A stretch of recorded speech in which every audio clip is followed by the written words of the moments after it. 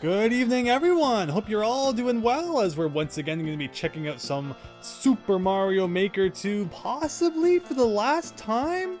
We're doing World 8 now, 5 levels left to go, but we've had streams before where, you know, we don't get 5 levels done, so it's gonna be a bit of a toss-up, but we're gonna do our best tonight and just hope things go well. I've grinded back up to almost maximum lives, so, you know, hopefully that will keep us going. I really don't know what happens if you get game over, and I've been enjoying not finding out.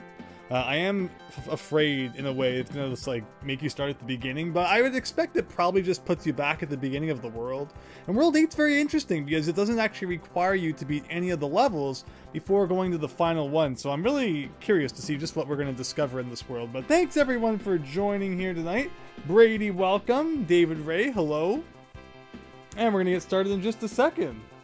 I did it in that last level that we played. The one where you can't see Mario and it kind of auto scrolls. You can get 3 lives per 1 life. So I just kind of, you know, got 3, died. So then I had, you know, an extra 2, and I just kept doing that till I was up to 98.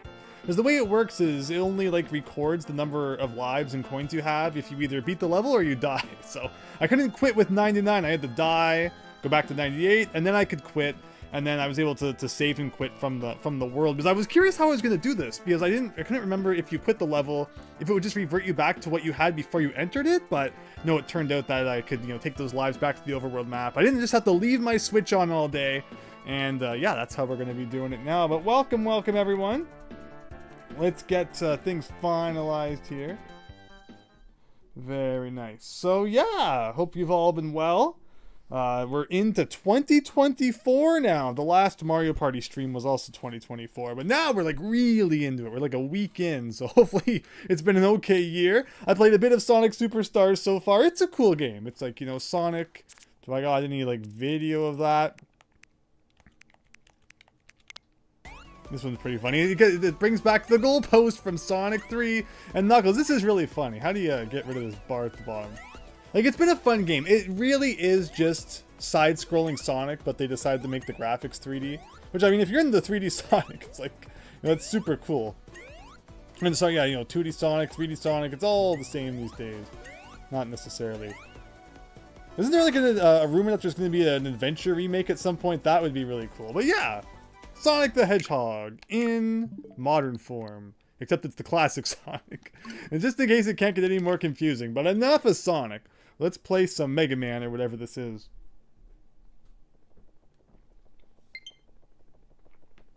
Right, so I remember people have mentioned about the Toadette thing. I haven't seen how to change what character you are. And I probably should have Googled it.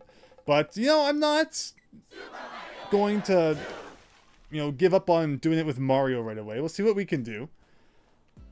But otherwise, yeah, I hope you're all doing well. Our first Mario Maker stream of 2024 could potentially be the last one. What am I even doing here?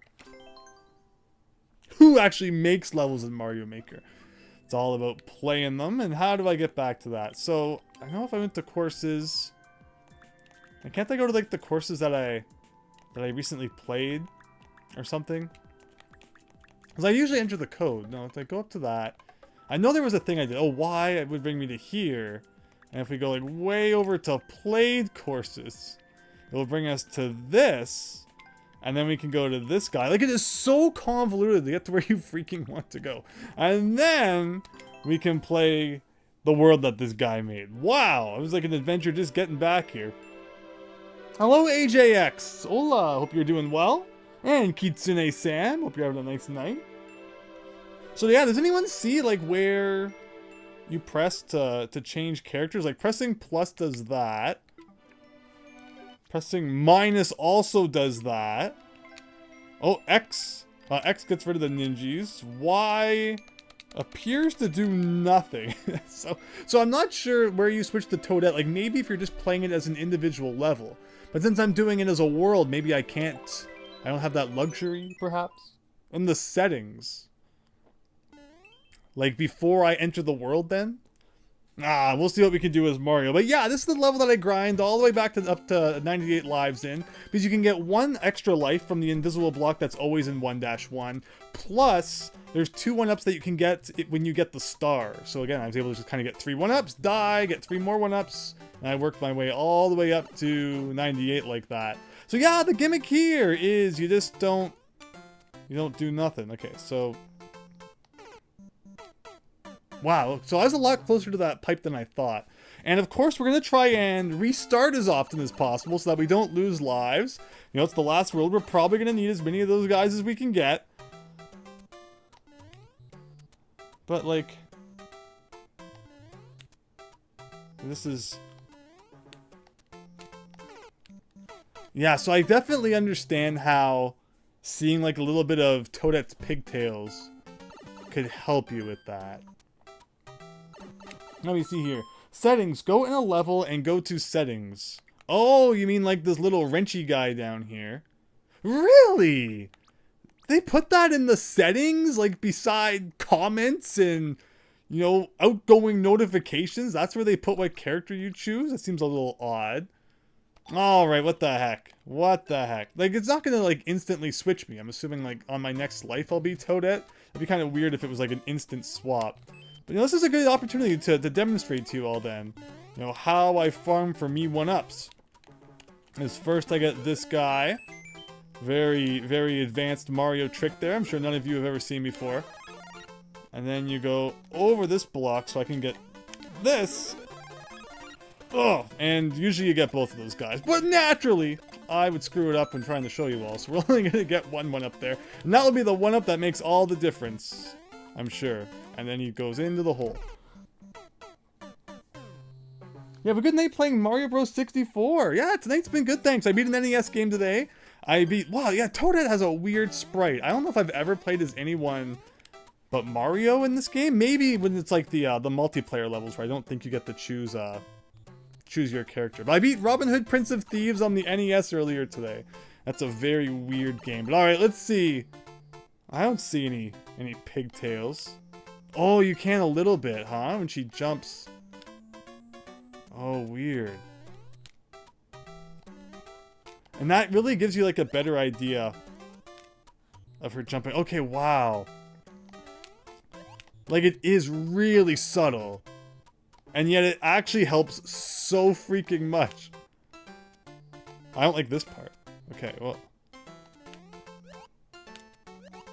Oh, I don't like this at all. Like, that's just a really weird timing thing going up those stairs. But okay. Yeah, Toadette kind of breaks the level, but at the same time, that's ridiculous. Like, that is... I mean, now that I've seen Toadette jump a few times, I definitely feel like I've gotten you know, a bit of a better understanding of what I'm looking at. But still, those pigtails really help.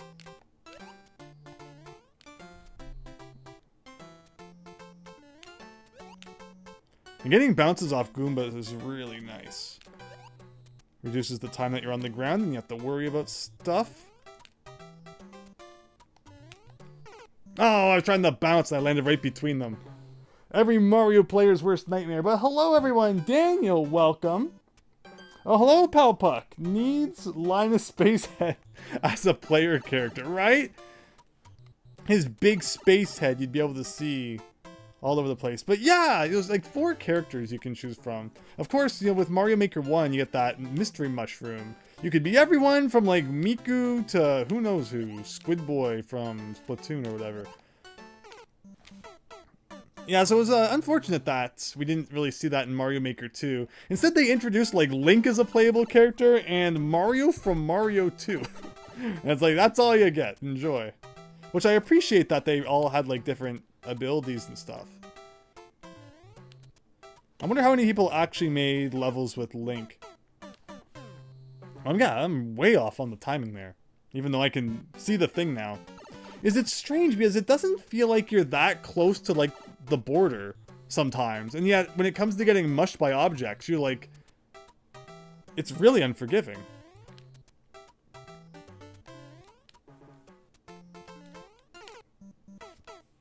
Bah! His awesome jump physics. Just hold the jump button, he just like, keeps on jumping. And he like slides off of everything. And I will never understand in... You know, I beat the original Linus on the Quattro Adventure, and then we did Linus Spaces in the Cosmic Crusade. And this weird tendency in those games for all of the platforms to be like higher than you can actually jump, and then jumping towards them, you kind of like just kind of float into it. Like the platforming in those games is so weird. And of course the Oliver twins make you have to do like all these super precise jumps, because what else would they make you do? But alright, let's get back into Toadette mode here. Like I did this really well the first time. And suddenly I just can't do it anymore. Yeah, it is somewhat easier, David Ray, for sure. I hope you're all having a great night. Thanks for stopping by. If I lose too many lives, maybe I'll just farm for more. Like, it's amazing how fast you lose lives. Like, this isn't really a level where you can quit before you lose one, because you're off screen, you don't even know you're about to lose it. I ask you this, David Ray. Are there any other levels with good life farming opportunities? We may need more. I'm hoping this isn't another one of you know, the claw level where we lost like 70 lives. That was nuts.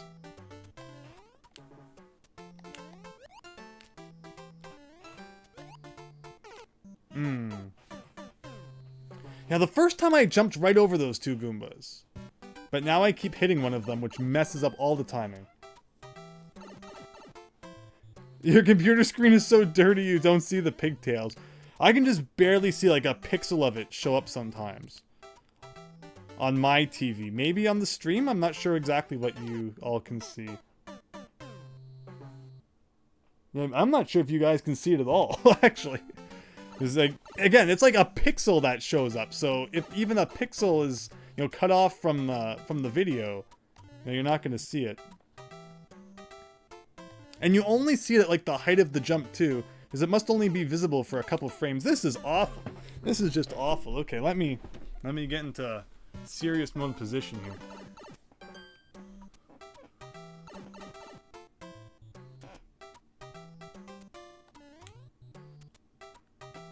Like, I don't know if I should be really worried about the other levels in this world. like I feel like I'll be better at a real platforming level than whatever the heck this is supposed to be. See, that's how you do it. Whoa! How did I ever do it? Like, you really wait until they're just about to touch the black.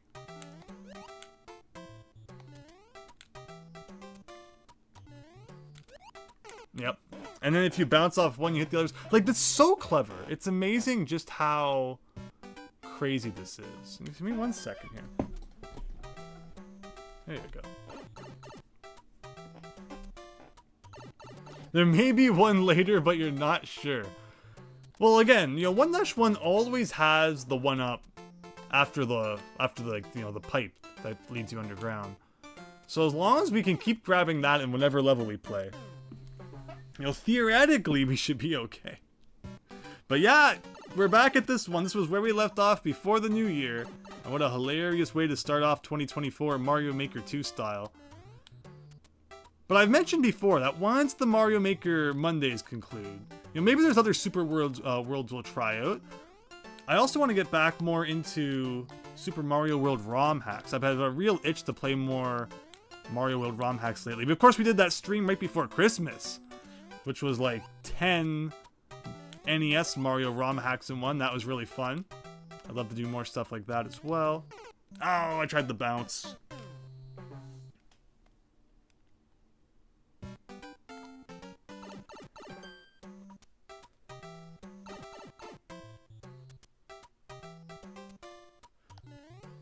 This is like the most Goombas I will ever die from, ever. Like, it's sad, you know, how many Goombas we're getting hit by. Like, okay, but we've got that down. You know, the important thing is that we're learning. I just kind of get confused when all these Goombas come up here.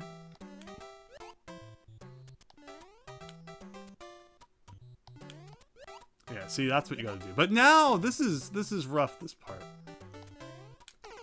Like, you really have no clue when to jump to not get mushed, because you essentially have to land on like just the edge of the wooden block, right? And then do like a perfectly timed jump after that. And we need to do that twice. Plus we need to do it up the, you know, the stairs at the end before the flagpole. So we have a lot of work ahead of us still.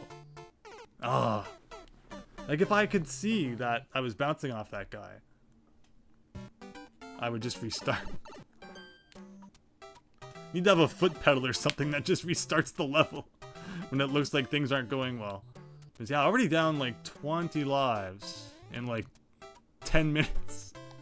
It's not a good start. Ugh.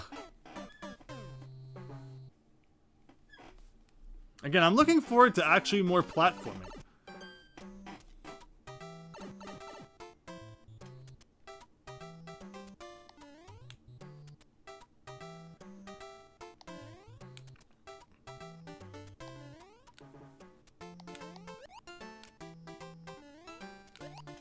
Oh, no! I think I died before my finger reached the old plus button. Looks like it probably did. Yeah, that's scary. 20 lives done already, and I'm not sure we've made, you know, too significant of an improvement with the use of those lives, which is kind of the troubling part. Maybe I leave this one. You know, since we're all here, maybe I'll do that. Because if this is a good level for life farming, it doesn't hurt to leave it till later. So if I don't get this in the next 4 lives, we'll go down to 75. I will check out a different level.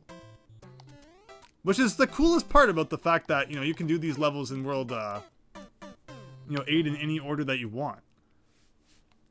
But yeah, I mean, there's no rush to beat this level, so why push it? And, you know, we've gotten the feel for it, so if we have to come back later tonight or next time or whenever it is, you know, I can use what I've learned. Yeah, World 8's like Mega Man style. I guess technically you don't actually have to beat like any of them, except the final one.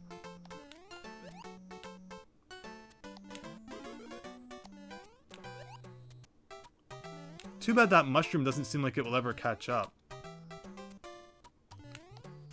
Oh.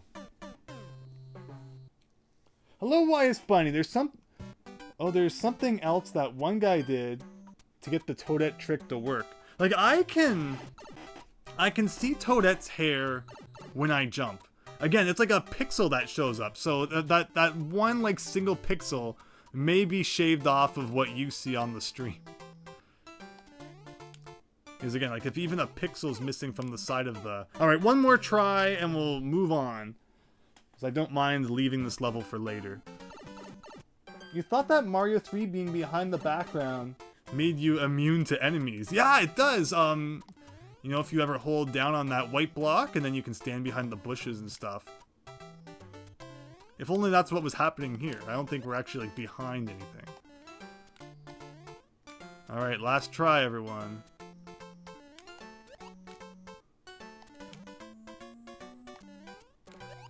Oh, what if I got the star?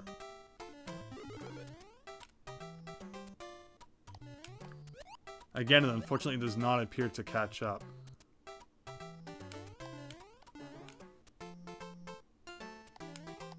Oh, that was really good. But alright, alright. I like the progress that we made on this level.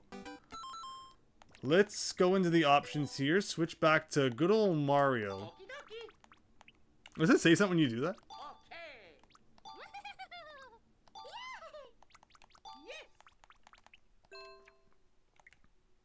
And let's see what else we got.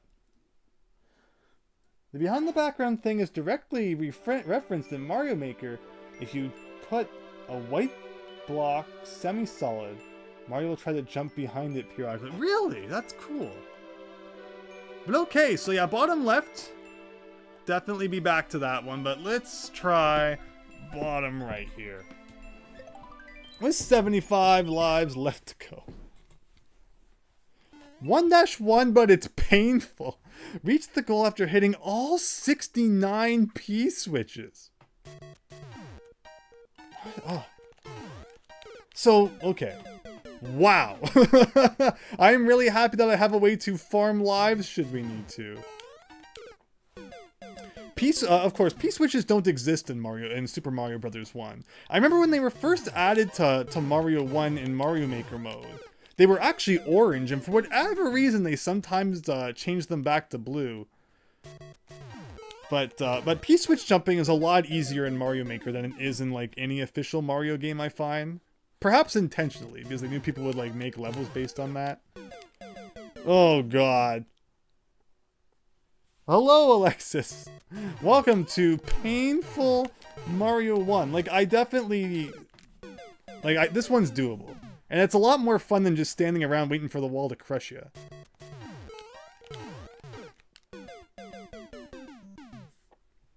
It's just gonna take some practice. I'm going too fast.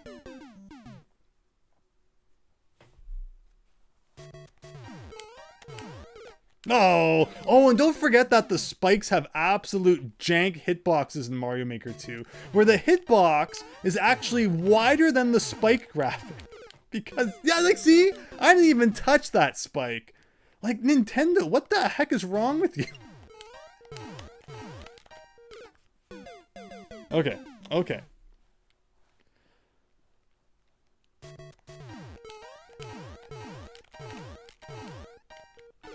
Like, see? See?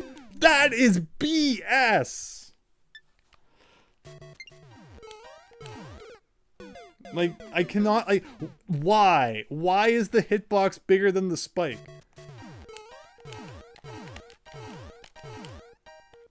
And again, that's something that was different in Mario Maker 1, I believe.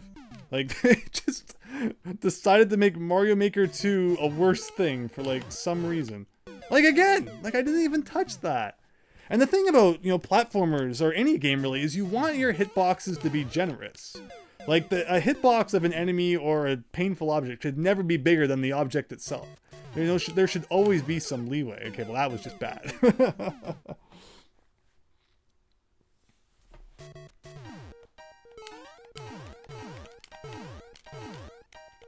Oh, man.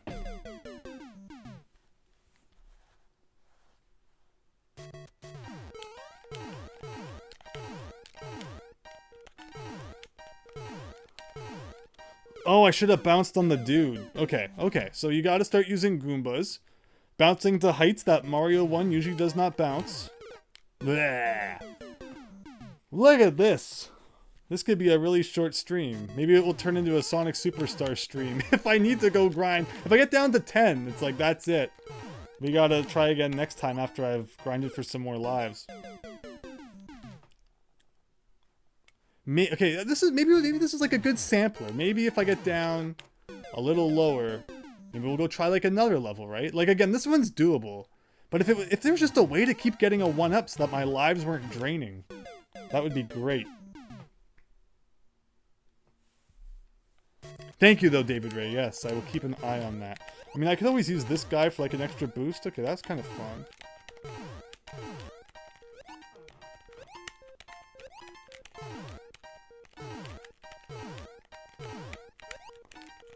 Wait.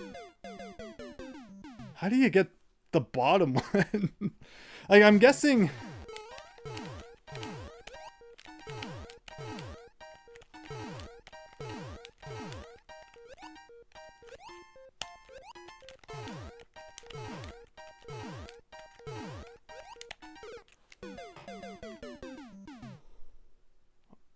Like, I'm guessing it probably has something to do with the Goomba and bouncing off of it, but wow. Alright, when we get down to 40, we will check out another level. Yeah, World 8, definitely the world of eating all of your lives. I love that. If only there was a way, like if I didn't save, I wonder if I quit out to the home menu, if I'd like get my 98 1-ups back, or if it would just delete my save data. Does anyone know how save data works in Worlds in Mario Maker 2? Is it like a temp save that deletes after you continue sort of thing? It's not very clear about how it works.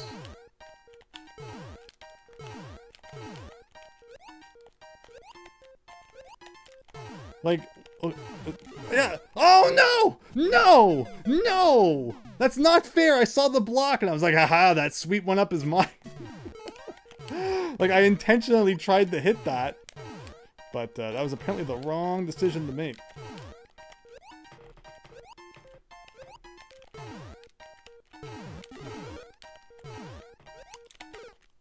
Like, my guess is that you have to kind of go down, fit through there, hit that P-switch, and then come back up.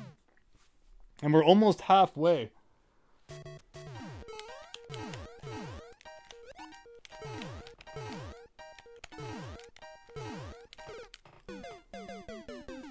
Alright, 2 more tries on this one. And I'm gonna go see if there is a level that like actually has a 1-up in it that we can continually get. Otherwise you would have warned me. Well, thank you. Again, you know, no muncher plant in Mario 1. Sometimes the graphics that they make to, like, you know, represent enemies and such that weren't in the original game. Alright, one more try. You know, sometimes they fit pretty well. Sometimes it's like, I don't think that if Miyamoto had made a graphic back in 1980-12, you know, that's what it would have looked like in Mario 1, but not that big a deal, I guess. Well, alright. Okay, well, there's that level. We're gonna have to beat at some point. The record being 40 seconds means we have at least 40 minutes of consistent pain to endure. This one has 11 ninjas at it. Does that mean it's easier or more difficult than, like, other levels? Oh, I think you warned me about this one, David Ray. Is it Cape Time? Reach the goal without landing after taking off. Yeah, so you gotta be... And of course they put a ceiling because it couldn't be that nice. But I have a lot of Mario World experience. So I feel like in the grand scheme of things... And this is probably also an opportunity to farm some of these boys, right? Okay, so this level is definitely doable tonight then. And I'm curious if there's any other way... You know, I could get, like, a profit out of this. Like, yeah, like, if I do this, and then I do, like, this, is that enough? No! If only there was, like, another dude. Okay. Okay, we oh, no, the star! The star! Is the star here? Ah! Alright, that is absolutely 110% a way to life farm lives. But who knows, you know, I might not actually die that many times, then we won't need to life farm lives, but...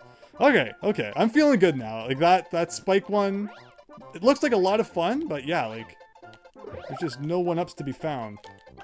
Alright, so with that said, let's see how many lives we can get by using this guy here.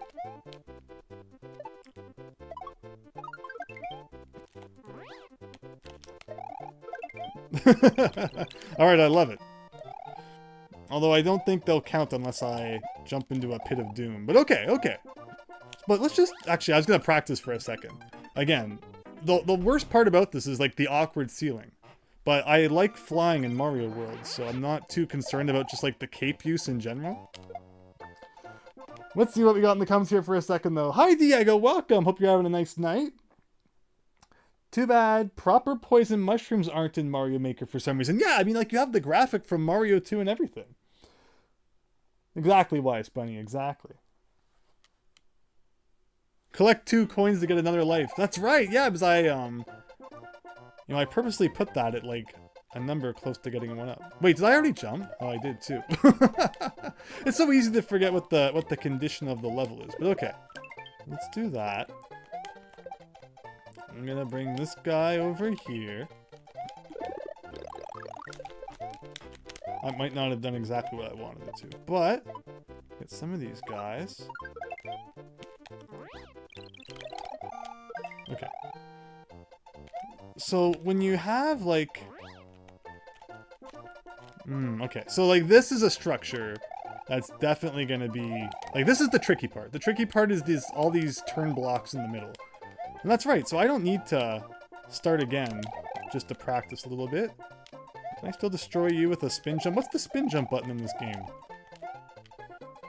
Oh, right, it's R for whatever reason. Okay, so there we go.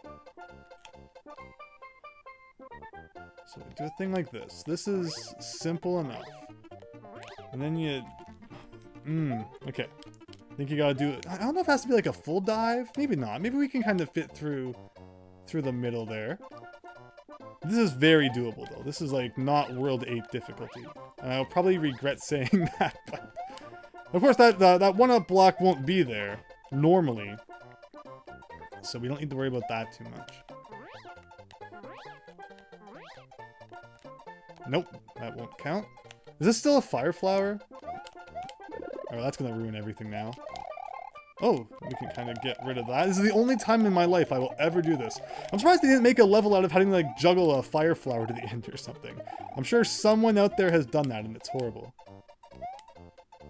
Hot take, Ratchet and Clank Trilogy on PS2 are the best PS2 games. No, that's cool. I beat the Jack trilogy. Well, that was fun, the original Jack games. It's funny, like, you know, we don't hear of him anymore. A few series from back then, you just, like, don't come up ever again. But alright, let's take this try seriously. So yeah, this is a good height. Yeah, okay, there we go.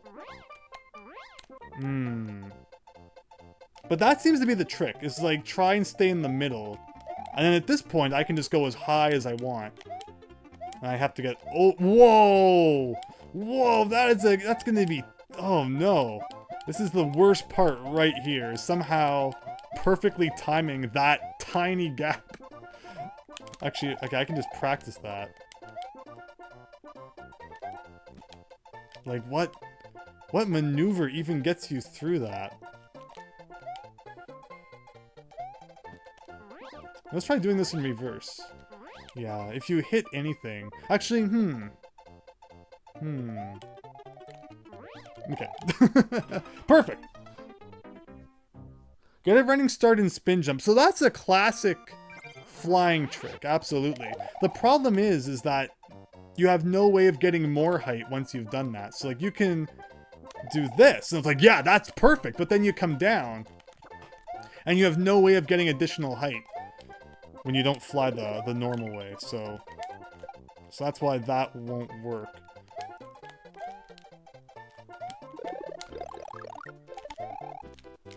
Ah.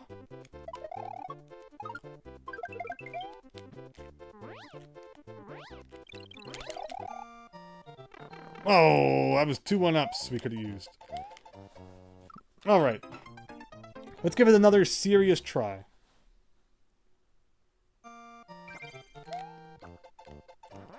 And Naughty Dog, they didn't have anything to do with the last Crash Bandicoot, did they? Crash Bandicoot 4 is one of my... Wait, I jumped again! I'm not used to having to listen to arbitrary, silly rules. I just like playing platformers. Crash Bandicoot 4 was amazing. Definitely my favorite 3D platformer in recent years.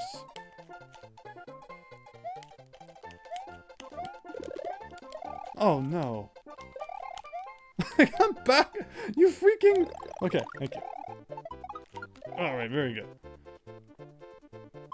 Oh man, you gotta love that 1-up sound. Mario World has like a very subdued 1-up sound compared to Super Mario Bros. 3. But alright, into the mindset now. No jumping.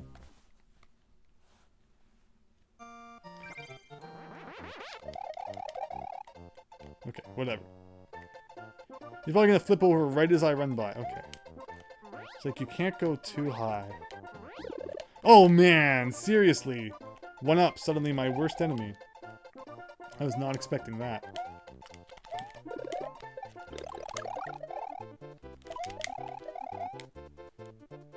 But this is a great life farm. If I had known about this one, I wouldn't have had to replay that other level like 40 times. But it all worked out in the end.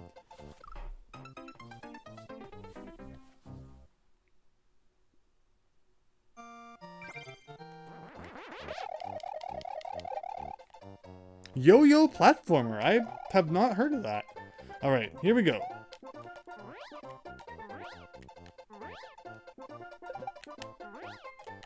Oh, but the second you hit a block, it's like your whole run just into the toilet.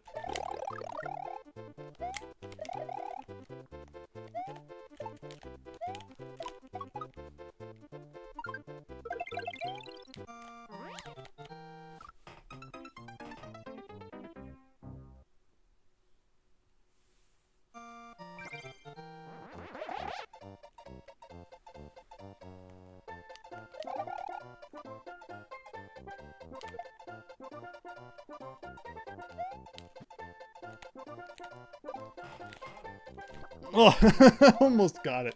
What do I use to record my games? So, the funniest thing is for the old retro ones, I still use like ye old Dazzle, which, you know, looks fine. Doesn't look as bad as it could. For the modern ones, what's it called again? I keep wanting to say Epilogue, but that's the thing that you can transfer your Game Boy Advance saves from. Not Epilogue. Epage? One of those things. The 60S. HD 60S is the one that I use. So look that up and you should get your answer.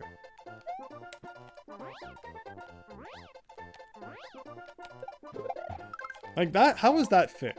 How is that fair? And we're almost maxed out on the 1-ups, and then I won't need to waste time doing this anymore. So I appreciate your patience. Oh, that's terrible. There goes all my beautiful things into the trash there. Okay.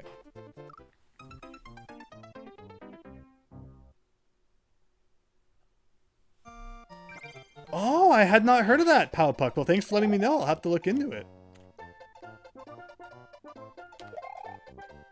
Yeah, so I talked a bit at the beginning of the stream about how I've been checking out Sonic Superstars. Yeah, it's certainly just, that's tougher than it looks.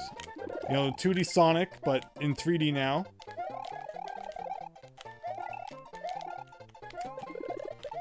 Oh, look at that.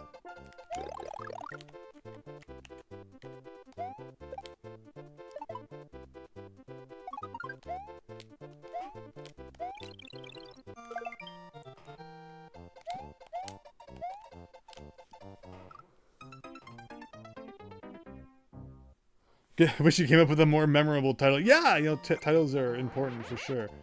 Okay, so what else can we do here? What else can we do? We've got to pull out our best flying skills, so let's do this. Staying in the middle. Unlike that, would have been very smart. Can I get like a little bit of a lift off here? I just want to see what it looks like if I get through here.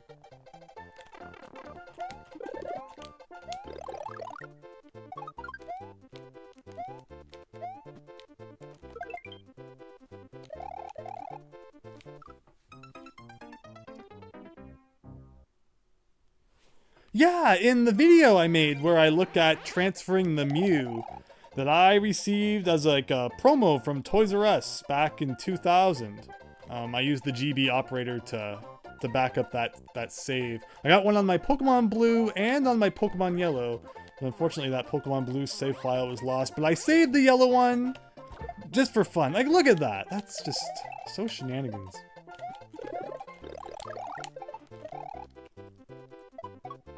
I like how you can't pick up items if you have a star. It just kills the shell.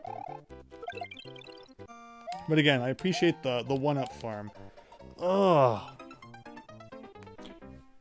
Like, the nastiest part about this is that they put the ceiling. When I imagined a level like this, I expected a lot more spikes. Amazingly, they managed to make a tough level without a single spike.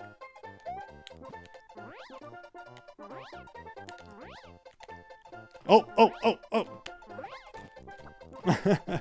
Close. Right idea. Oh no.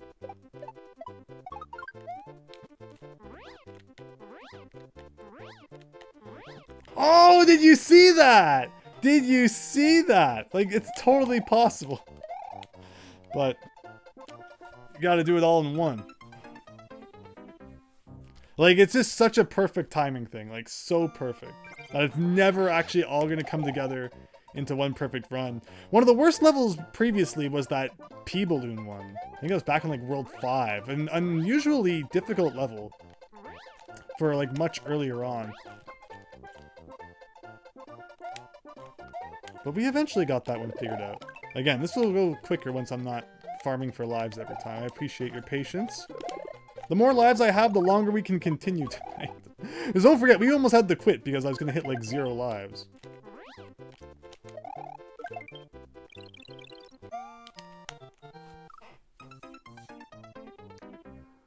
Mario Maker gameplay Super Mario World. I said yes would be funny. I apologize for how bad the title for this stream is. Like Super Mario Maker 2, Super 1-1 World, World 8. It's like a tongue twister. But you know that's what it is. It's like literally what it is. And one of my problems that will mean my channel like never explodes in popularity is that I am way too literal with my video titles. You know, like Arbian Nights 1101 multi-cart review. It's like, you know, no one's ever gonna watch that, but they will watch it if you call it something crazy like, whoa, I unearthed, you know, NES Gold or something. And I show, you know, a thumbnail of me with a shovel digging up a treasure chest, and there's like, you know, that gold effect coming out of it. I'd have 1 million views by now.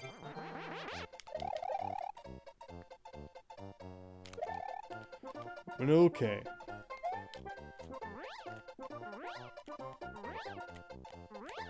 Like, he just smacks that block. And it's like, were you having fun? Well, no fun allowed.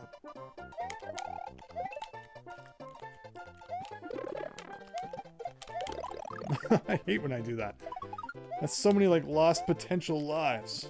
This is only gonna be, like, 1-1 up now. Whoa! I was holding down. I forgot we could go in here.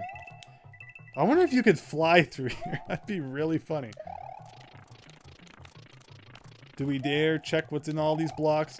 If there was like a secret dev door exit.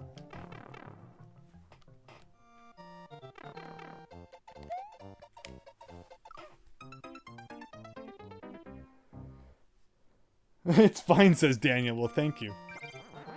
Alright, 80 lives. That should be pretty good.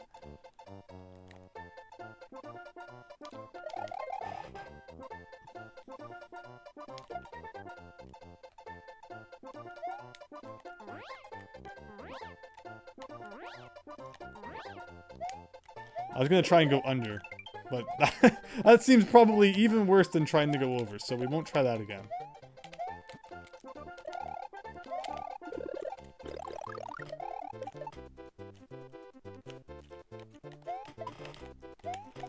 Hey, how many can I get now? Oh, that guy went back into his shell. Nah, I didn't end up adding up to that many more. Be like, OMG, weird bootlegs as the title. I made a video, I think 2 years ago now. It was 2022, about like bootleg Pokemon games. I'm like, this is gonna be it. This is gonna be the video that gets like 3 billion views. And you know, it did fine. Like, you know, I'm not just like, I'm not making videos if they don't make the top 10 list or whatever. But you know, sometimes in the back of your head, you wonder, like, you know, other people, you know, they make a video that sounds almost exactly the same, and theirs like blows up. You know, what exactly is different, right? This gets into your head sometimes.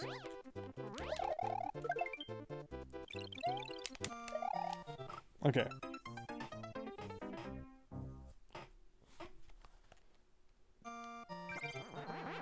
Alright, we have enough lives. Time to just think about this for a second. So we're gonna take off.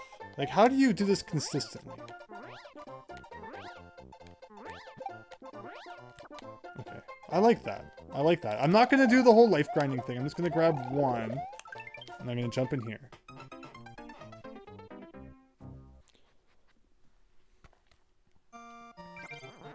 Like, I feel like I can consistently pull that off. And in fact, I should save that, just in case I want to go back and do like a quick reference. Like, I was like here. Nope. Actually, I can just start over. Hope that doesn't take me all the way back to how many lives I had when I started the level. Thankfully not.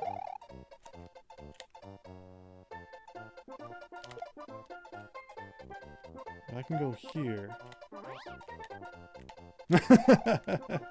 Alright, I lied. We'll get up to 99 then. That way I can just restart, and I'll know that we're always maxed in terms of what we got. Alright, forget that idea. Did I get this one? Yes, I did.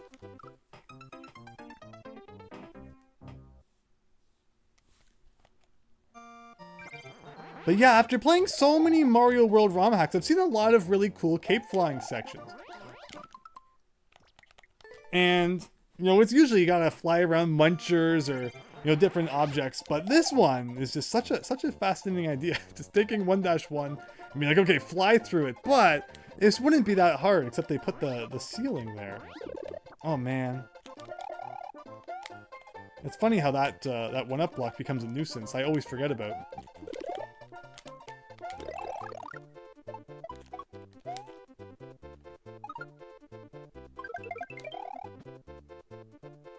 Oh, that was cool.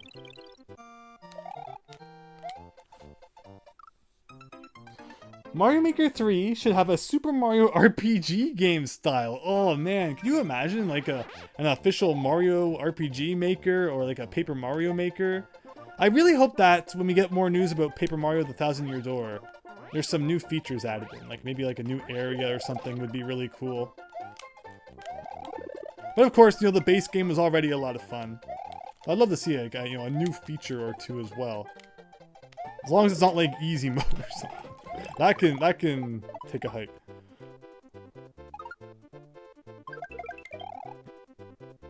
Alright, 99. No more excuses.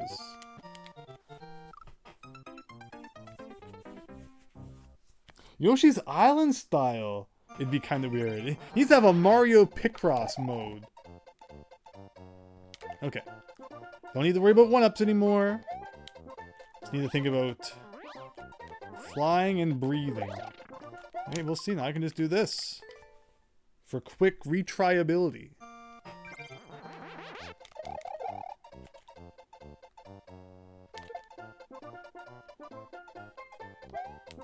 And if we beat this one, I think we'll go back to our favorite spike one again. That's a big if, though. Yeah, they saved some good ones for World 8, for sure.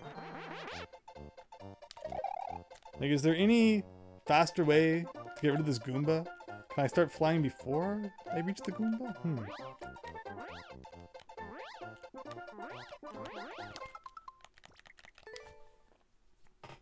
Like, I just want it to be consistent. Get that muscle memory going.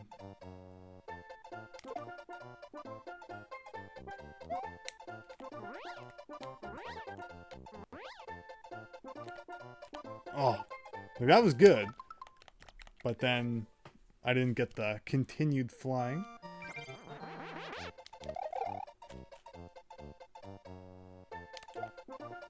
Again, fascinating though, this was saved as a level that you don't even actually have to play. It's like so late into the thing. That's funny.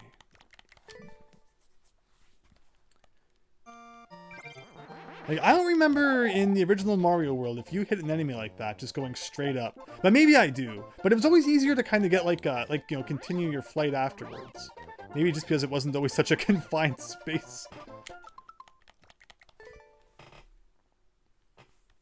Yeah, new game modes, right? Because I remember when Mario Maker 2 came out, you know, there was that section that said new game modes. So everyone got their, you know, their hat on and tried to come up with all the different modes Nintendo might have.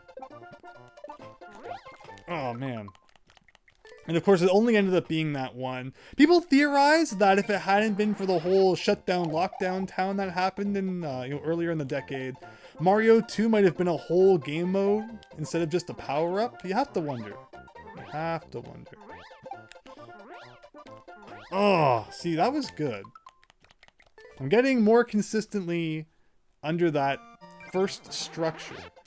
I feel like that's a big milestone.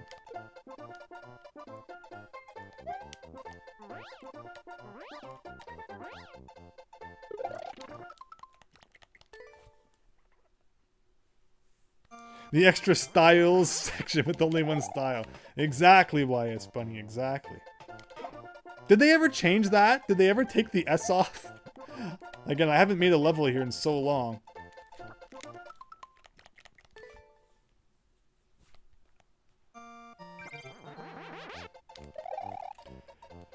In the original Mario world, there's all sorts of interesting tricks you can do, like, you know, turning around midair. Like, I don't know exactly how accurate Mario Maker 2's flying is to the original game. It feels a little different when it comes to stopping and slowing down.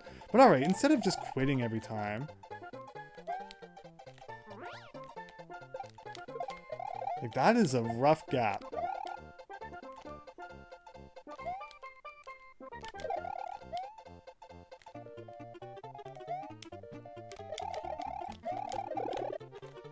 Oh, that's alright. I can get rid of that.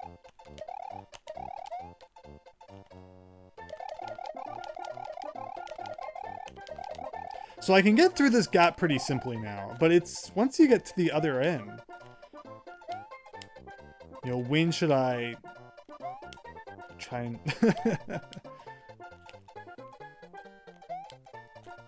Ah.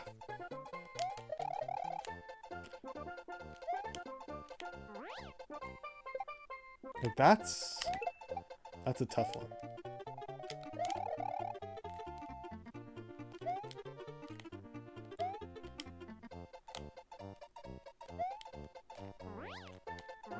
Oh, oh, oh, oh, oh! That was going really well until he just kind of stopped.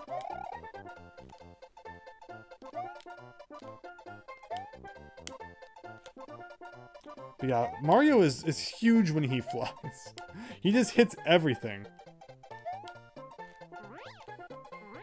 And then you're done.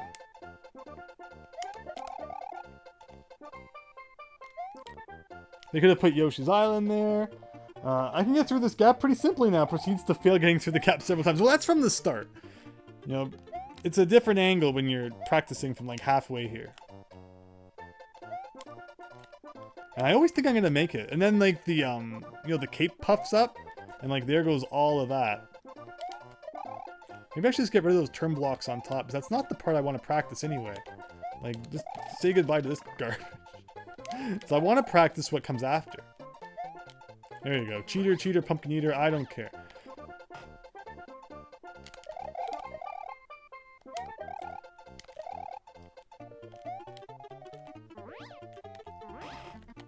Like, I always hit that middle question mark block. Completely messes everything up.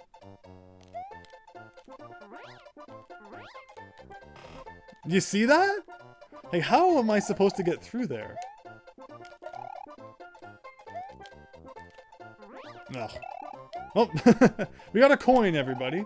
That's normally a multi-coin block. Unless I already hit it once, I didn't realize it.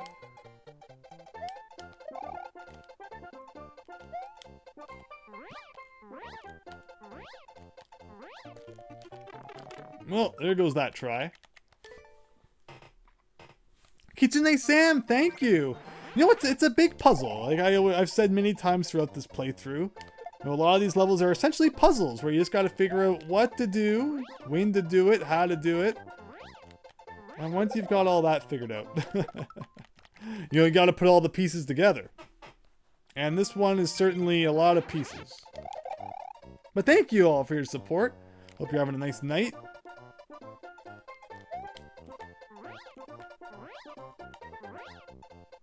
Right, he's just cruising on through there. That would have been really fascinating if I had landed on that Goomba. They always seem to shoot you straight up, but like if I had an angle coming off that guy, it could have been really good.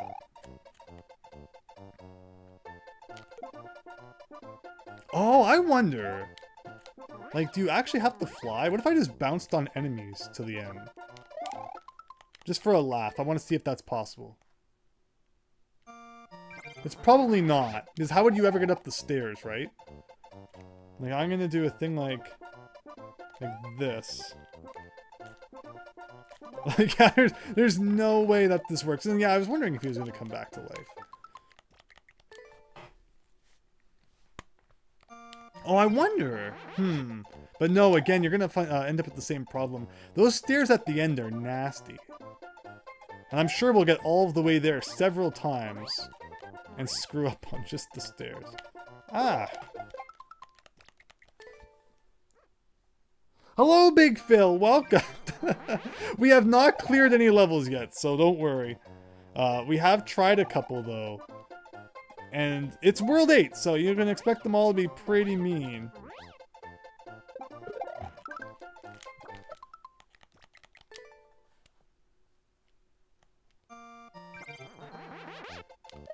The worst part of this is I have to get rid of this guy every time.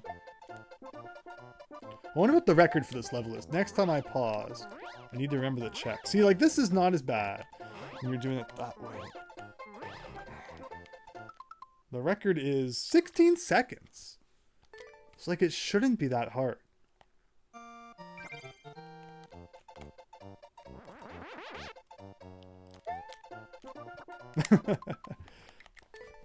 I would assume to beat it that fast, you have to, like, not do this whole spiel that I do with the Goomba at the beginning. Like, how could you beat this in 16 seconds?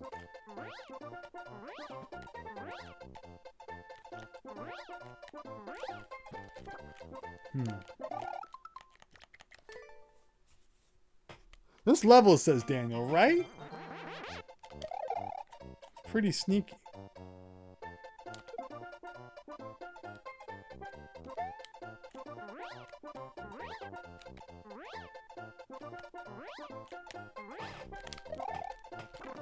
Then I could start bouncing on enemies.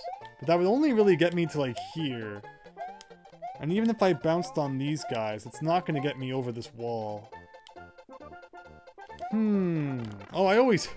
I like duck jumping. I always end up in here. Okay.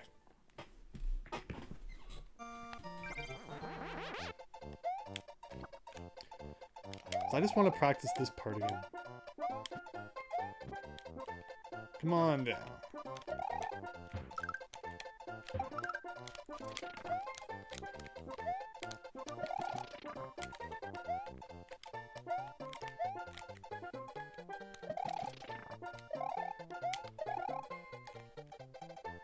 Like from here. Like it's consistently that middle block that messes up every run.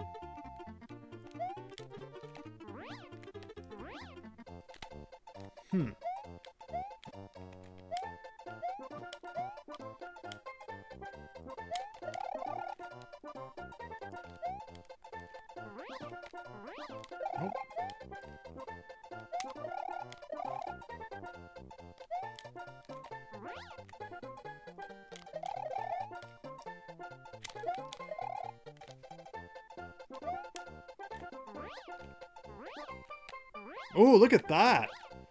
Oh, and then of course that happens. But, see, that's smooth sailing through there. Until you get to this part. So there is an angle that it works at. There is an angle that it works at. Again, everything's about angles in this game. Get your protractors out.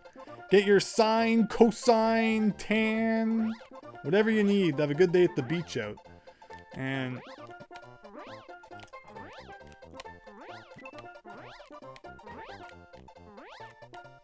oh, no!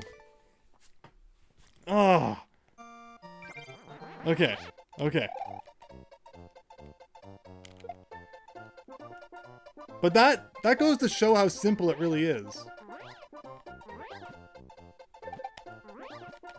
Ah. Oh. I feel like it's within our grasp. It's within our grasp. Whew. That was a good attempt, though. Really, that was a good one.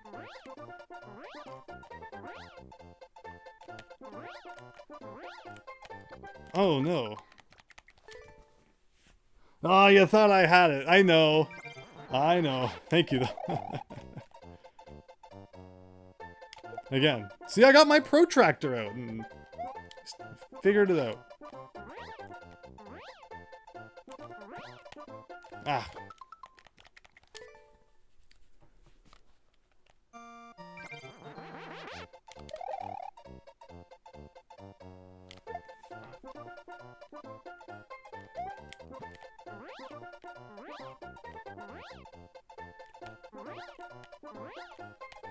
Oh. That one block has been the cause of so much pain. But once we get past that, it's like, it's not that bad. It's just that one freaking block. And again, you've noticed the trick I figured out for this first section here is to kind of just float through it. Works really well. Nope.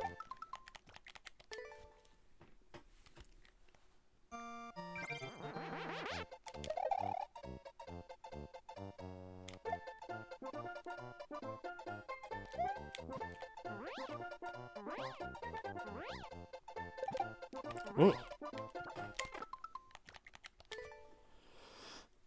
Alright, we're close. We're really close. We will definitely get this level done tonight. And hopefully one more. Like, if we can get 2 done. Hopefully more than 2, but, you know, we'll see. I don't think that P-switch one was that bad.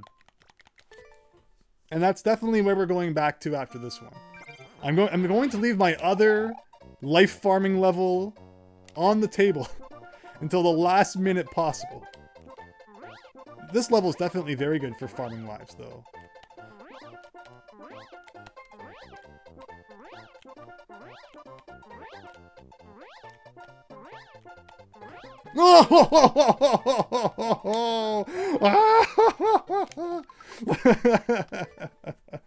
Oh man, we've talked about you need the perfect angle on that part, so you know, I'm not even surprised.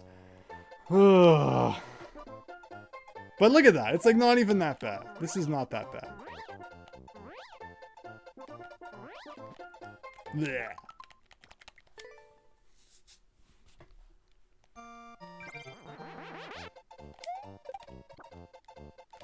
Wait, what am I doing? Oh, I've already jumped. Whoops. David Ray. I called it though. I called it that the stairs. You know, there's just a perfect timing, like a perfect angle. And it's gonna hurt a couple times. I know it. But it's just how it's gonna have to be. Again though, we're doing better. Despite what YS Bunny thinks.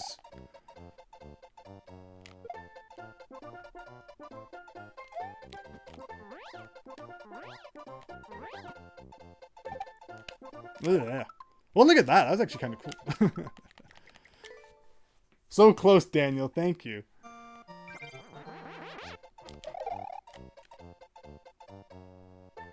Oh, keep kicking that guy out. Okay.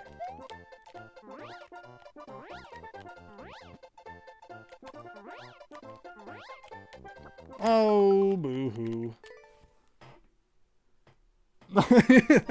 Oh, I know why it's funny. I know. Hope you're having a nice night.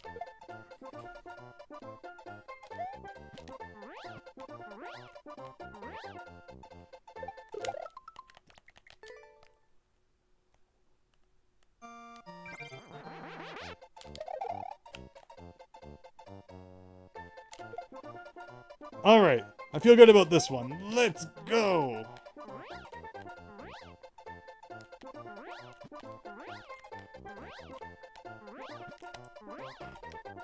Oh, I mean, it was a good one. There's such like a particular timing when it comes to continuing the flight, like getting that, you know, extra bump of speed and height there. As a kid, I could not figure out how the cape worked at all. Like it just, like I played Mario 3 and I'm like, wow, you know, the raccoon is so easy to use. And I played Mario World, I did not understand how the cape was supposed to work until I started Mario World ROM hacking, essentially. It's like, okay, now I have to learn how to do it properly. And that was when my flight skills were born. But yeah, I think we're doing okay here. Like, I don't think I've been horrible at this level. Yeah, it could be better. No! But it's not the worst level we've played by a long shot.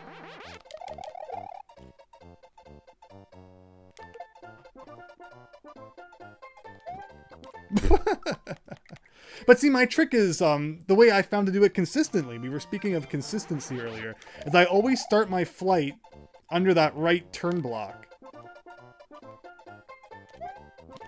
And then like 3 bumps, and then I just hold left. And I consistently get through there now. So like that's what I'm looking for. I just like consistency. Who doesn't? But now I just need to not screw that part up.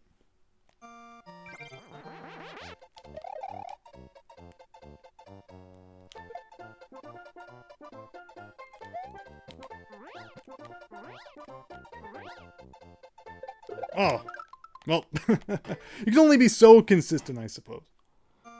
No one's perfect.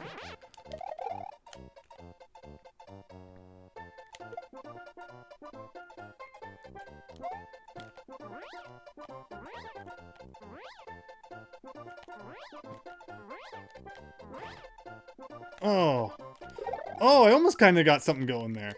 Okay, like we're so close. We've gotten to the stairs like what, 2 or 3 times now? Just the stairs are the last hurdle. We're just steps away from victory, I guess you could say. Nope.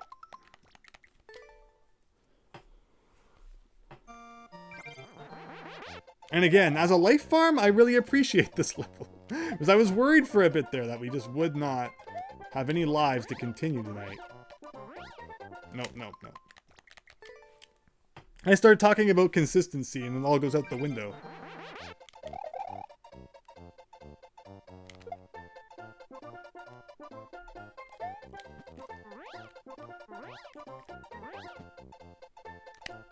Ah!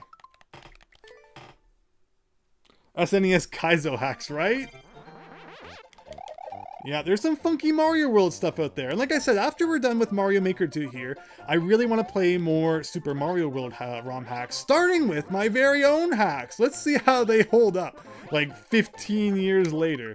And then, yeah, we'll move on to some older hacks, some newer hacks. But I plan to keep it Mario Monday. That's what I think. We'll keep, you know, Monday to the Marios. Sounds pretty good to me. And, you know, if anyone else has any suggestions for good Mario Maker 2 content, I'm not against that either. Can't say for sure, but you may be able to re-enter levels in the same world after completing them. Have I never tried that? Like, that's funny to think about. I mean, normally when you beat a level in this game, like, you're just happy that you're done with it and you don't try to go back in. Okay, let me get serious about this. But that's great news, David Ray, if that's true.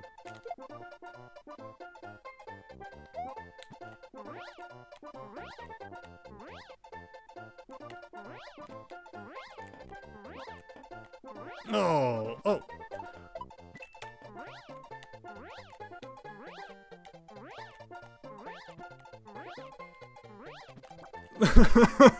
I knew I wasn't gonna have the speed. I knew it. I knew it. But it was like, I should have tried to build up some more speed, I guess. But I probably would have just fell. Ah!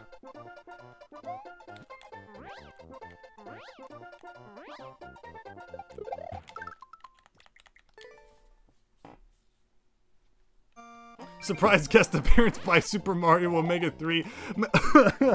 Number 2 never even got finished. But surprise! Third one. I always had plans to make it a trilogy if I had ever got the second one out. But again, that would have meant getting the second one out.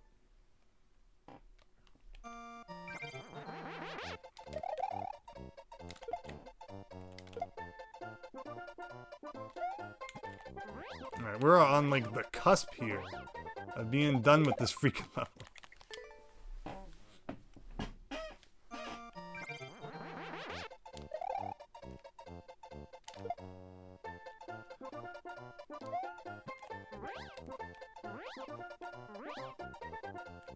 That's what we like to see. All right, let's go. No, you need to get, yeah. You know, it's a muscle thing that you think, okay, I'm just gonna hold that height that I have for as long as I can. But no, you need to dip under those blocks. Ugh. Like, oh man, we've been so close a couple times. But we'll get it. We'll get it. How long have we been playing? Over an hour. Oh man, but you know, we're getting there. We're getting there. Progress will be made tonight, so I can at least sleep easy. But wow, CYS Bunny, you jinxed everything.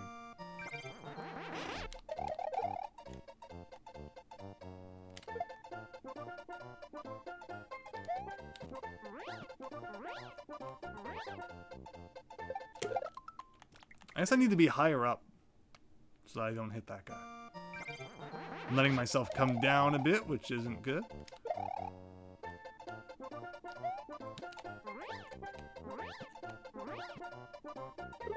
Why? I had it down. I had it down to a science, and now it's just not working.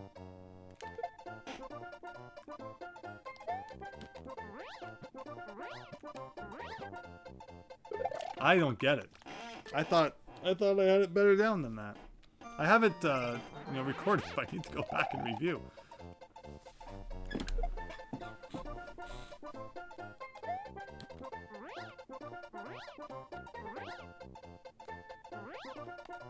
Oh, okay, something like that.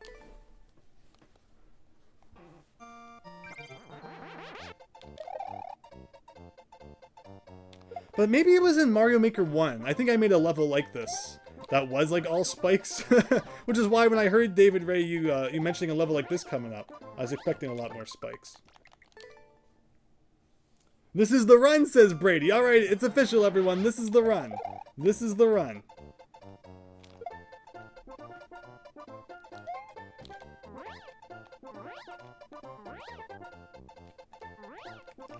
Oh! I mean, it wasn't a bad run. Ugh.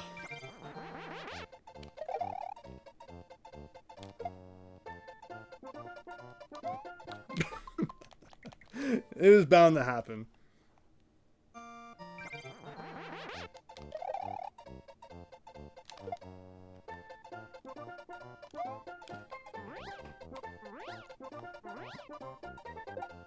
No, so maybe the problem is I'm too close to the ceiling.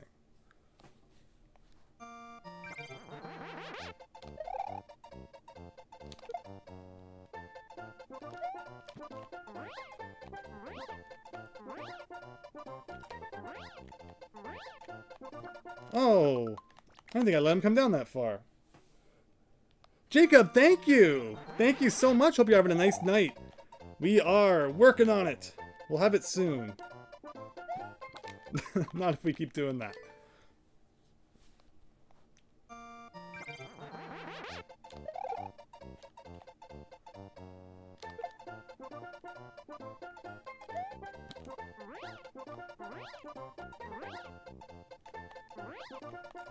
No.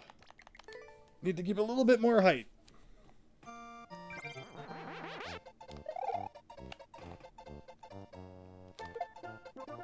So I play with the Pro Controller, which is funny because a lot of people don't like the D-pad on the Pro Controller, and I agree. It can be pretty wonky. But for whatever reason, I do fine with it in Mario Maker. People like the 8-bit DOE controllers, and I've tried some of them before. I don't know. Just never got into them. Nope.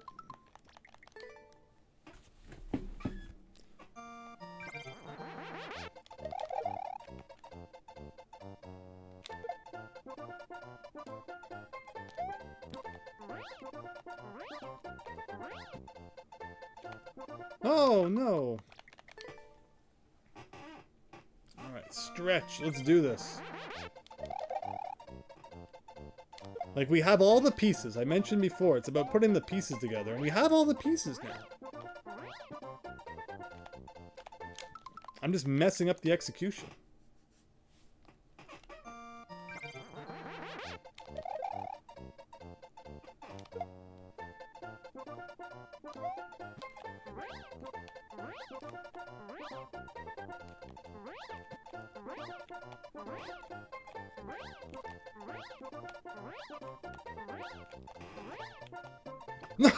That was perfectly timed as well, but I screwed up the final one.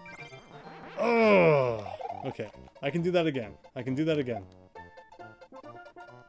It was the level in the last part where it was like 1-1, but it was like downwards vertical.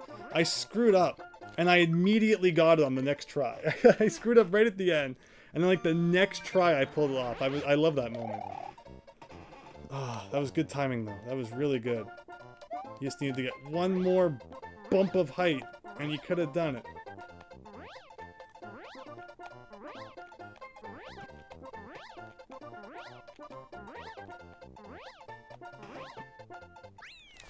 One up! Yeah, there you go. I choked, but I saved it. Like, within like a minute, I saved it. Oh.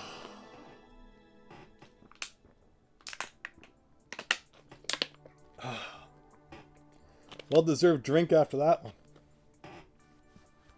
Thank you, YS Bunny. Thank you.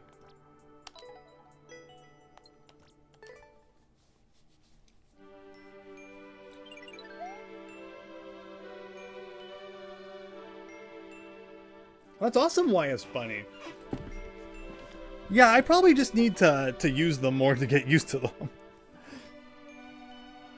Sam, almost finished Mario 64 on Switch, but the Joy-Cons. It's more hard because Mario Bros. 64. Right. Yeah, David Ray, we did it! Thank you. So can you re-enter a level? You cannot, David Ray. You cannot re-enter a level that you have beat.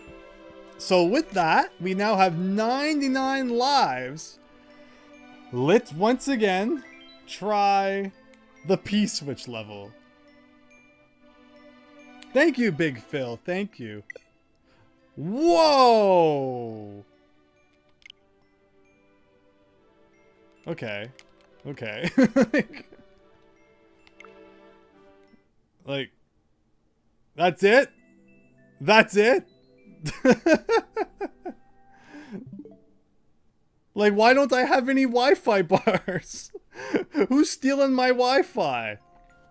I'm gonna laugh really hard if that didn't save. But fingers crossed it saved. I feel like I could do it again. Like, if I had to do it again right now, I could probably do it. Like, where are my bars at?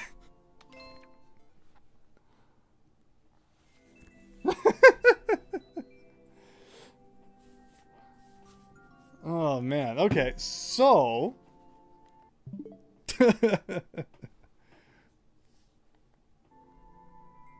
Let's... Like, I don't know what I should do. I guess we'll just sit here until something loads finally? No? Well, we got one level done. Ta-da! Stop doing this.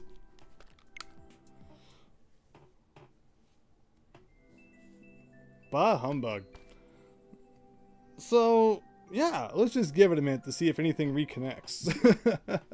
Like, that's so silly.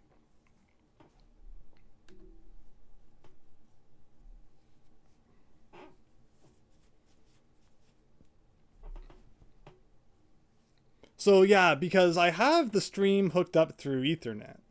But, you know, we're not playing anything intensive on the Switch. I don't get why the Wi-Fi is not working. That's kind of scary. Lisa, welcome! Hope you're having a nice night. We're just having a little bit of a connection problem here. Like, what if I go down to something that's not Mario Maker 2? Maybe if I put the Switch on sleep and then bring it back. Yeah, it just really does not like that. And is it gonna go into, like, the thing again? Like, does it have to bring that up every single freaking time? No, okay. Let's go to sleep and come back.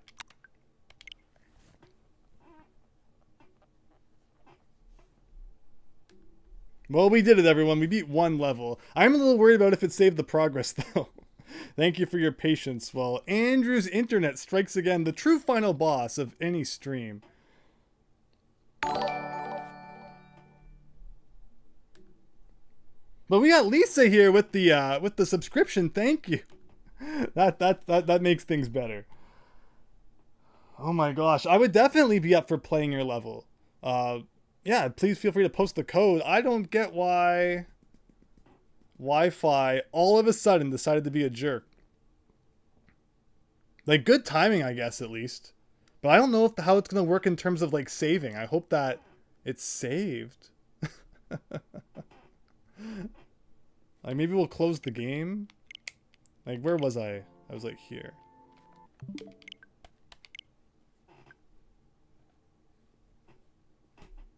Like, that's crazy. Oh! Look, I closed Mario Maker 2, and the bars came back. Ugh. It's the year 2024. The internet should just work everywhere, all the time. No questions.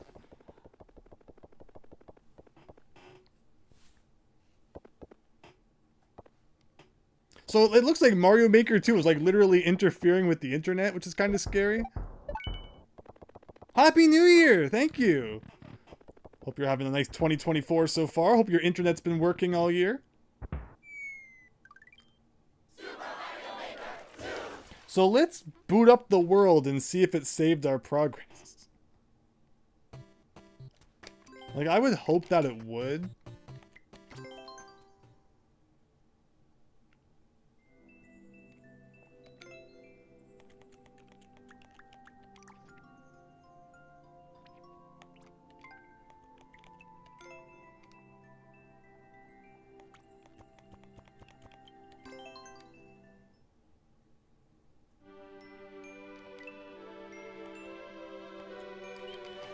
Okay. So even though I didn't properly quit, it still saved our progress. Interesting. Very interesting. But yeah, that was a weird moment there. Yeah, Lisa, if you can have it within like the next second, I'll check it out. Otherwise, I think we're going to continue on with the super world here. But no, these streams were always meant to be a way to play, people's levels and such. And that might even be how we got into it, David Ray. Or you brought up the super world. And I think we finished something else early, so I tried it. So we haven't tried this level yet. And we haven't tried this level yet. And I was going to play the P-switch level. Lisa said we're getting a code here, though. So maybe we'll back out for just a second. We'll wait for that. We'll save properly this time.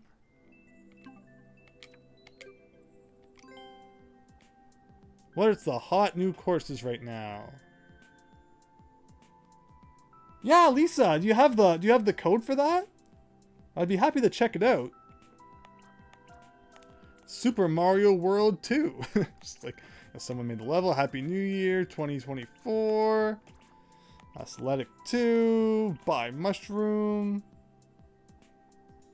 All right, Lisa. I think we're gonna continue on with the super world then. And maybe if if things aren't going well, we'll take a break and if you can get your code in there. Why do I always have to go back? Like, it should be so much easier to find the stuff you've already been playing.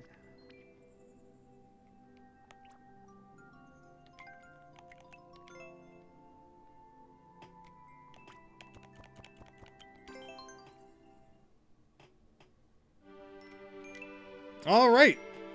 P-switch time. Here we go. So now that we have a lot more lives, I'm feeling a little bit better about this level. Fingers crossed. And if we lose a ton of lives on this one, I can always kind of do some farming in the intern there. Okay, I got to get used to this again. We just went from flying in Mario World, and now we're in Mario 1. So cut me a little bit of slack, please. But again, thank you all for your patience while the internet just decided to die for whatever reason.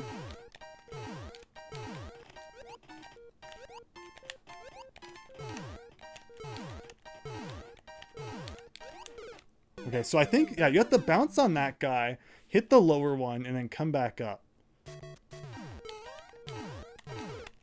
Again, those spikes that have a wider hitbox than it looks like. My favorite.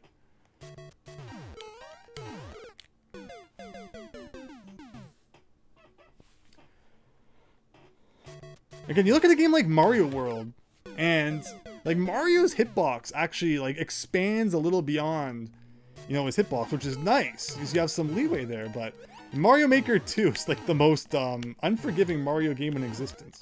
Once again, proving that lunar magic is far superior. Oh, I forgot about that.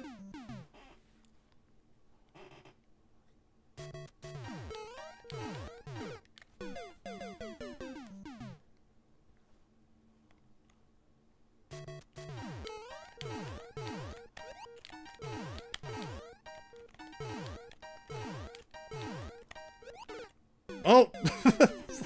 Like, I don't know if I actually touched that or not. You'll probably put Mario Maker physics and lunar magic if you wanted to. Can you name one reason why anybody would want to do that? I try to get as far away from Mario Maker physics as possible.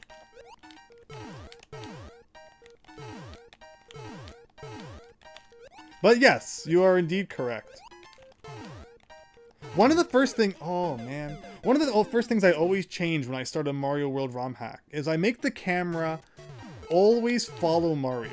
There's a thing where like the camera will only scroll to Mario's position when you're on the ground.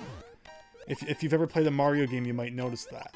But I just like when it always follows Mario regardless. Like, why don't you want to see... Okay, something like that. And, where you are at all times.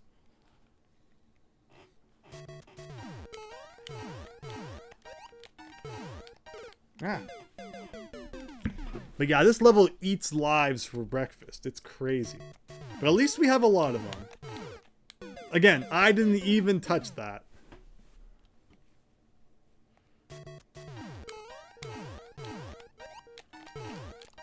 Sometimes I get like height off of that, and other times I don't.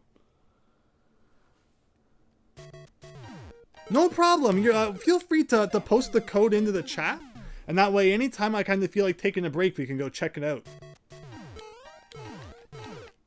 Like, again, I didn't even touch that.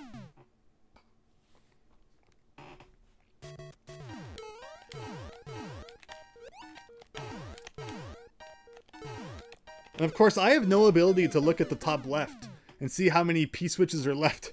So I don't know just how close we are to the end. Like, I don't know if it's going to get trickier halfway, or if, like, you know, that one Goomba P-switch transfer that we see. You know, hopefully that's, like, the most difficult it gets, but maybe not. Ah.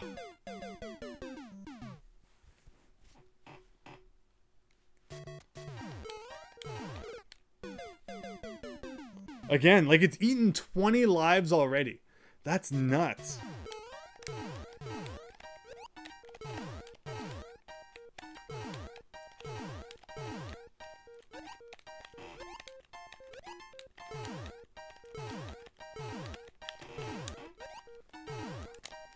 That is so... Like, and then I see what I have to do afterwards as well. If only there was a star. Oh, that's your maker ID? Well, do you have the code directly to the level, or is that the code directly to the level? Or do you only have one level? Otherwise, I wouldn't know exactly which one you wanted me to check out, but thank you for posting that. We can give it a look soon.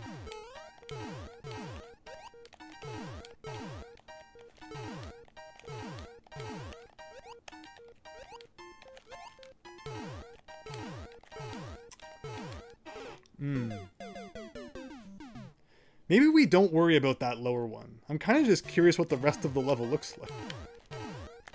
Ah. A star would break the level. It's called 2-4. Sounds good. Is that like 2-4 out of Mario 1, or like a completely original? But yeah, once we get down a little lower in the lives, we can go check that out. I'm also kind of tempted to check out the other level in this world we haven't checked out yet, but...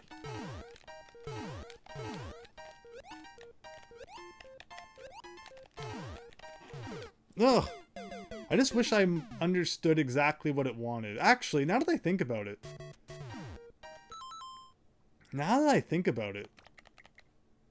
So here's what I'll do. Let's exit this course. Let's exit this. We could actually, you know, practice the course here. And I won't be losing lives every single time. And then, once we think we've got it, you know, pretty much figured out, we go back and beat the thing legit. So this is like Andrew's biggest brain moment. You have just witnessed the pinnacle of my intelligence right here. You know, it's like the same thing. Just, you know, now when we die to cheap hitboxes that you can't even see, you know, it's not draining our lives every single time. And then once it looks like we're getting closer to the end, then we jump back into the world. And we actually have some lives to try it out. Like, that is the biggest brain you will ever see. It's a new Super Mario Bros. U level. Neat. Yeah, we'll check it out in a bit. Thanks for sharing.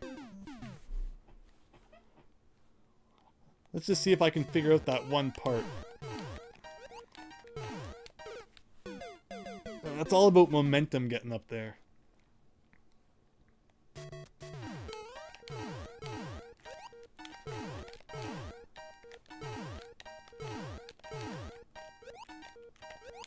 Oh, I wonder what how many frames like you have to press the jump button after you land on the P-switch to get the jump. Like, there's no way it's frame perfect, because I'm not pulling off frame perfect jumps every single time. There's definitely more leeway than I feel there is in the original games. Again, reiterating that earlier we discussed that there are no P-switches in Mario 1 normally.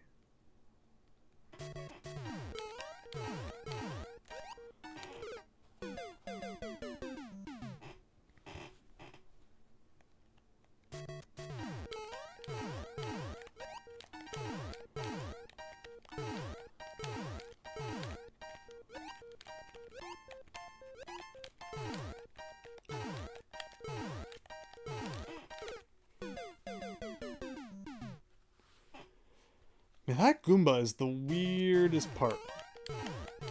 And I'm sure that once we get it, we'll be able to, like, you know, figure out how to do it consistently. But it's just... And I think you just do a normal bounce off of it. Like, no extra height. Oh. It's amazing how easy it is to hit that guy.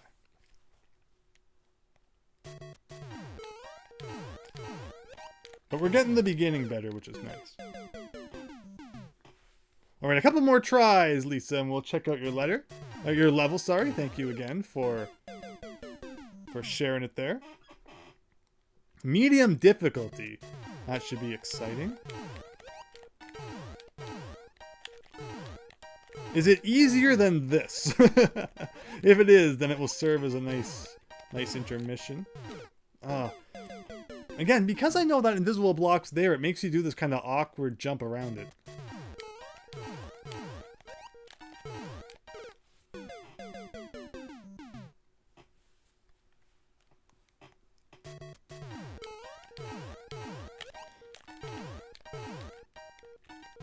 Oh.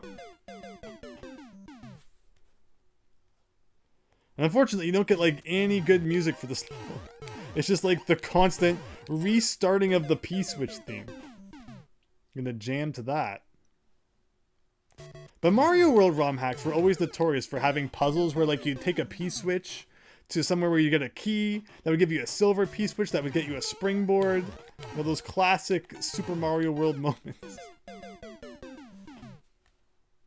Now, you don't see as much of in Mario Maker because I don't think you can carry P-switches between rooms.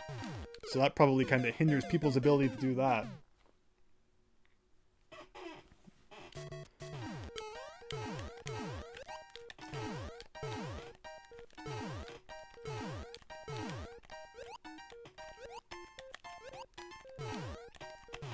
Oh, no. Well, whatever the precision is, I wasn't precise enough on that one. Okay.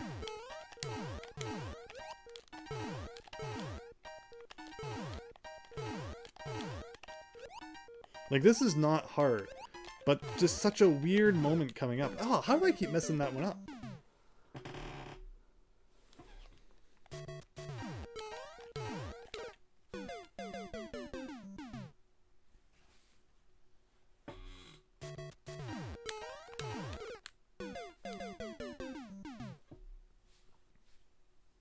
Here we go.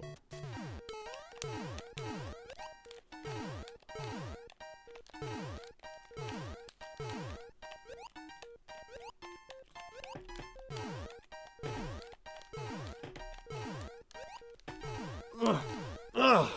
Like, having to snake from the bottom to the middle to the top? How?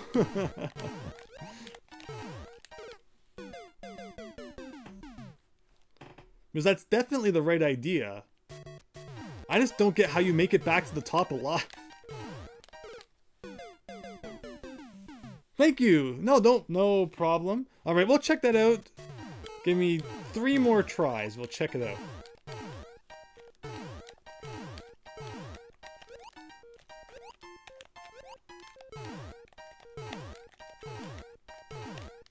Nope. Like that. And that Goomba at the top is timed for you like doing the rest of it properly. So even trying to skip past that, I didn't touch those spikes, you know, just to see the rest of the level isn't gonna work.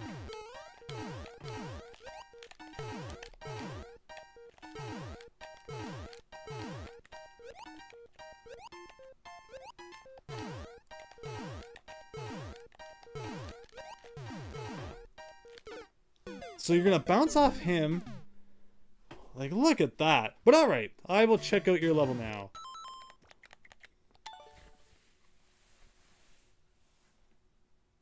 Hello, Max Howard. Hope you're having a nice night. Oh, no. Like, freaking... I don't know what it wants. Why Mario Maker 2? Why?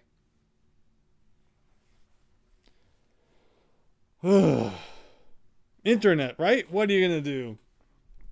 But thanks everyone, you know, for your patience tonight. At least we got that one level done. I want to keep playing.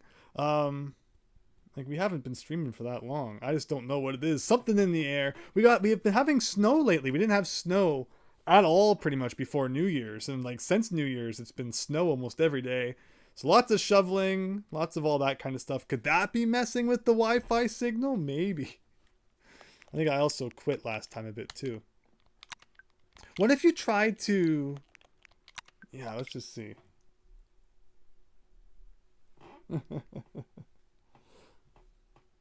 Maybe it wants Ethernet. Well, I already got... so the USB Ethernet's already hooked up to my laptop. If I bought like a splitter, I could do like a second one, I guess. But, you know, it's Mario Maker. It's not an intensive thing. It shouldn't be that hard for it to handle. Alright, let's see. Nope, still doesn't like it. Of course, there is going and like rebooting the router, but that would affect the internet, the Ethernet connection as well. So that's not going to work in this particular instance. I said Max Howard, we could play Sonic Superstars until it comes back. What do we got in the NES? Like, will the NES even work?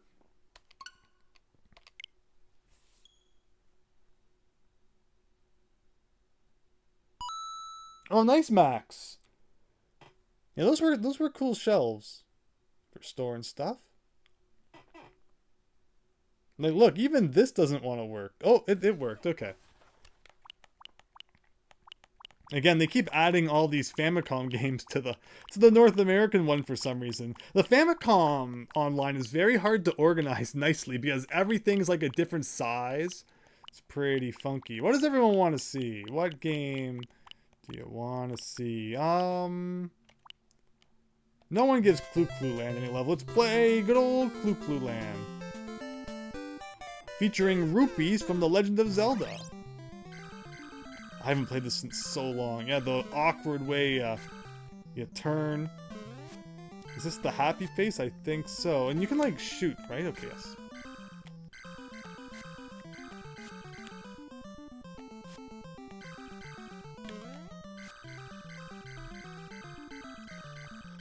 Like, if it had just normal controls like Pac-Man, this game would be so much easier. But instead, you gotta stick out your arm and like go around the pegs. And then sometimes those invisible things show up. But yeah, a big part of this game is just memorizing the different patterns that can show up. You can mush these guys into the wall. Just like that. But unfortunately, they respawn. Oh, it says that friends are online, so that means the connection's probably back. And there you... Oh, I missed one. Way over here. There you go. That's the most Clue Clue Land you'll ever see.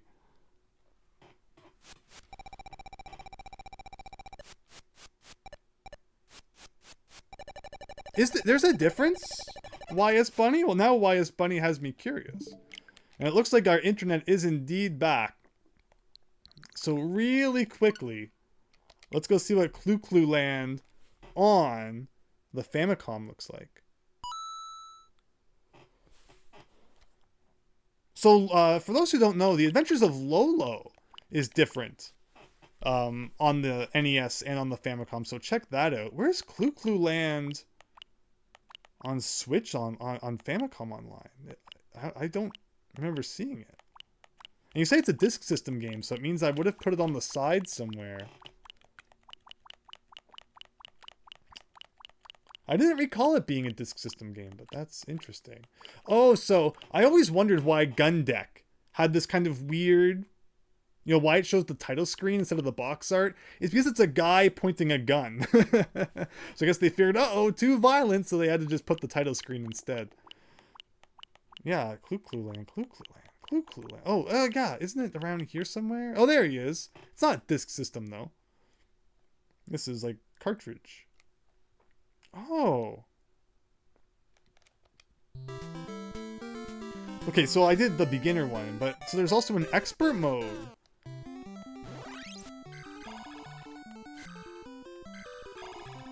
I noticed that there's no enemies. Oh, maybe that's because it's beginner mode.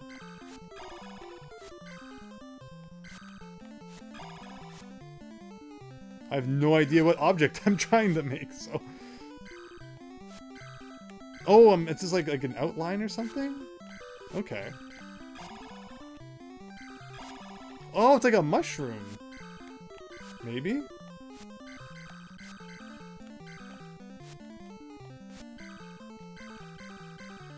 Oh, it's like a jellyfish. Oh, I missed one like way up there. Alright, fascinating. Now I know that the Clue Land was different in Japan. Thank you, YS Bunny. No. Where's the rest of it? What? It looks pretty symmetrical to me. Oh, somewhere down there?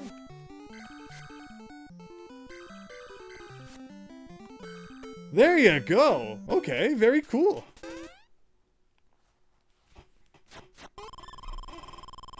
Alright, but that's enough of an intermission from Mario Maker 2. Thank you again for your patience, everyone, on this night of mini internet woes. Yeah, so Fantasy Zone had an NES release, but it was an unlicensed Tengen one. I think there was Fantasy Zone 1 and 2 on the Famicom, which is pretty cool. And on the Famicom Talk Shop monthly show that Nintendo's doing on their official YouTube channel right now, as as celebration for the Famicom's 40th anniversary, one of the stories that they've told on there, someone submitted, was that they asked for Fantasy Zone 2, and their parents bought them Final Fantasy 2 instead. Which, I mean, hey, it's not a bad trade-off. All right, yes, I see the code. Don't worry, Lisa. I can scroll back up and find it. But I see it here. It's BK9, Burger King 9, W1Q, Dairy Queen, and 3SG, Metal Gear Solid 3. Oh, I put H. Shoot. Please don't make me re-enter the whole thing. Thank you. Alright, so there you go. Super World. I see that your world is quite long. So I don't think we're going to be checking that out tonight. But you said you had a level called 2-4 you wanted me to check out? You've made a lot of levels. Very nice. Oh, look at that. Yeah. You really have made like a whole game's worth of levels. I love that. That's something I dreamed of doing. Way before official Mario Makers existed. So I had to go to more questionable online means to do that. But honestly, I like that. It worked out pretty well. But okay, we are doing Spinies in the desert. Oh, I like Mario Galaxy music's pretty cool. Very nice. Which one of these is going to have a trap in it? Probably all of them. Alright, so far so good. We got a checkpoint here. What is that? The sun? I don't know if I've ever really experienced the sun in New Super Mario Bros. Mode. Yeah, very nice. But there you go. If you want to check out this whole world, now you know the code as well. The Famicom Disk System version of Clue Land has been used for Virtual Console and NSO for quite a while for some reason, but only in Japan. Everywhere else got the cart version. Yeah, there's a few games that, started on the disk system and then got cart versions as well. Or, sometimes it was vice versa, like baseball or whatever. And then when the disk system came out, you could get it on a disc if you wanted. But of course, like Zelda, Castlevania, both started out as disk system games, but they eventually would get cartridge releases later on. But very cool, Lisa. Thank you so much for sharing that. Okie dokie. Where can we get back to the other stuff now? Alright, back to Painesville. Bit more practice here before we move back to the real thing. Yeah, this is crazy. Again, not helped by horrible P-switch hit detection. Okay, so it was one of those games that went from cart to the disc. Got it.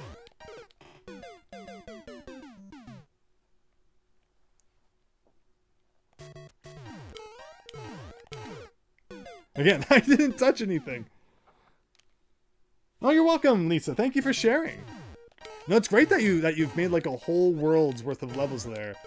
You know, when the World Maker came out, I was like, wow, that's really cool. I'd love to try that someday.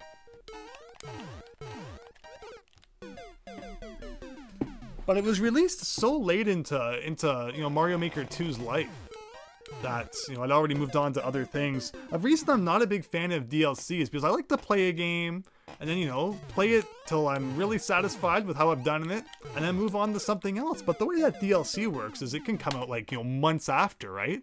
As was the case with the Mario Maker 2 DLC. And I just wasn't in the mindset to go back and, you know, really get into it again. I'd already moved on to other games. So unfortunately it never got, you know, the proper use from me. But if that had been in there since like launch, I would have loved that. But every company feels like they need to, you know, make periodic DLC updates to keep people's mind on the, you know, the game on people's mind and stuff these days. And I don't know.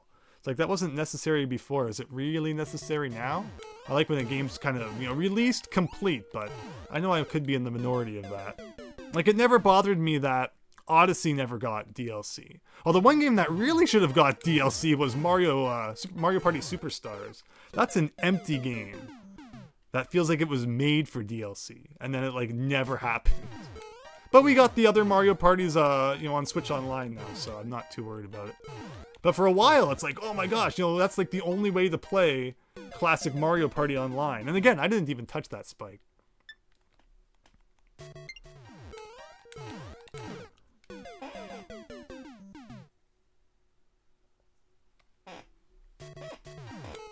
Yeah, the cool thing is the Famicom disk system, you know, you could pay for just like a blank disk, and then you would take it over to the disk writer machine and you could get something written on it for pretty cheap, which was great. So, you know, that was the incentive to, you know, put some of those older NES, older Famicom releases and, you know, make it possible for you to put them on the disk as well.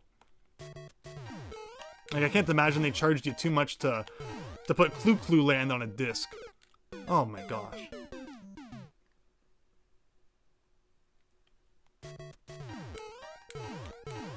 Right? Yeah, Mario Maker's DLC. Like, Mario Maker came out in, like, June of 2019, right?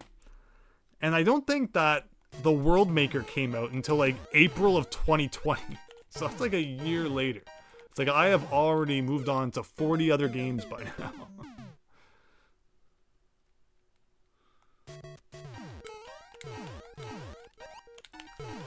Ah.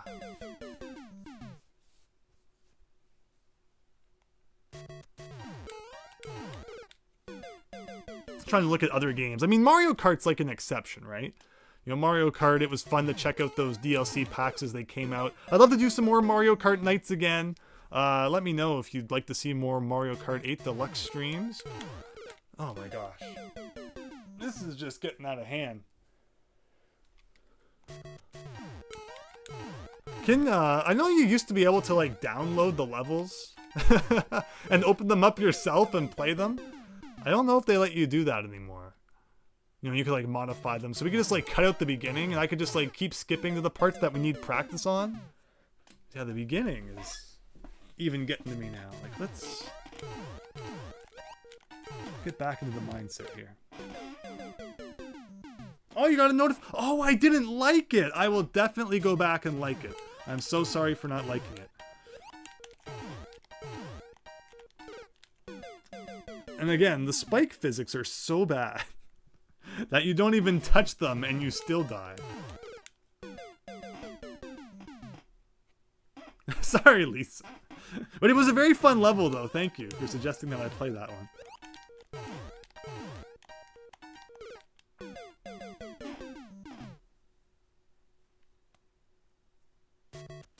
Kirby never got any DLC either. Right? Okay.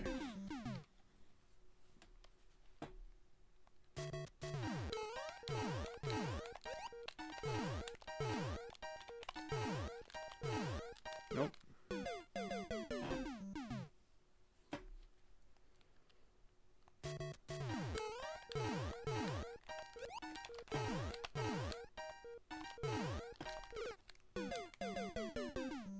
It's like the beginning got more difficult.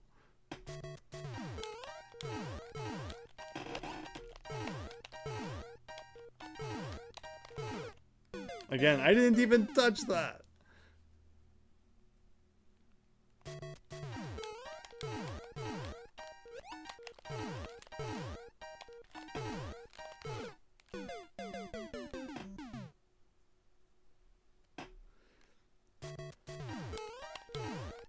Yeah, Super Mario RPG characters in Mario Kart would be pretty cool. Mario Kart essentially became Nintendo Kart. You know, got Animal Crossing stuff in there, Splatoon stuff, Zelda stuff. So it's definitely not kind of just confined to Mario anymore. I mean, I guess you could already kind of say that was the case with like Rob and Mario Kart DS. Oh, like he didn't touch it. He didn't touch it.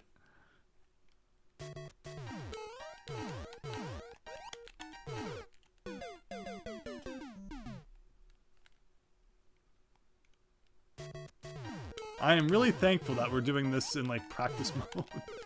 It's like Mario Party. Oh, thank you for playing one of my levels. Wow. It's been a long time since I did like a good look for the ones that I made. Again, you know, it was fun making Mario Maker 2 levels when it first came out. I'm happy to still be playing it. I still like checking out this game. Definitely one of my most played Switch games still. Only probably beaten by like the Battle Network games because I love those. You know, timing that properly is easier said than done.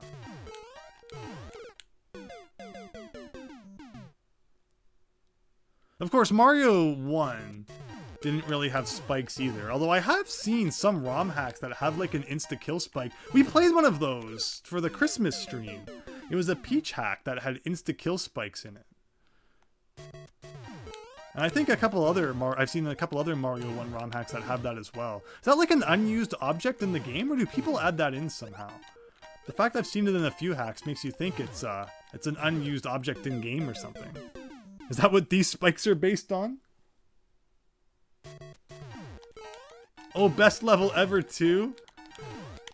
I used to make some pretty silly stuff.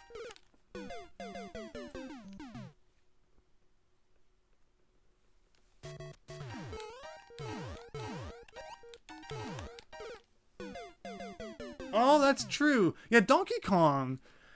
They really seem to have been like pushing that Mario and Donkey Kong are like the same universe. like you watch the movie, it's like, you know, their kingdoms are like right next door, right? I mean, I guess, you know, going back to just the Donkey Kong arcade game, Donkey Kong and Mario have always been very closely linked. More so than like Zelda and other series, I suppose. So I guess it just feels more natural for Donkey Kong to be with Mario. But yeah, it's so true. You know, even in like Mario Party, it's like, hey, there's Donkey Kong. Except, and then, you know, Mario Party 5. What was the official reason that they took Donkey Kong out as a playable character in Mario Party 5? Like, that is the hardest curve to make. And still have enough speed and momentum. But I see we're getting better at this. I like this. I like this. No.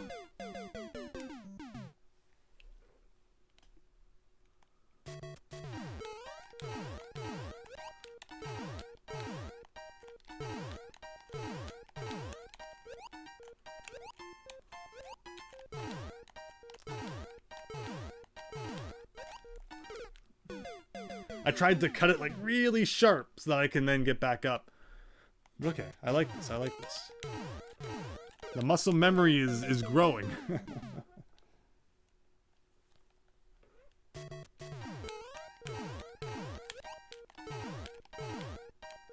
Well, thank you for liking the level. I appreciate that.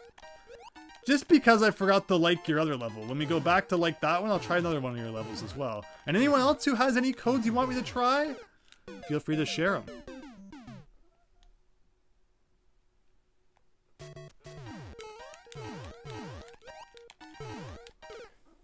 Do I have any tips for making YouTube videos, Max Howard? Just have fun with it. Talk about stuff that you love, stuff that you like.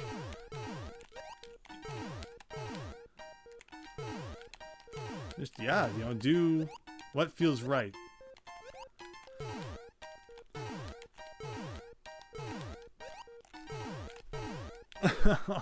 Not having too much left momentum and curving back around.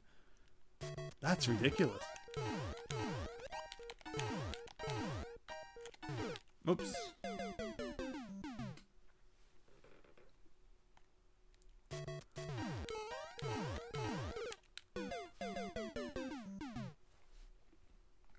Because yeah, in Mario Party 5 there was just like the Donkey Kong spaces where he'd like give you coins and stars, which was nice. And then I forget how Donkey Kong worked in like 6 and 7. He came back at some point though. At what point was he a playable character again? I don't know if he was seen for like the rest of you know, the GameCube and Wii days. Who here played Mario Party 10? That game had like 3 maps and then like the Bowser mode. And then the rest of it was like hidden behind an amiibo paywall, where the only way to play it was to have like amiibos.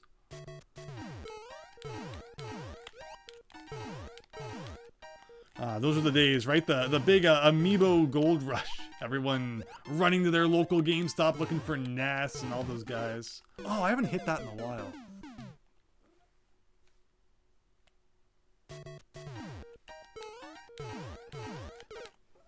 You haven't gotten Mario Party 7, you wanted it's a massive game. Yeah, Mario Party 7 was fun. I liked the whole cruise ship theme. The day-night theme that Mario Party 6 had was cool too. I need to play more Mario Party 6. It's one of my lesser played ones. Look at that coming up though. Like, what is it looking for? Like a lot of C jumps. And with so many spikes around, that's not easy.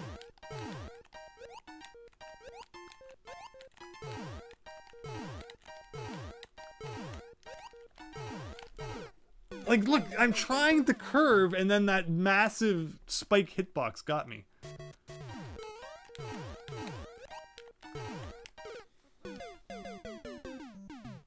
That's awesome, Max. Yeah, good luck.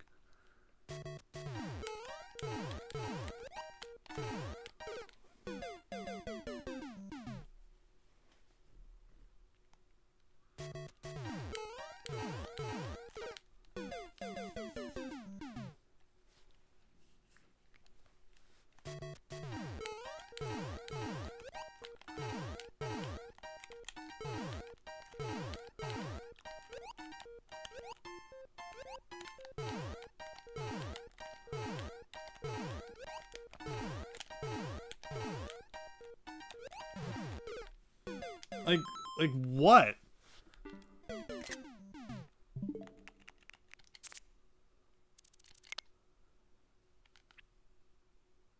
Like, so I hit the one that was upside down. So I don't even know if I knew you could do an upside down P-switch. So that's interesting, but I hit that. And then that, like, okay.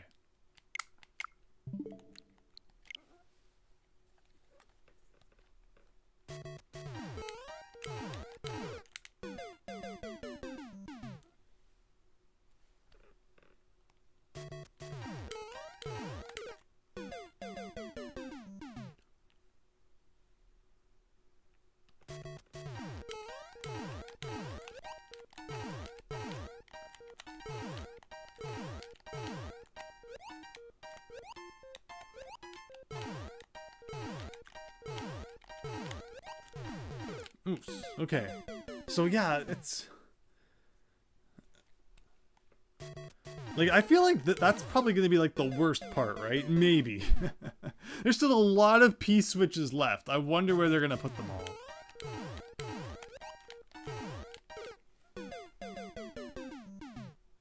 That does not make you happy.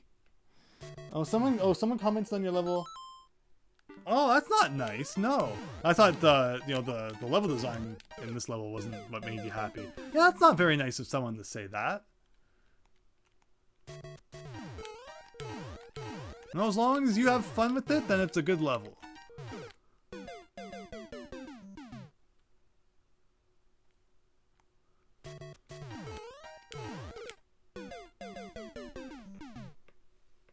I like how it gives you all those freebies right at the beginning.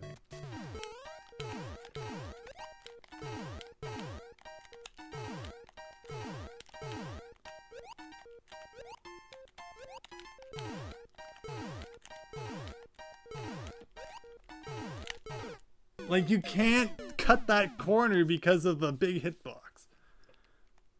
Crazy.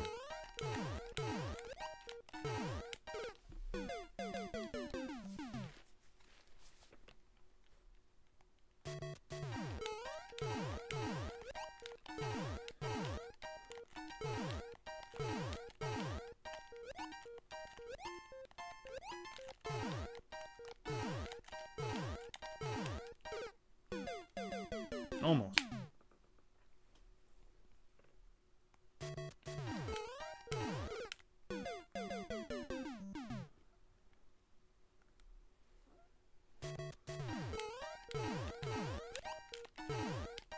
So how many people have played through the entirety of Super 1-1 World? I'm very curious. I know it was a big thing when it first came out. And I'm curious just how many people have like played through the whole thing. And I'm curious how long it took them as well. I wonder if we add up all of our different play sessions, just where we're at.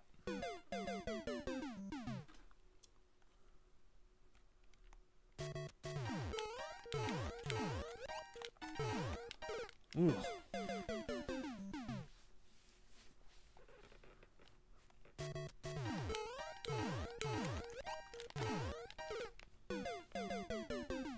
We'd probably be out of lives right now if we were doing this in the world, but okay.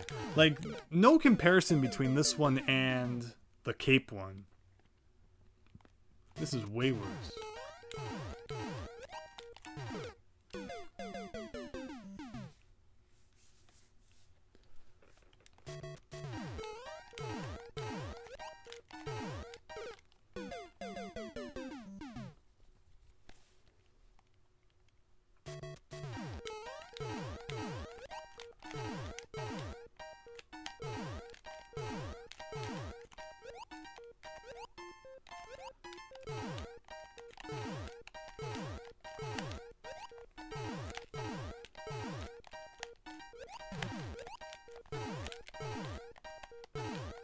What the heck is this? Okay. That's so we're inching our way forward little by little. Like, how do you get that bottom one?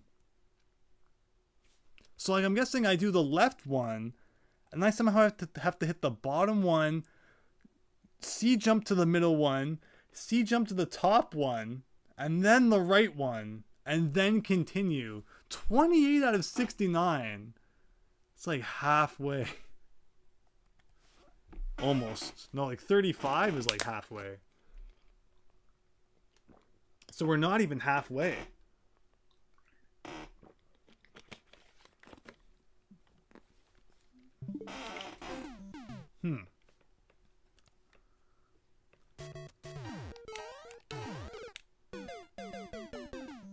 Oh, thank you. Thank you. Okay, let's see here.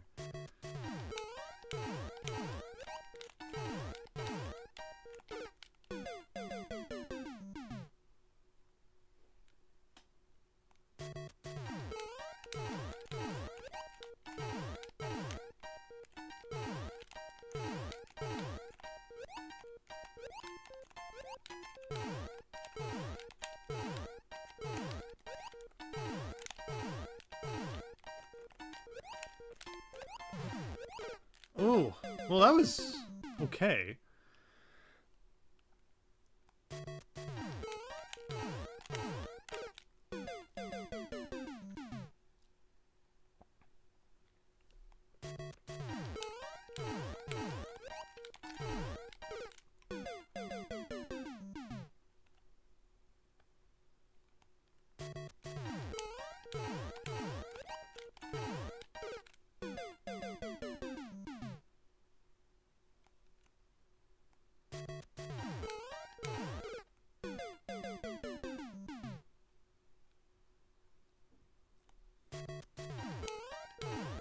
Oh, no, I'm getting too into it now. Giving it a little bit too much oomph there. But let's see.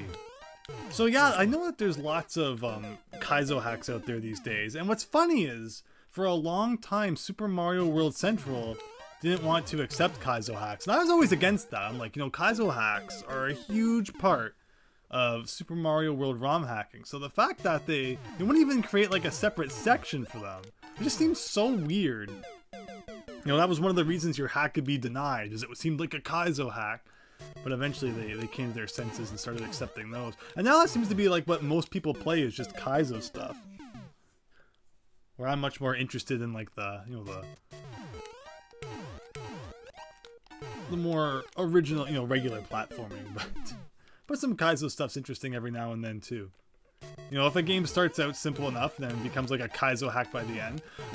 We played Unveiled, Donkey Kong Country 2 Unveiled, and that was kind of advertised as a DKC2 Kaizo hack, except it wasn't that bad. Well, to everyone who still checks out that LP, thank you. That was a really fun one to make, and I did want to do more Donkey Kong projects. Maybe we'll do Mario Monday. Maybe like from the odd time we'll switch it up and make it like Donkey Kong Monday. We'll play some Donkey Kong Country ROM hacks or something as well, if people would like that. Do I have Mario Wonder? Oh no, there's a question. Not only do I have Mario Wonder, I got the game at the midnight launch, brought it home, started playing it 12:30 a.m. I streamed it all night and had 100% by about 2:30 in the afternoon the next day.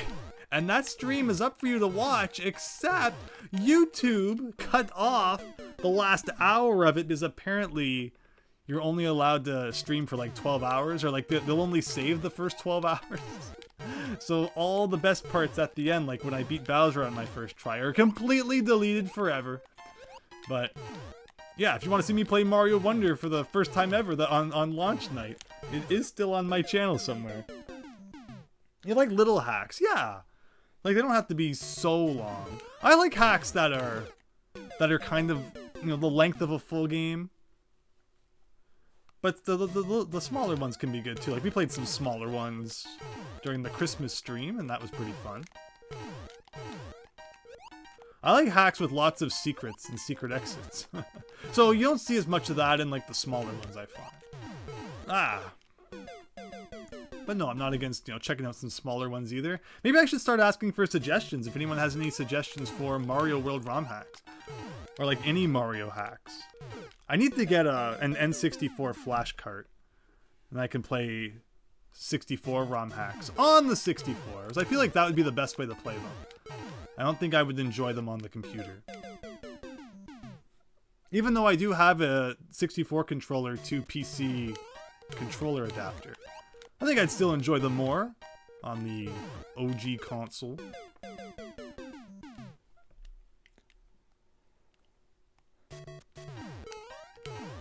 Which one is it? It's like the EverDrive X7, I think, right? For the N64. That people say is really good, and Mario 64 ROM hacks are supposed to work with it.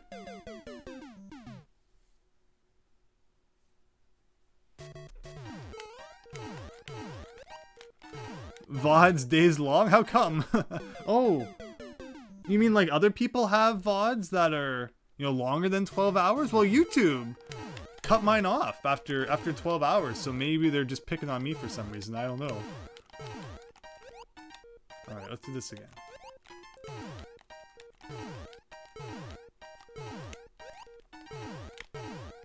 Ah, almost.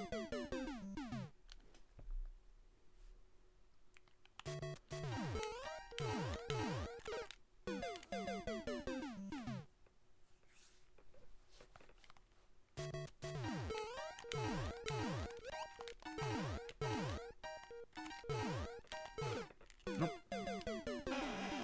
Oh, we made it, you know, to the pyramid of blocks one time. I just want to do that again.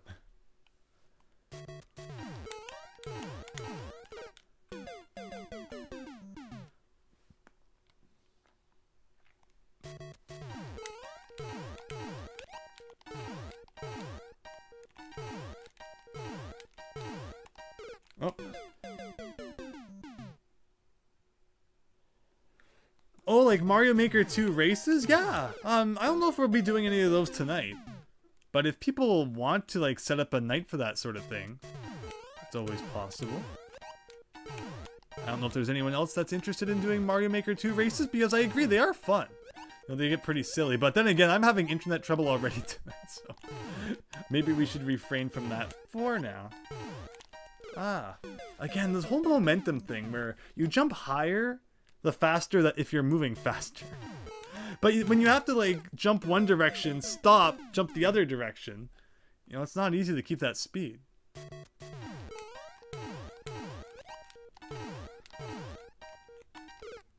And then you die because you don't even touch the spike. Oh, I've never thought about that in Mario Wonder. You could do like races with your friends because you know, they show up as ghosts in the background. That's interesting. Can you like start? Oh yeah, you can start an official race too. There's like a block you can hit. I forgot all about that. We played Mario Maker once since launch night, and it was to go back and play the true final level again. Or not again, rather, but if you see the stream, you'll understand. But yeah, otherwise, I haven't gone back to it. Ah.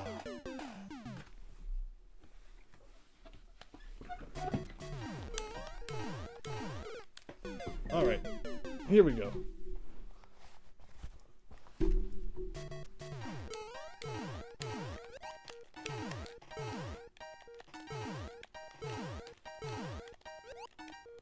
I would have to imagine that it never gets harder than this. This has to be the most difficult level. Like, there's no way that a level of all spikes is not the most difficult level.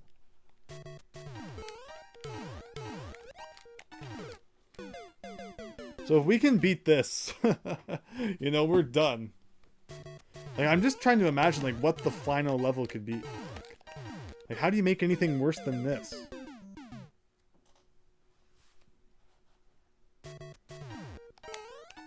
I don't understand how it can be 600 hours. When it cut mine off after 12. But yeah, I never would have imagined that YouTube would do that. Or else I would have, you know, broken it up into 2 parts. I was caught completely off guard.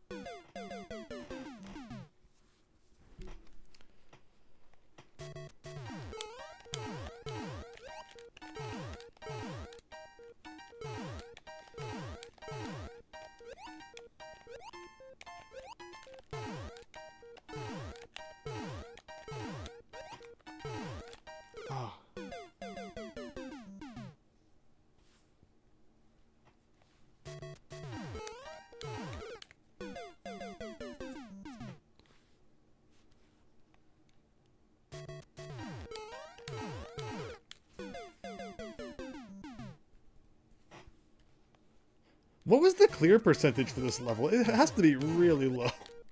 Like, ridiculously low.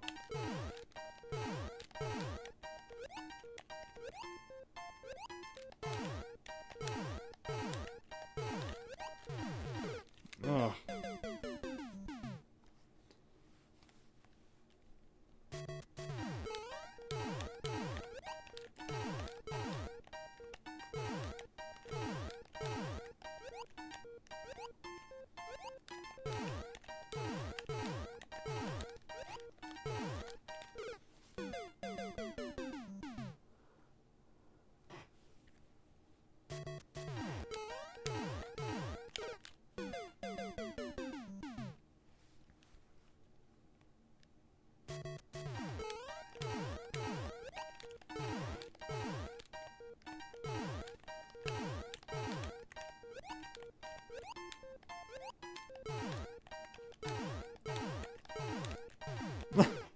I'm getting too fast at that part. I actually went over that guy that time.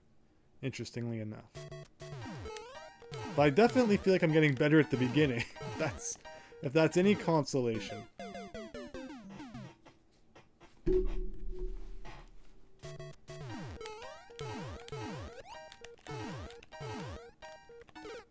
Ah.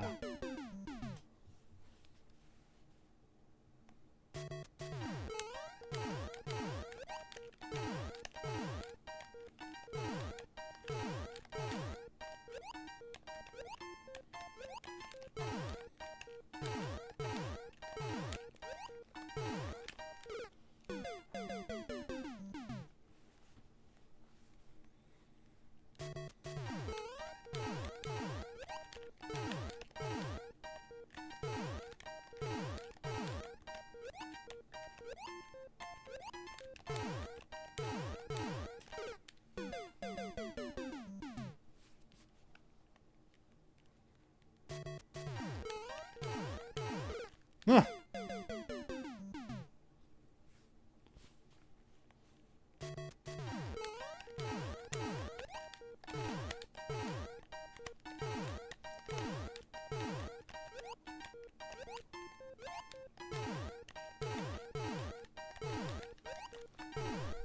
Oh, it's so hard to get enough height off that one. Because you need to slow down or else you'll go too far. You won't be able to kind of make your way back.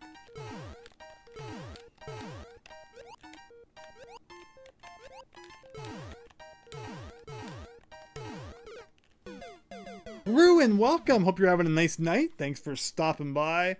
Continuing our way through World 8, and this is the level that we're currently dealing with. All spikes all the time. What a concept, right?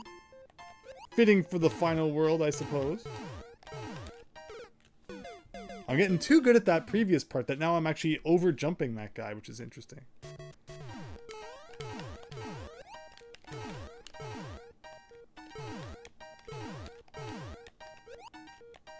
Oh.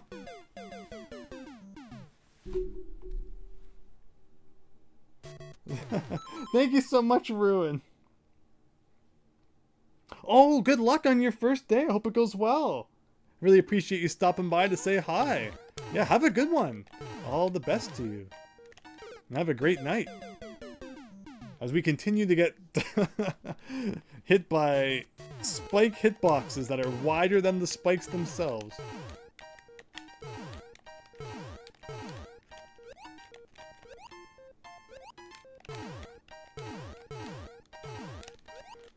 No. Yeah, this looks rough. Good luck to you too. Thank you. And that soundtrack too. Oh, I love the first 3 seconds of the P-switch music over and over again.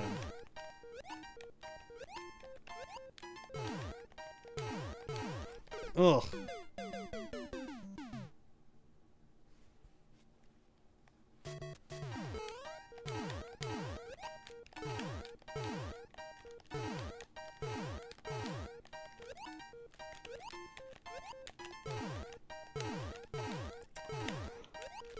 Oh.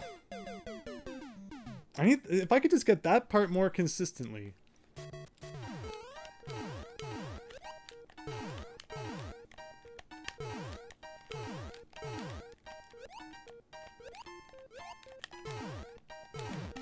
Oh, whoa! Whoa! Ah! Departing to Dreamland, it's a Kirby reference. No, I've never heard of that guy. He's probably pretty rad. We definitely... No, I played this game called Kirby's Kirby's Dream Land on the Game Boy stream once. I don't think that was the same guy, though. Must have been a different Kirby. Alright, Lisa. Thanks for watching. Hope you enjoy your Mario Wonder.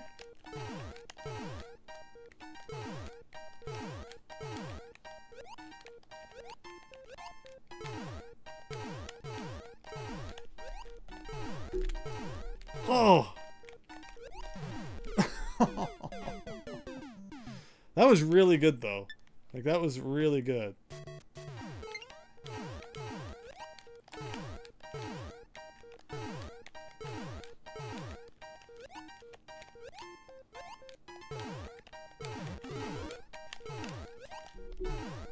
Nope.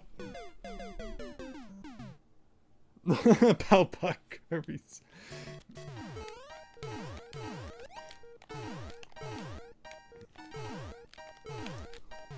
Well, everyone's gonna like different series, right? I don't play too many Kirby games. There's a lot of them. Like, I've played Kirby's Dream Land, I beat Kirby's Adventure 100%, and I've beaten Kirby and the Crystal Shards 100%. I have not played through Dreamland 2 or Dreamland 3. I probably should someday.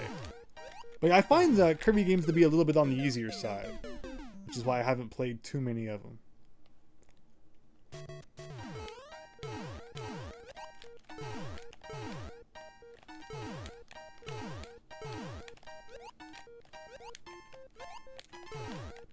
But again, I could be completely wrong about that, considering how long it's been, since I beat one. Maybe the modern ones are, like, super difficult.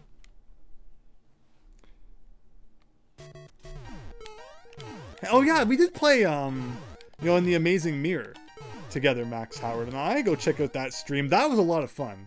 It was like Metroidvania Kirby. I will give it that. That was a fun game. Oh. Hello, Azul. Hope you're having a great night. Dreamland 3 is brutal if you're going for 100% interesting. I'm curious what makes it brutal. Is it because the game is difficult? Or is it because there's like some arbitrary like mission you have to complete that's like don't breathe for the whole game or something? No, Azul, no! No, it's like, you know, we all got stuff to do, so no problem.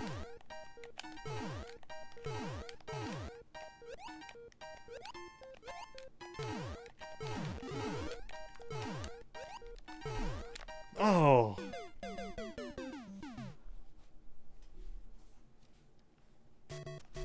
The difficulty in Kirby comes from the 100% stuff. Yeah, I can see that. And that's fair, you know. That's fine too.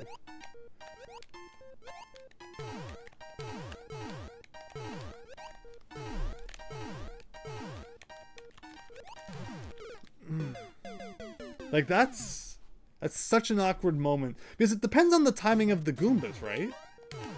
And it's not always going to be the same.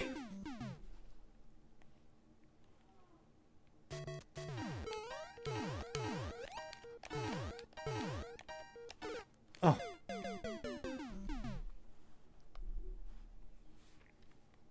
There's optional objectives. Like I remember Wario Land Shake It. You know, there's just, you know, a lot of random stuff you have to do if you want 100%. Like, don't get hit during a level, or beat a level in this amount of time, so... stuff like that. I like Donkey Kong Country 2 style of 100%. Or, like, really, like, 102%, where, you know, really tough to find hidden items. From what I remember of Kirby games, you know, aside from, like, Crystal Shards... you know, there wasn't that much to find in the levels, but maybe it's just the Kirby games I've played. But I like collectibles. So what Kirby game has the most collectibles? I'll play that one. And collectibles does not include, like, grinding for money to buy a bunch of standees or something.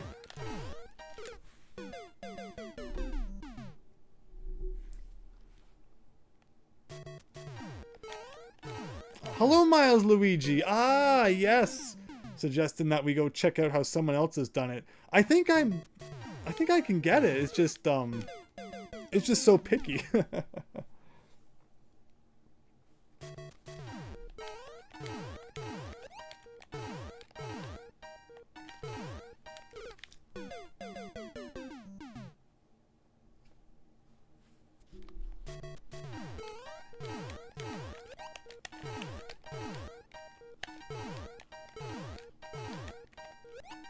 Everyone, Miles Luigi recently released a new video, the first one in a while, so if you haven't seen his new video, go and check it out.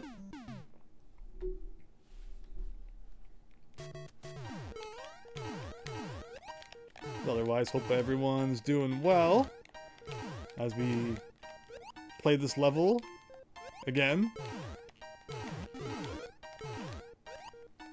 Nope, see, like, that is such a weird moment.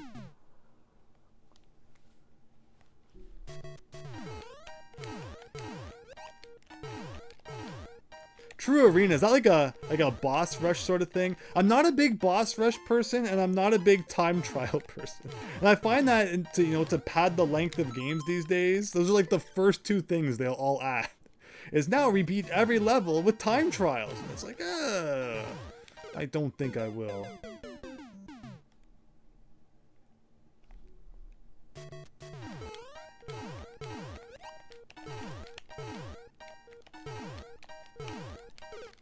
Yeah, I usually give out my friend code when we play Mario Kart and stuff, and you might be able to find it in one of the descriptions of another stream.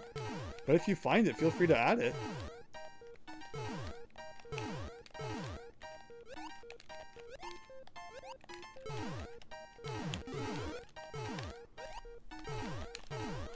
Like, oh.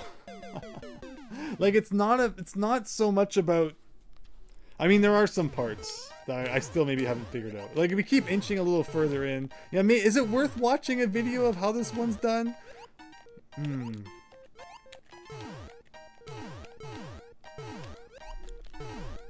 Just the execution is not easy. Squeak Squad had really cool stuff. Squeak Squad on DS or Return to Dreamland on Wii Switch have a ton of fun collectibles. That's cool. I can't believe, like, the coolest part of Crystal Shards is the combining power-ups. I can't believe that would not become, like, a staple of the series after that. Like, to hear that, you know, other games don't have that is crazy. Like, that's the coolest thing. That's, like, the coolest Kirby thing I've ever seen, and they like, don't bring it back. What's up with that?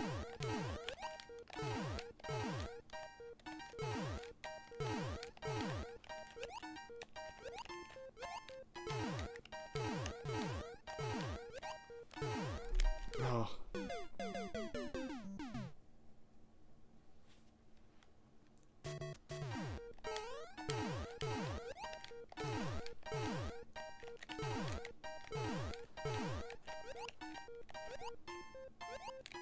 Does Sakurai still work on Kirby games, or is he too busy with Smash these days?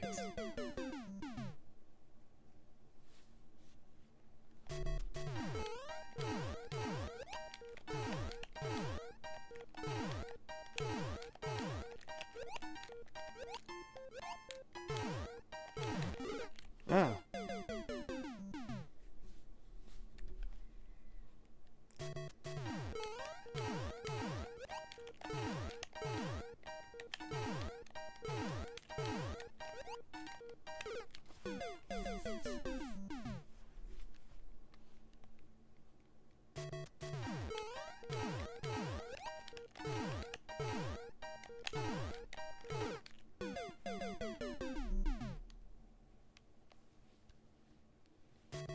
Oh, okay, I see Max Howard. I don't know, I think it's still cool the way that you could combine them, though. There's how many of those 20 plus abilities? There's like one, there's some that only show up in like one level. So every time you want it, you have to go back to like this one level to get it. He's the voice of DDD? I didn't know that. That's funny.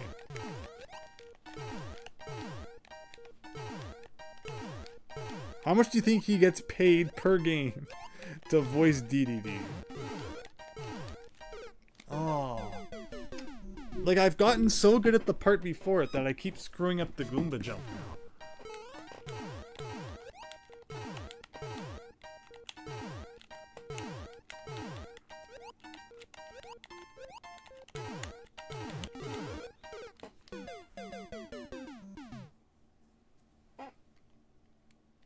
He still supervises all Kirby games. Cool. Who else keeps up with his YouTube channel? He posts some interesting stuff to there.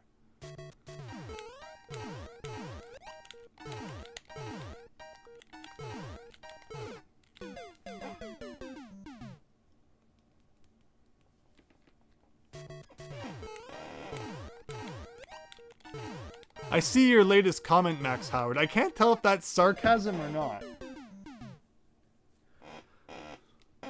Like, WarioWare is okay. I didn't get the new one, because I'm like, it looks a lot like... It looks like if they smashed Shake It and Mega Party games together. And I'm not sure I need that. Like, I could just go play Shake It. Or Mega Party games, the single player is awful. But the multiplayer, I had so many hours of fun with that back in the day. You meant Wario Lands. Epic Yarn was by Goodfeel? Interesting.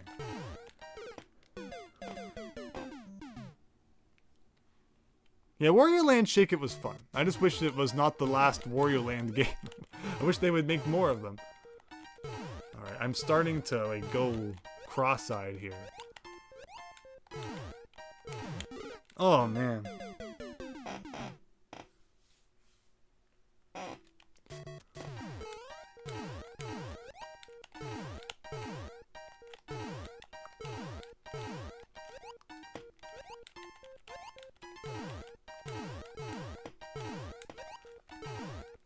Like, that part is so rough, having to make the complete, you know, turn in the opposite direction.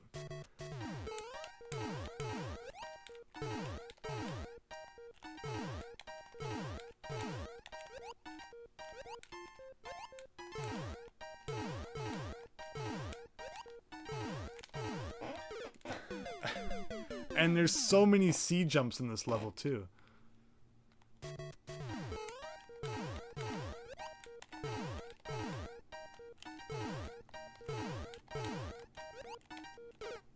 And then there's the spikes with the hitboxes that are wider than the spike graphic.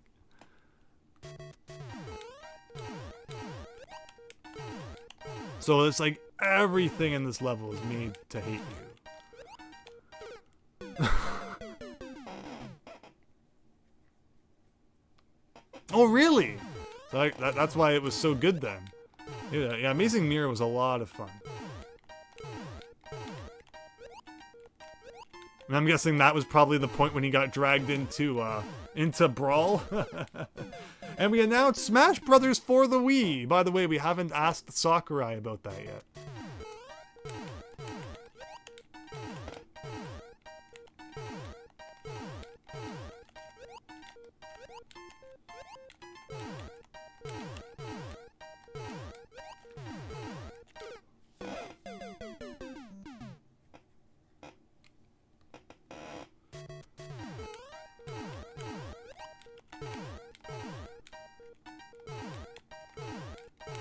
What was it? The world record on this was like 40 seconds, right? Yeah. So that's at least 40 seconds consistently of doing this is required to win.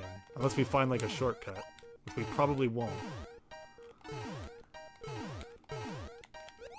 That's the thing too, like you can't even hide a dev door in a level like this because you'd need to get all the P-switches. Oh, and then of course the time where it's looking good. I don't get a very high bounce.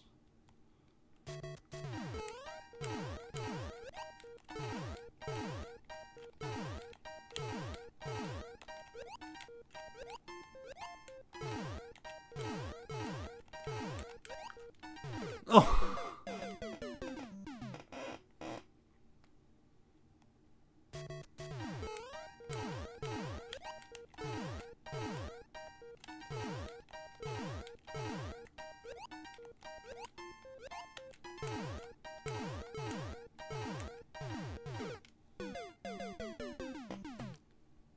Whew, I'm feeling this one.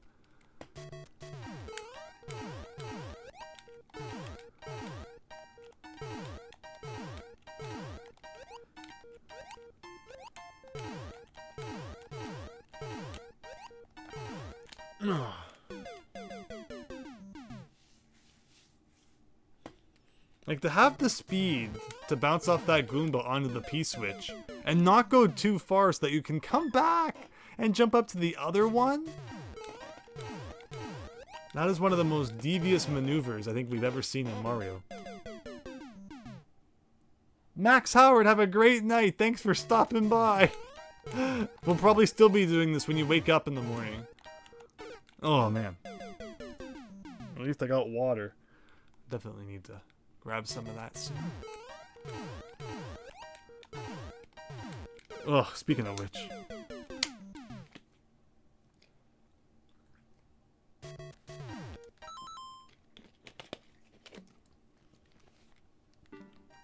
Ah, nothing beats water. Okay.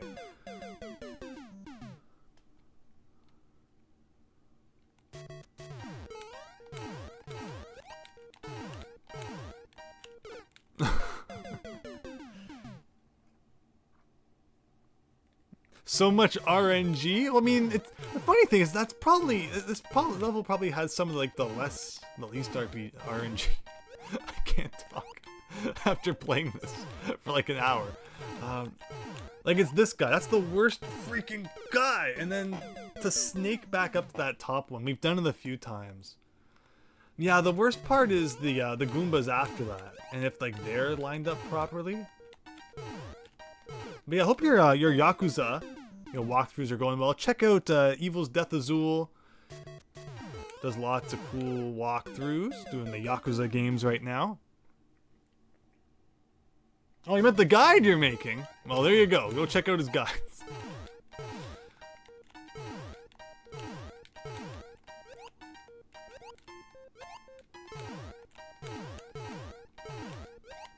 Like, see, I went too far that time. Like, I get into the groove, and then it's like, whoop. Like, it's the constant left, right that does it. If it was just, you know, straightforward the whole time, it'd be easy. But it's whenever you hit a P-switch and have to double back to the left. Like, that's almost impossible. Like, here.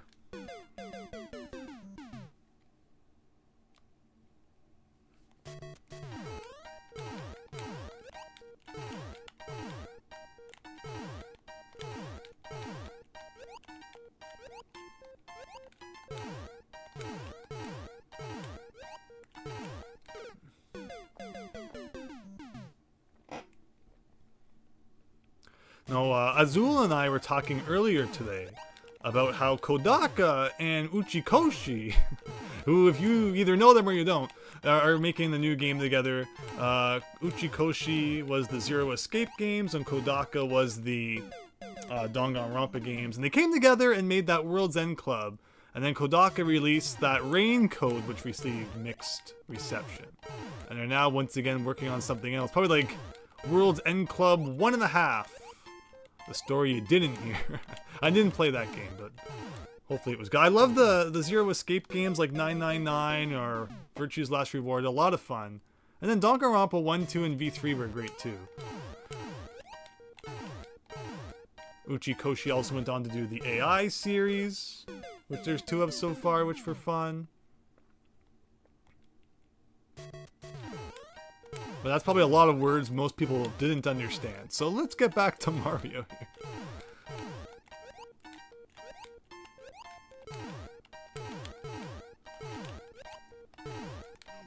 Like just the loss of all momentum when turning back to the left.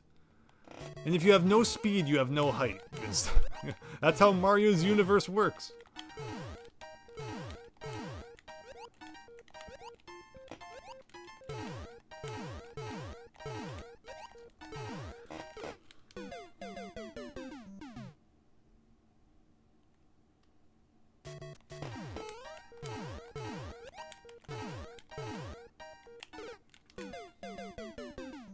It's like I got to hear Azul's 2.5-hour speech about literally everything that happens in Rain Code.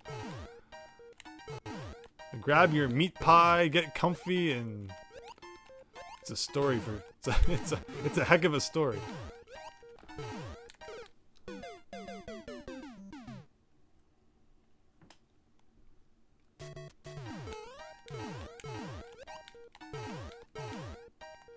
Like, if I could just more consistently get that part where the where the flower is, and we could actually see more of the level.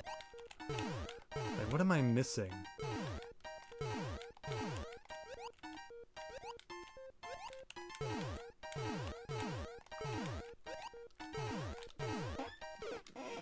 Like, that's mean, just no matter how many times you try it. Anyone who knows will understand the reference I just made.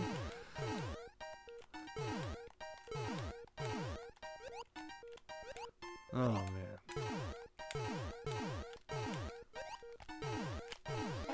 Like, just evil.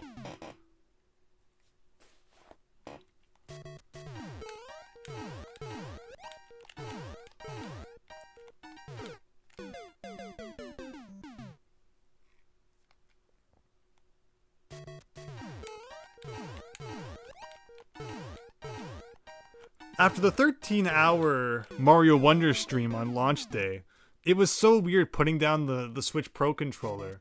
And it was like, you know, my hands were like frozen in the position of holding the controller. Starting to feel a little bit of that here. Oh my gosh, the first time we've seen this in like 3 years. Like, you need to hit that P-switch, and then there needs to be another Goomba to bounce on to get back up onto the other P-switches. But that was good. That was not good.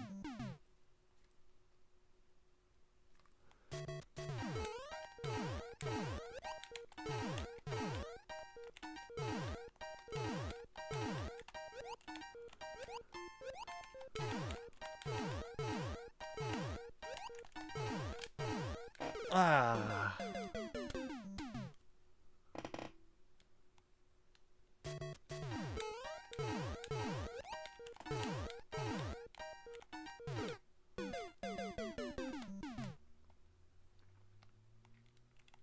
So don't forget, everyone, another Code Recollection coming out on the 19th. Buy a copy for yourself, buy a copy for all your friends, for your parents, for your dogs and cats, your boss, whoever.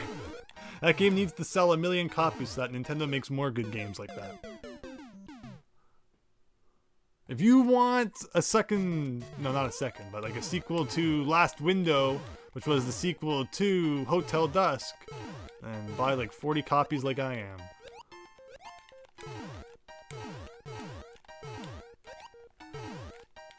Oh, all that loss of speed.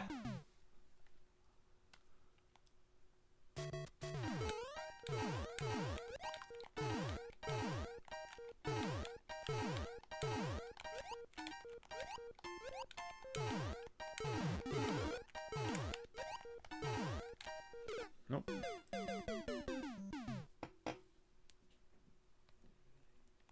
You can't. Well, I hope you enjoyed that. A friend was telling me about a crossover game, and maybe not necessarily a crossover, but there was a Fist of the North Star game made in the style of the Yakuza games. Like, that's so cool. I had no idea such a thing existed.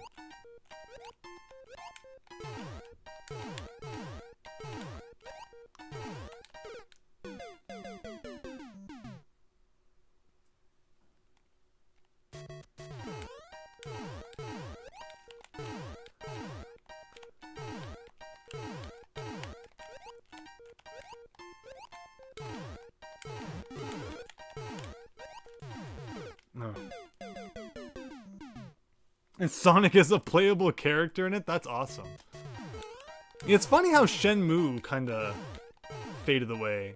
But, you know, Sega continues on with the Yakuza series, which is like Shenmue, but not as jank. Yeah, of course. Yeah, the Myst games. There's like 5 of them now, right? Or maybe even more. I have not beaten any of them, although I do own, like, the first few. And it's always been like, I should definitely get around to doing that someday, so... No spoilers, please! But yeah, I would love to play the Myst games. What console would I play it on, I wonder? Of course there's, like, you know, PCs like a go-to. I have an old Windows 98 PC loaded up on there. I could also do it on, like, the Sega Saturn. I have the Jaguar CD copy of Myst, but it's sealed, so... I don't think I'm going to unseal it just to play it on the Jaguar CD, where I'm sure the experience is the best of, like, all the different platforms. They're on Steam. Ah, yes, naturally.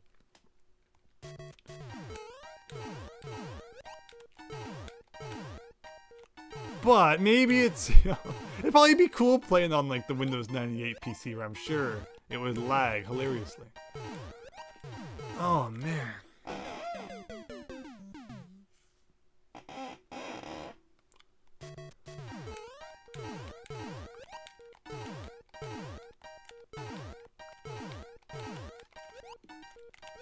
Thank you, though, to everyone who's still sticking around. Hope you're having a nice night. I hope to make some more progress for you soon.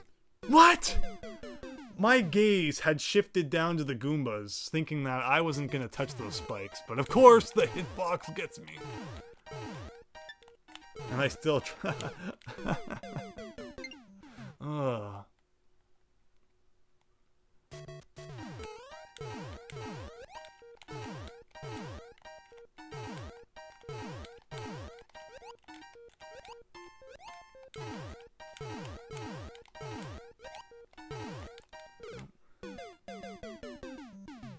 Oh, I love Chip's Challenge. Did you know that the NES had an unreleased Chip's Challenge? There's a prototype out there. I don't think it has any sound, which is the unfortunate part. But I think all the levels are in there. You might just have to use codes or something to get to some of them. But yeah, the NES was going to have Chip's Challenge, and that's a shame because I really liked Chip's Challenge. I played a lot of that on ye old PCs. And I've always thought of playing through the NES one. We just have to, like, find some other music to put on, I guess, while we play it, or else it'd be very quiet. Maybe I can just, like, sing the soundtrack. Is Chip's Challenge on Steam? That would be cool. I used to, like, have it. Just, like, you know, you could, like, boot it up. Hope I didn't lose that at some point on like an old computer. Although, come to think of it, I'm not sure where I would, you know, where it would be on any of my modern computers. So I probably lost it. One of those lost forever files.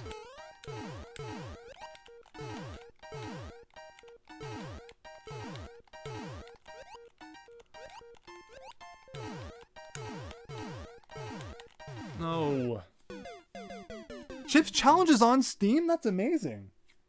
I'm amazing? Well, I appreciate that, although I am very sorry to all of you who... How long? Almost 3 hours? Which would mean like about 2 hours of just this level? And we're only about halfway? Oh no.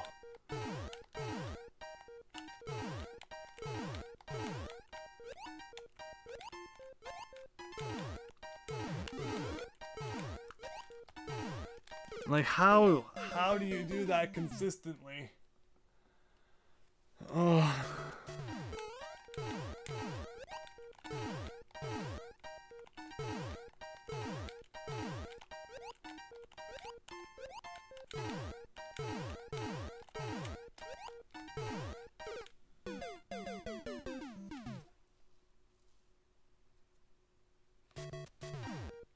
The choppy scrolling is tough to go back to. Fair enough. No, I love Chip Challenge. All the different items you'd collect to do different stuff and the keys. I compared it a lot to Castle Quest on the NES when we streamed that. All the different colored keys around and having to unlock doors with the same color. It's kind of like a side-scrolling Chips Challenge in a way. Just as janky, too.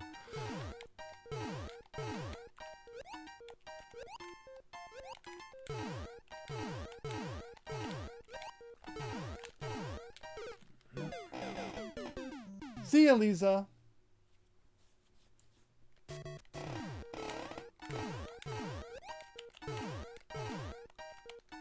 Oh. Wait, there was a sequel? Is that like an official thing? I had not heard of that one. Like, I didn't touch that.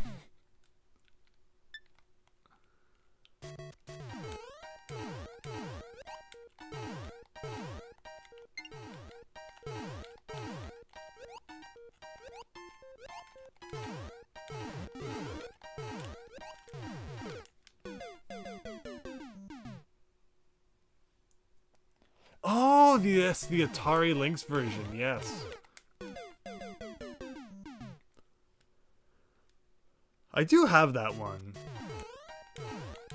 And of course, then you have to deal with the fairly small screen. It's funny because it feels like a game that was like made for Windows, and then yeah, the Lynx one is like the OG.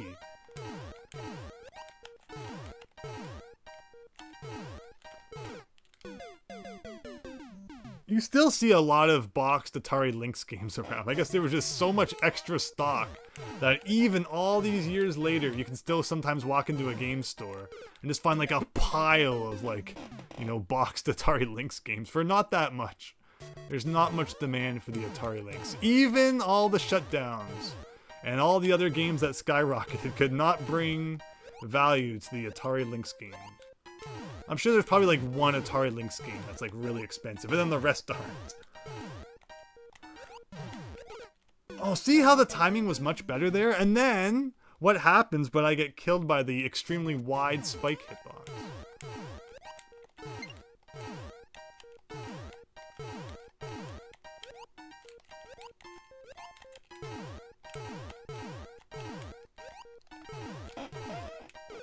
That was really good though.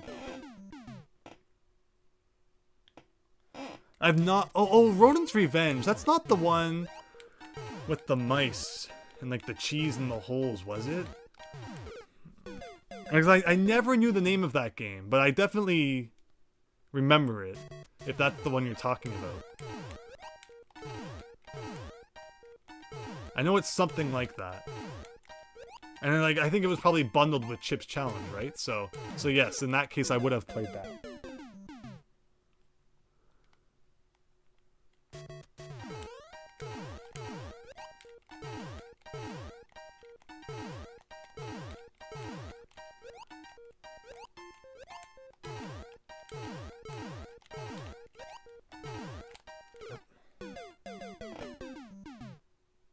Yes, yes, that sounds familiar.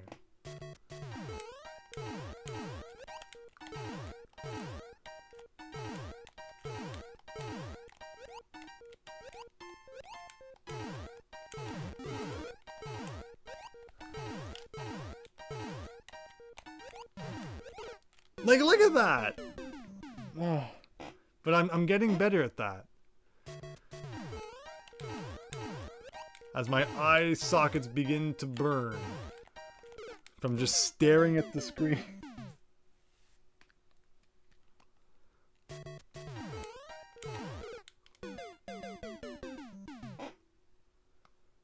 But yeah, I love all those classic PC games.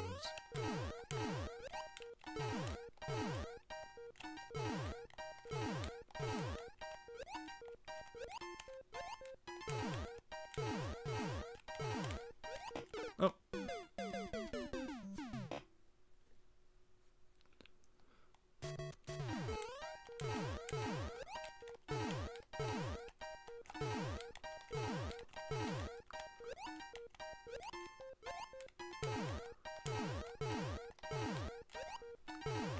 Nope.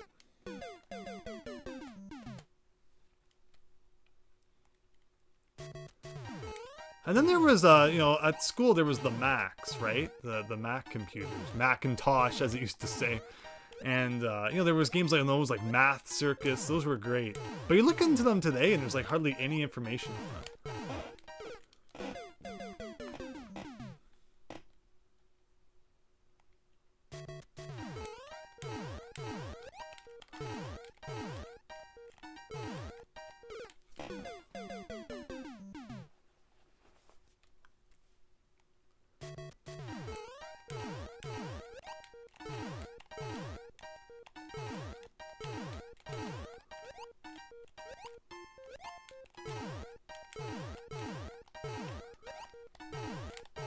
Oh, look at that. Again, if the spikes were just a little more forgiving.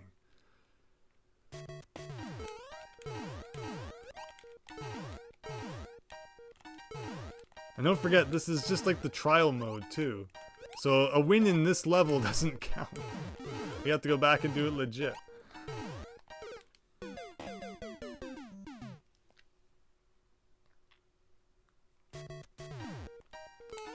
I don't remember that one. Sid and Al's Incredible Tune. No, I don't know that one.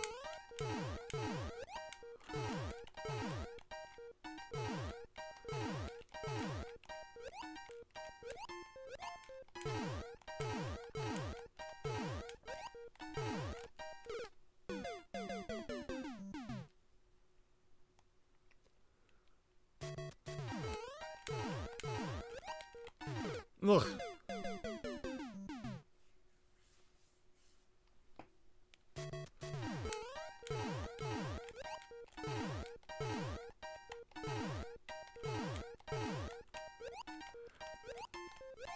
Yeah, speaking of Chip's Challenge, how it would have been like another, you know, NES computer game ported to the NES. It's amazing going through all the NES games, just you know, then you read up on them once you've beaten them, and just finding out how many of them were ports of like Commodore games and other computer games. You know, like The Last Starfighter, for example, had nothing to do with the movie. I've since watched the movie.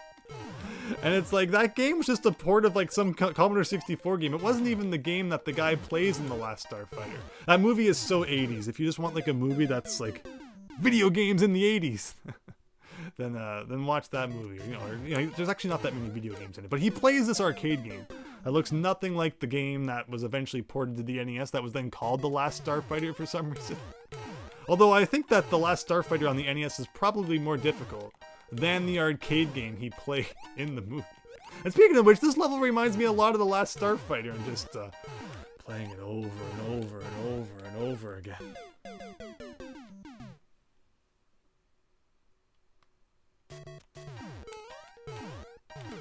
It's hard to find info on old computer lab games. Didn't many hours. Right? Yeah, it's a shame that those things aren't more well documented. Oh, Powpuck! Powpuck! You might be able to help me with this question that I've had for years. And I've always considered, should I make a video about it? Maybe a short or something? Actually, speaking of which, just give me a second here. I don't know how you get that bottom one. I don't know how you touch that and then jump back up. But okay, Palpuck, get ready for this. At a friend's house, probably late 90s, maybe early 2000s, but probably late 90s. It would have been on one of those, you know, shareware, freeware CDs, because it wasn't the full game. But it played a lot like Super Mario Brothers, where you played as this guy, and instead of collecting like mushrooms for the power-up, like you'd start small, you'd hit the block, and a diploma would come out, and then you'd grab that, and he'd grow big, and then like the power-ups after that would be like a hammer, he'd become a construction worker, or like a bottle, you know, he'd become like a scientist, and like he'd throw like the beakers through full of stuff at people, and like it was a really interesting platformer. Just completely ripping off Mario 100%, but instead it had like this like occupational item chain instead of the more fantastical one that Mario has. It was really, really funny. And I remember we played that and we beat like the 3 levels that were included. And I was like, that was a pretty fun game. And I have no idea what it was called. And every time I see one of those discs of like freeware on it, I always look through them to see if I can find that game, and I can't. So if you have ever heard of that, or if anyone has ever heard of that, I would love to know what it was.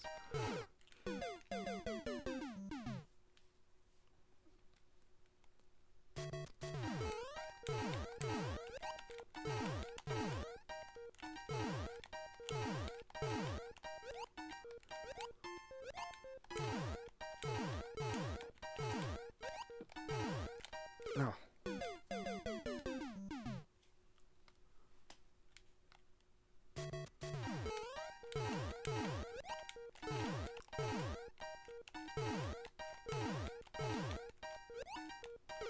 Oh, I didn't touch that. Alright, we're getting better. We're getting better. It's a slow crawl, but we're getting there. My thumbs are going to be so dead I won't be playing any games tomorrow, which is not good because I have, like, scheduled to play games with several people tomorrow.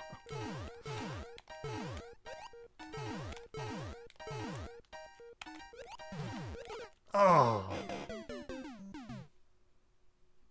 But you really want to play it now, Palpuck? It was cool. It was really cool. And it had like a map, like Mario Worlds, kinda.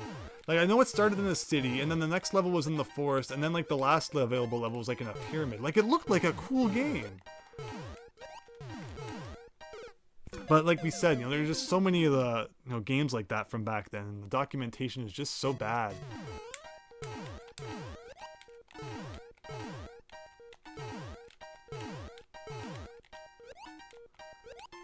But yeah, exploring the old freeware games on friends' computers, a classic memory. I love those discs. I still go through them sometimes on I was mentioning the Windows 98 PC, and they'll say, if you like this game and want the free version, send $15 in an envelope to this address and I'll send you the full version. It's like, oh, different times.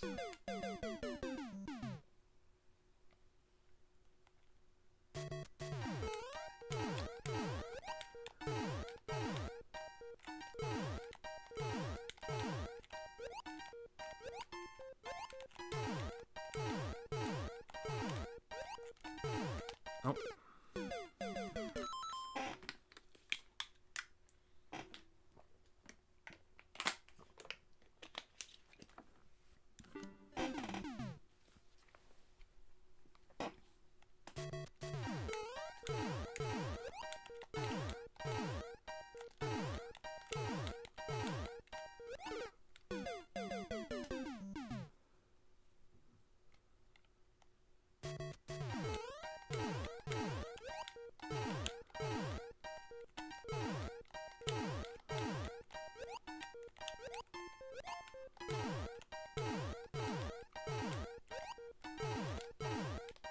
Oh, I got so excited. I botched the jump. Like, the level of perfection that's required, I hope people understand. There is not one room for error in this level. Not one little tiny bit.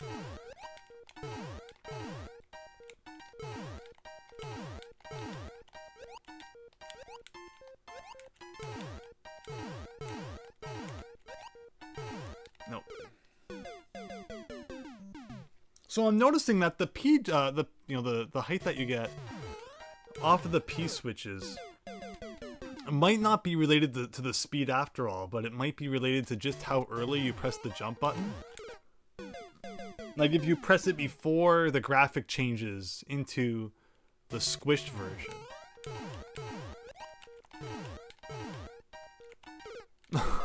Like I always like to cut that one close because then I have a little bit of room to gain momentum to get to the next P-switch, but then I always end up hitting the spikes. Again, talking, not easy after playing so much Mario. But we're working on it here. We're working on it. No!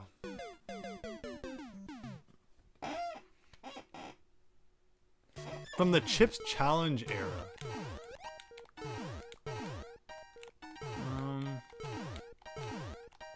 Like it probably would have been back from around then. Maybe a little later.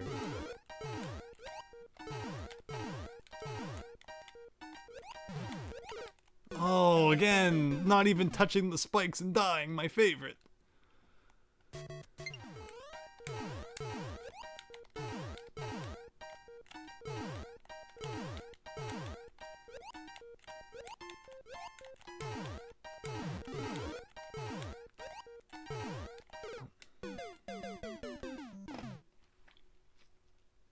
Like it had to be late 90s.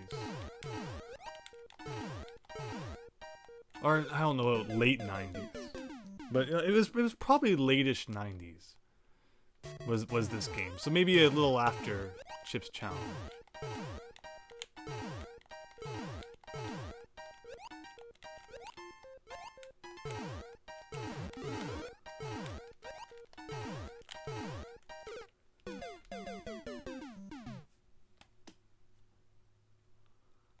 Like we would play other games too. Another one I remember was like it was like Moon Patrol, but it was like more advanced Moon Patrol. But I could swear it was still called Moon Patrol, so I don't know if they just stole that name, or maybe I just associate that name with it because it was so similar.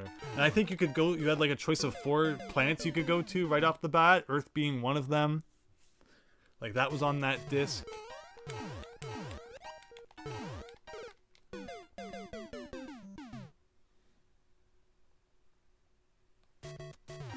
But yeah, those old freeware games were awesome.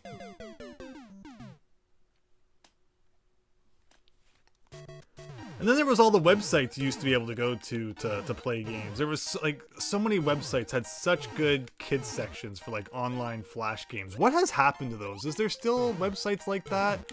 Do any websites put effort into like their kids section anymore, or is it all just probably like mobile apps now they expect you to play? Like Cartoon Network and all them used to have great, Fox Kids had a great, online flash game section.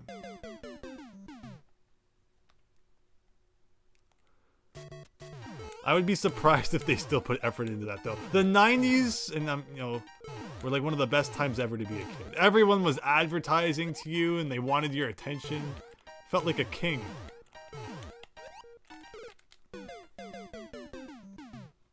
Some Flash games are HTML now. Yeah, because of the whole Flash thing, right?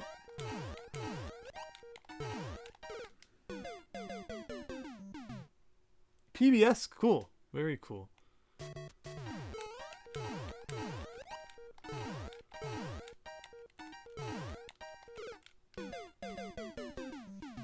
My fondest memory of high school was studying harder for the impossible quiz than I did for any real quiz.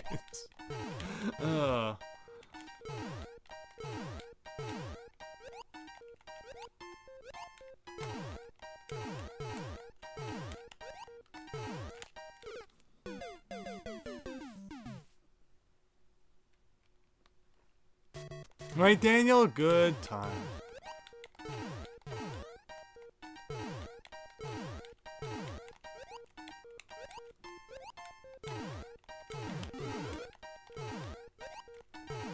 Nope. It's so precise. So precise.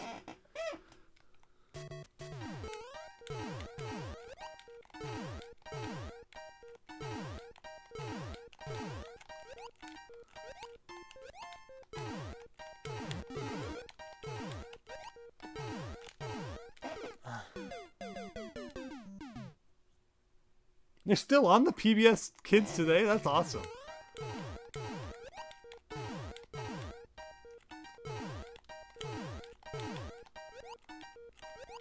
Unfortunately, I don't think, like, the Fox Kids and stuff survive.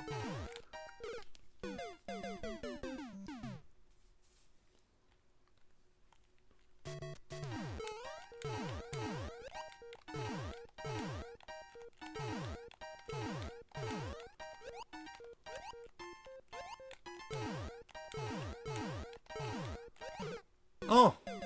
Huh. Oh, man.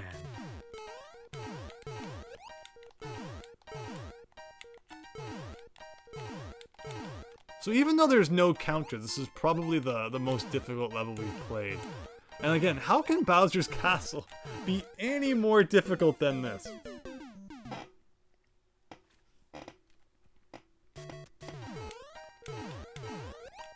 Oops.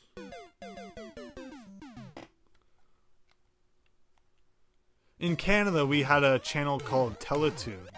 It used to have a pretty good game on its site. It had like this world, this open world you could walk around and like meet different characters from the shows that were on Teletoon, including like the animes. Like you could meet like Mega Man from Mega Man NT Warrior and like Sakura from Card Captors and Yakety Yak, everyone's favorite cartoon character. But like that was cool. I know we had another channel called YTV. It had its most popular game was probably this one, I think, called like Freaky Friday. And it was like an adventure game where you get trapped inside this haunted house and have to escape. And you get to get your dog back, is why you're in there. So like just such cool games on the internet back then.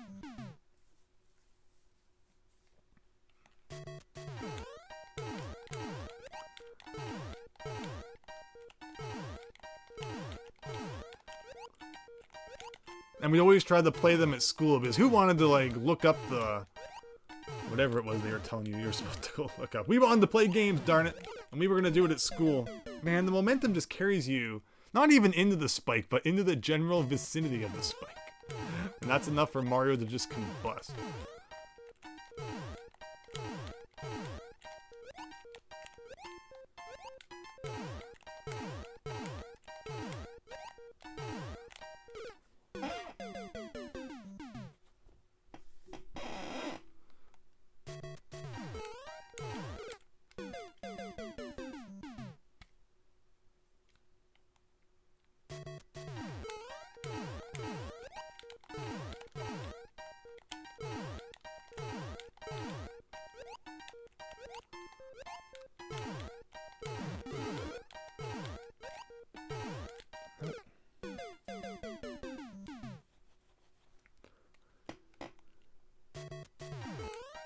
If only the P-switches were like enemies, and you could just hold the button to like instantly get a jump off of them, that would be nice.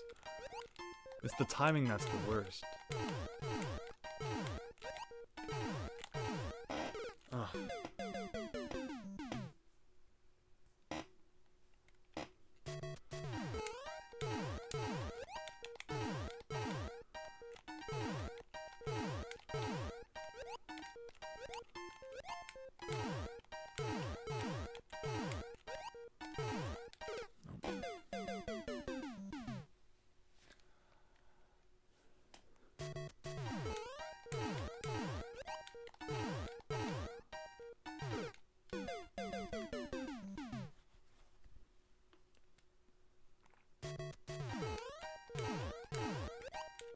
Does Neopets exist anymore?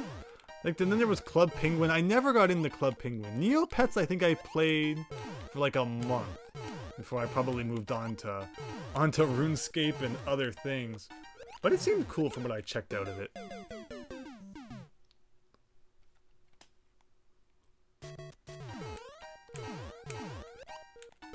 Oh, and then there was Pokemon Crater. Pokemon Crater was just like someone stole the Pokemon idea and like recreated it online. That was really cool, but it took a long time to load on like people's old dial-up connections. And I think it's been renamed now as like Pokemon Vortex. I don't know if it's the same people, but it's the same general concept, except it runs much smoother. But yeah, you know, just playing Pokemon online, catching different things. Like, it was a fun game. And then, those earlier days of the internet were so neat. It seemed like anything was possible back then.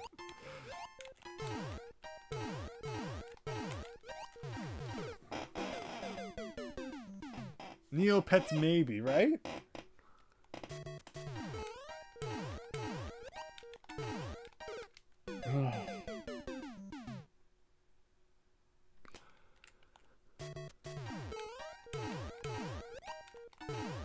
Nope.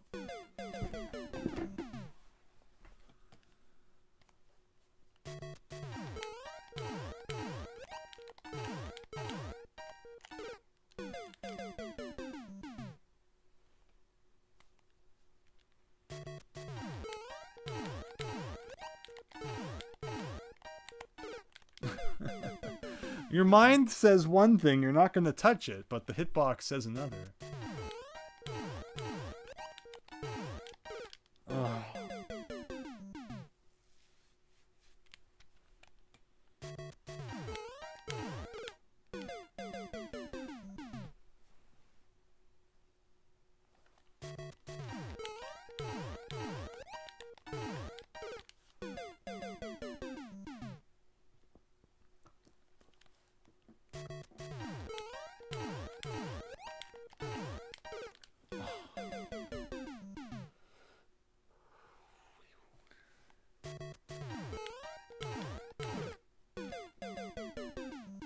Alright, quick stretch, and let's get back into it.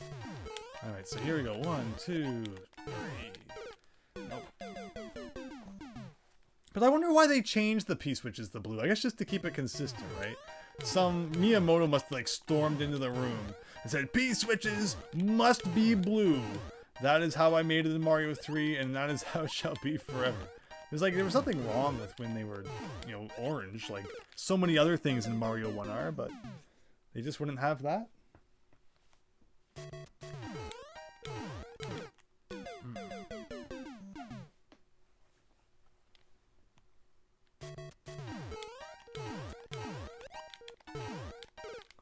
Crazy, just crazy.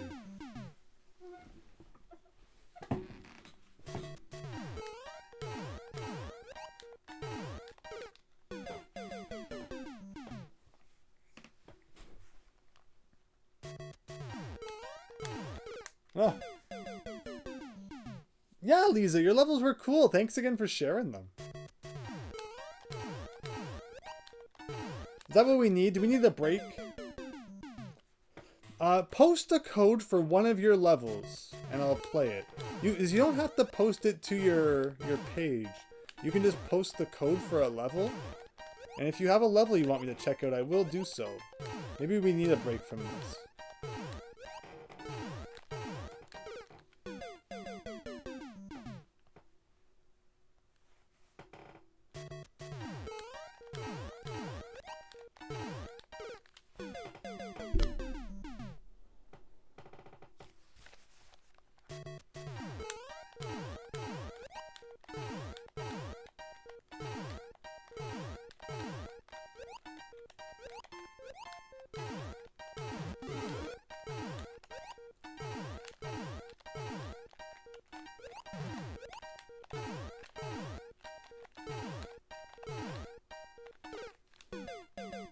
How? Maybe. Maybe.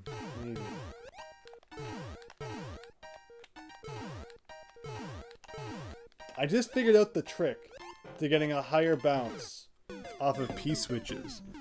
And that is I pressed the jump button about like a couple of milliseconds before hitting the P-switch. Because naturally you want to hit it right when you land on it. But I just found that if I hit it like a second, like half a second before, I get the higher jump every time. And that is huge. Wait, no, okay. Now I'm excited because, okay, after what, 2 hours? It's all coming together. That will never change.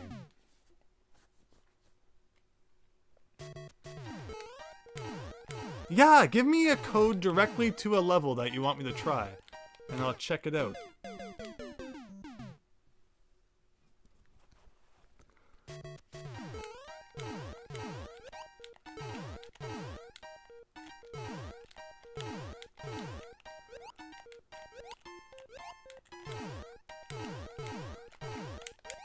Nope.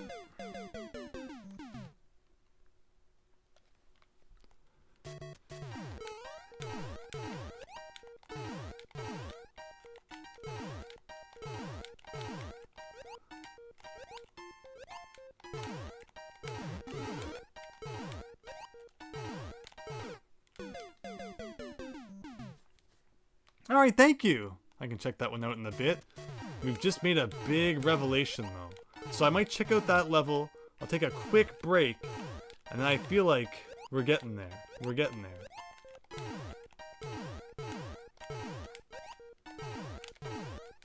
No, I pressed that one a little late. But okay, that's a big game changer. If I can consistently get bigger jumps off of P-switches.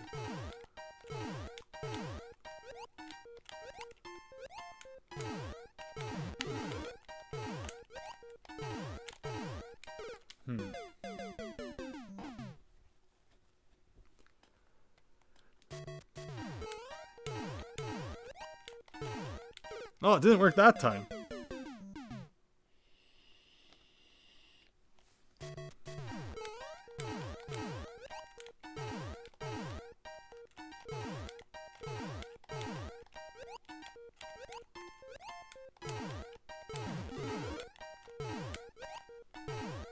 Nope.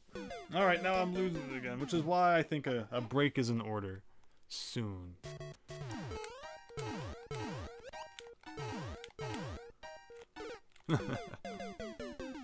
Alright, one more good run, and then we'll take a break.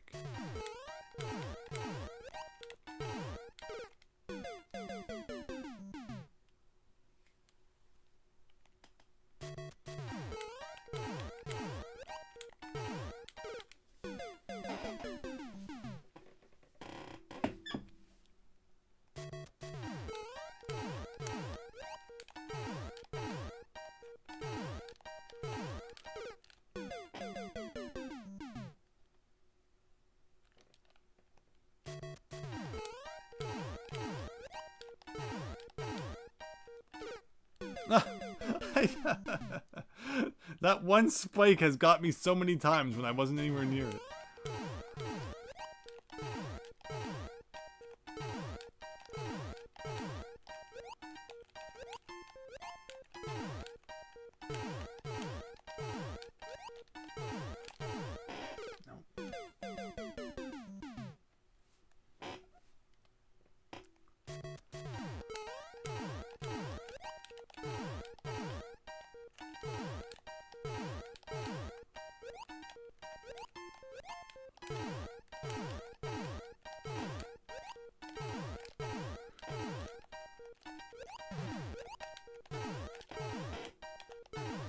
Okay, what do I do here? What do you think I do here?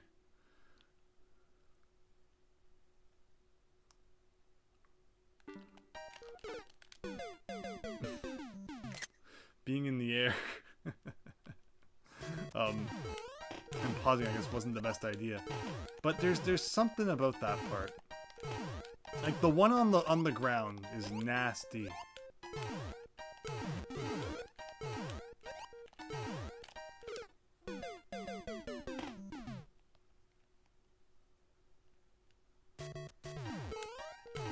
Alright, let's give this a break. Let's check out your level. Hopefully the internet does not break. Please, please, please, thank you. Okay, XCG. XCG. C4D.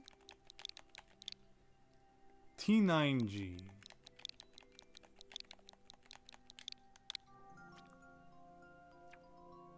Very good. Slow boss fight. A super slow boss fight.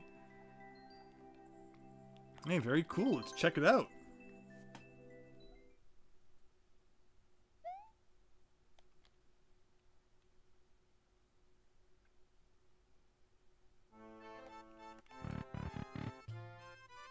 got the... Oh! I guess you gotta run there?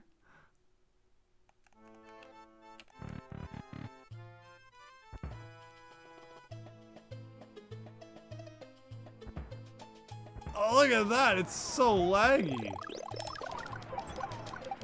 I don't think I've ever seen Mario Maker 2 lag this bad. And yeah, the counter's going down like super slow.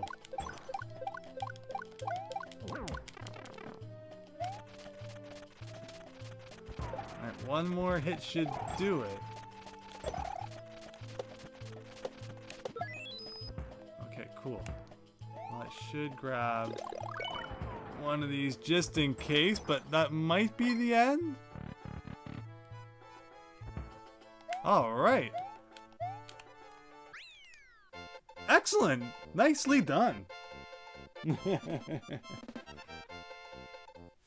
And I will remember to like it this time. There you go. Nice that the world record is 16 seconds there. Okay, so we're going to take a quick break.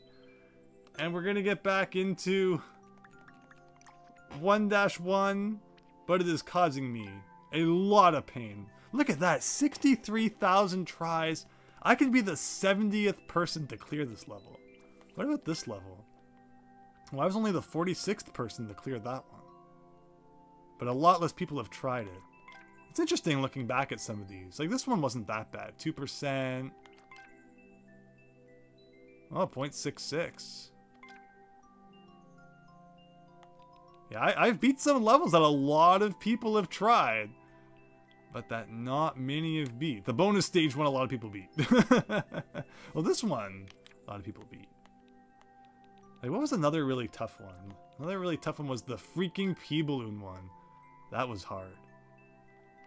Okay, so we are going to be the 70th person to beat this level when we come back. Oh, Azul. Yeah, I hope it's all going well. See you in a second.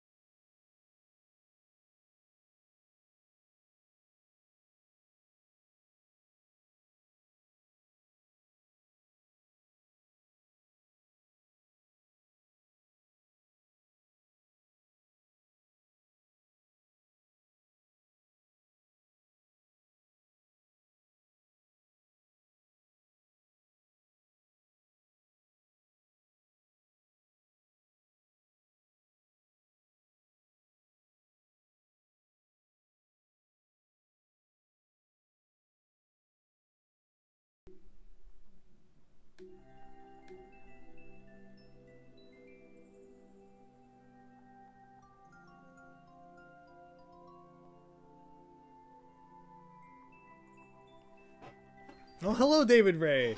Wow, with your keyboard. That was probably pretty tough. Nicely done, though.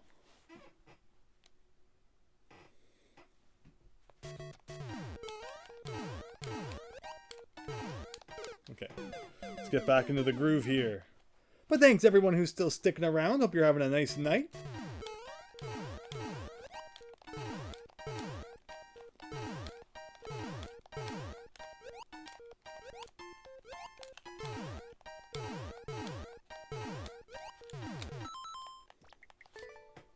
Oh, I wonder what the comments look like. I just realized they've been off all this time. They're probably amazing. Actually, I can't see anything. Shield your eyes. There's probably going to be a lot of swearing.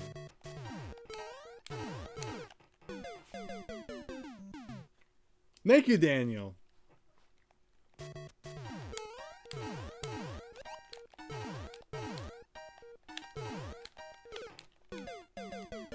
And maybe they don't help so much.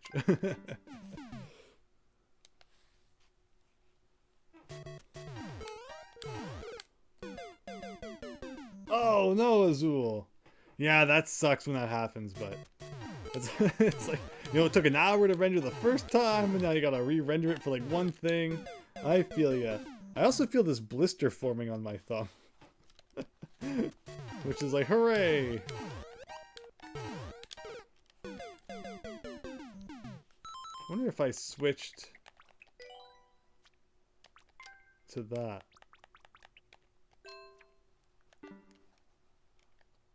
How it would feel.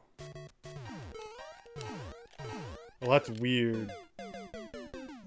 I don't like that.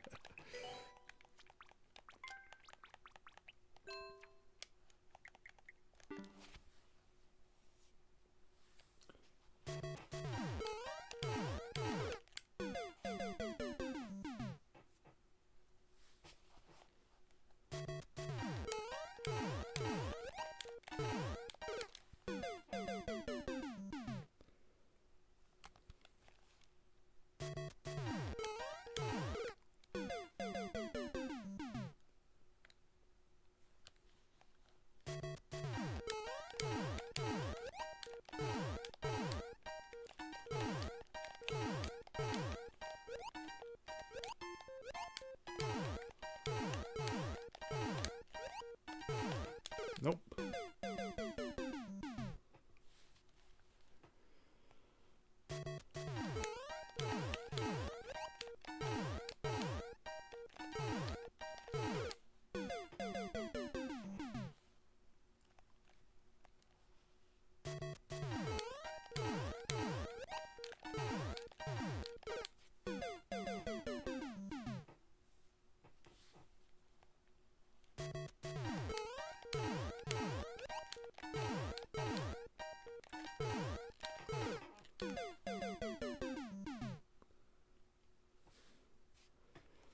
Oh, Azul. Yeah, sorry to hear that. That has happened so many times to me as well, where, you know, you want a video to be up the next day, so you're pulling an all-nighter. I wish you the best. And again, check out Azul's, his guides and such. They're all really good.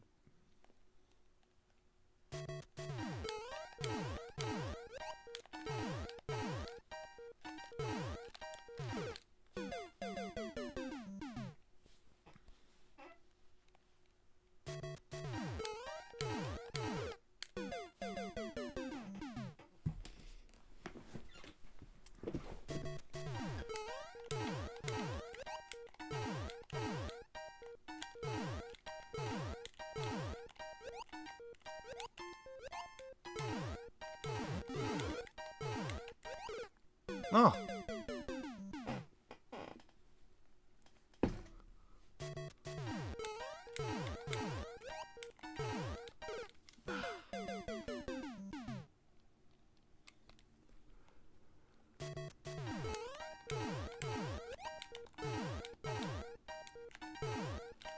Actually, I just realized, you know, the 69 joke. 69 people have beaten this level, right? So I'll be wrecking it if I beat it. Being number 70. It's funny how exactly 69 people have beaten it. Oh. So we figured out a trick before the break that if you press the jump button just a little bit early, that's how you get the higher bounce.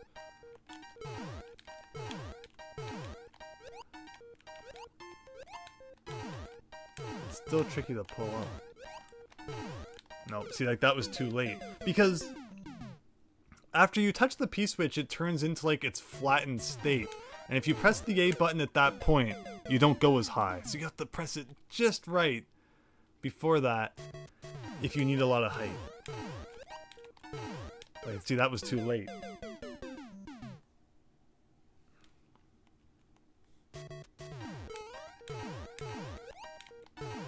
Nope.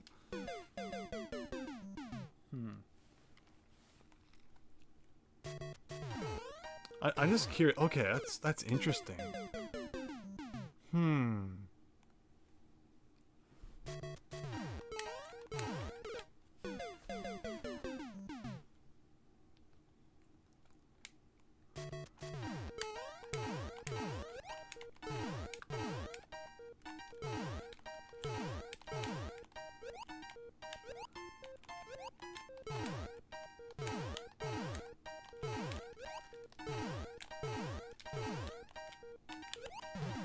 No. Oh. Okay, good. That's good though.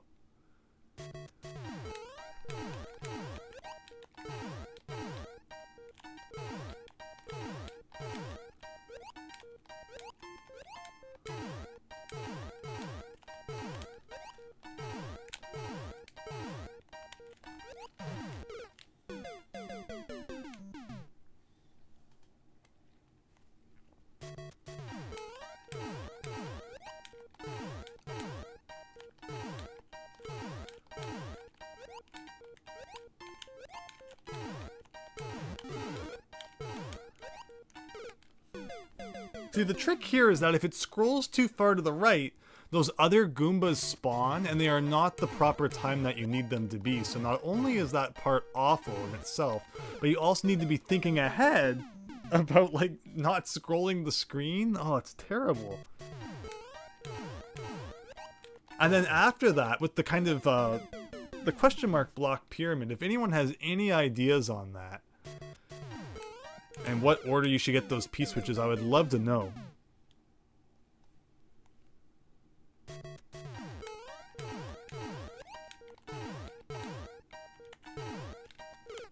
And to reiterate, that is this structure here.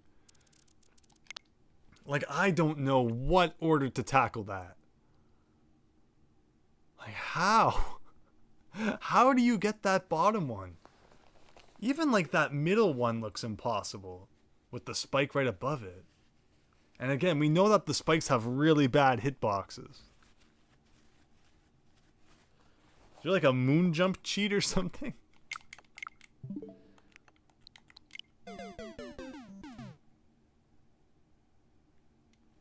There haven't been many 3D World styled levels. I don't know if there's even been one actually. There might have been one. But the majority of the levels in this have been Mario 1 style. See, like, the timing was bad.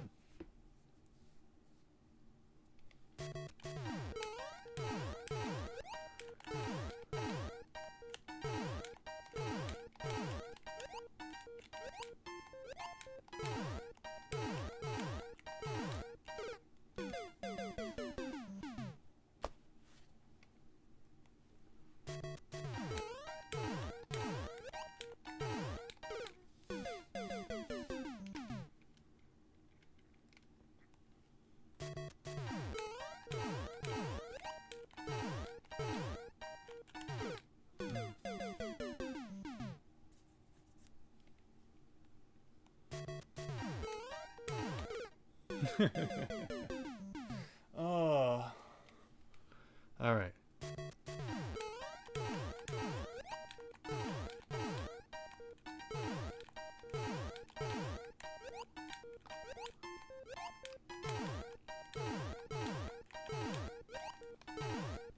Oh, we went too far.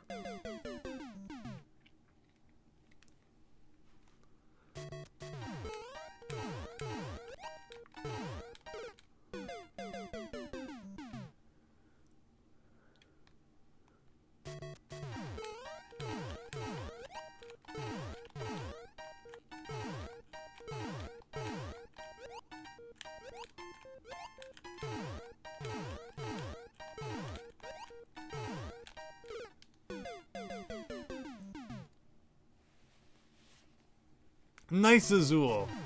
How long do you think it will take to re-render that now?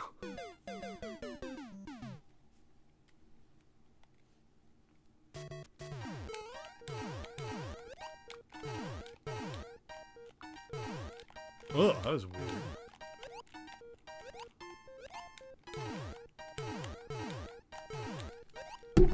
Nope. Big Phil, hello. Yes, it's very funny. Also, 69 people have beaten this level so far, so we're on a quest to ruin that by making it 70. Yeah, only, I think out of like 60,000 tries, like only 69 clears, so that should say a lot. Oh, why, Spikes? Why are you so unforgiving?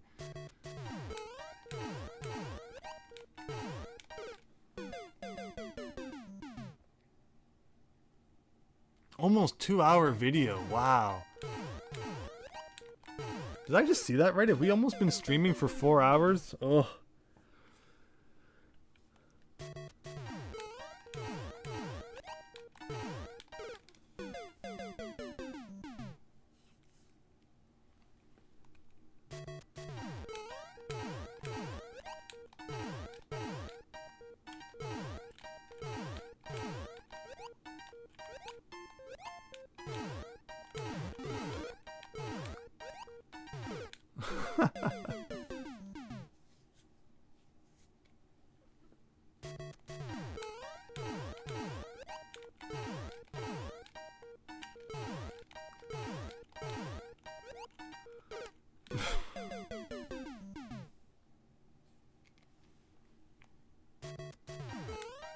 Like, I'm not joking when I say about the spike hitbox. You can look it up. It's literally wider than the spike.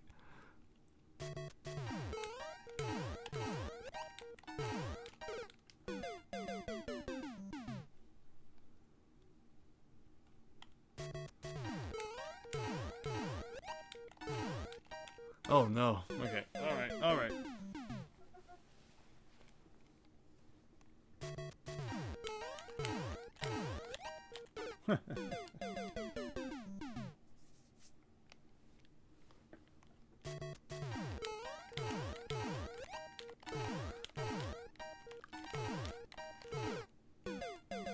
Didn't touch it.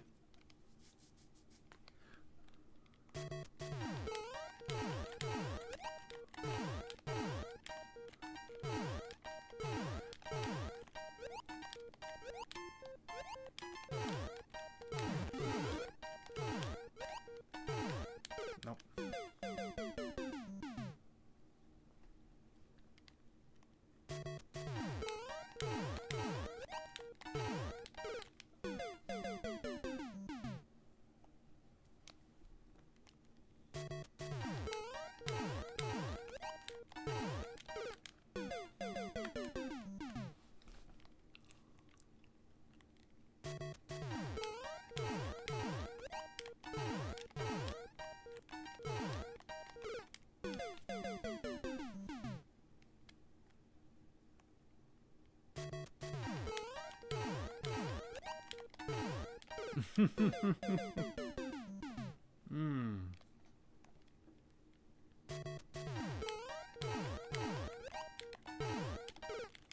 Dang it.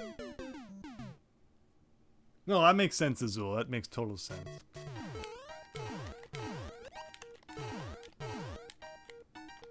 Ah. If we could just get back to halfway. I'm thinking we get halfway and we just like skip that one that makes no sense and we see what the rest of the level looks like and oh, why is the spike so bad?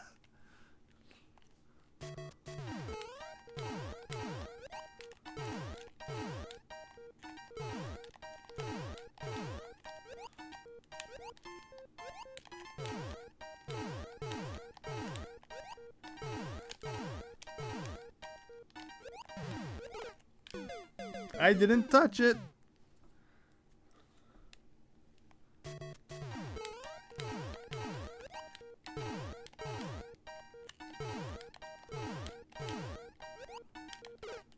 I didn't touch it.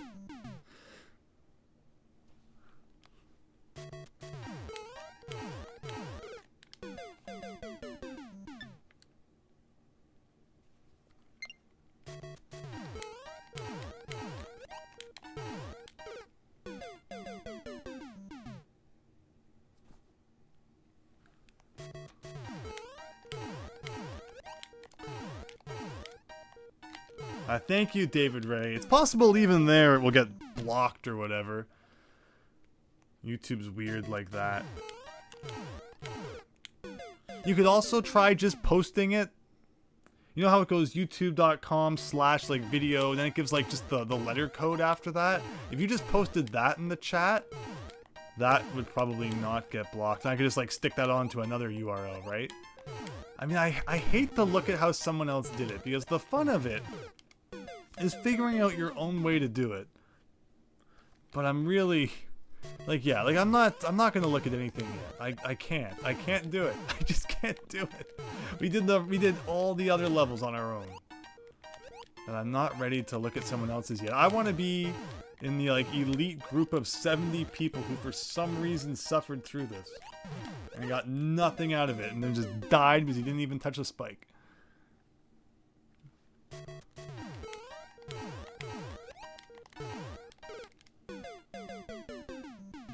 Like, if, you know, of the 69 people that have beaten it so far, they probably all have to be, like, you know, probably bigger Mario Maker YouTubers.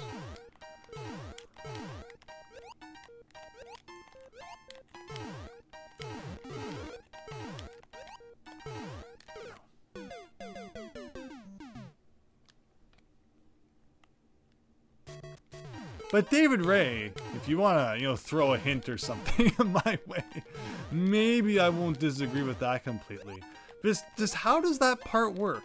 After this, with the question mark blocks, like how? And Nintendo, please fix your spikes. Hey, that's my fault.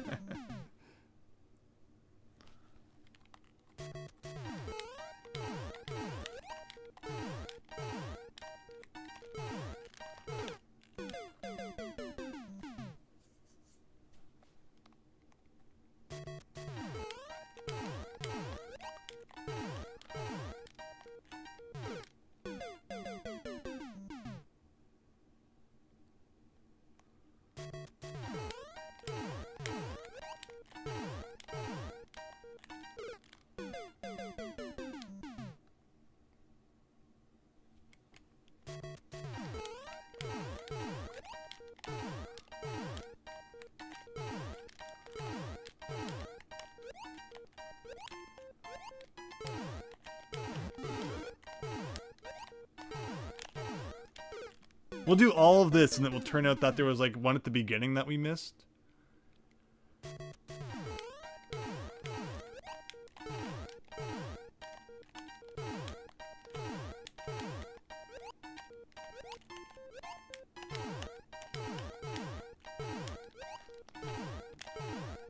Ah.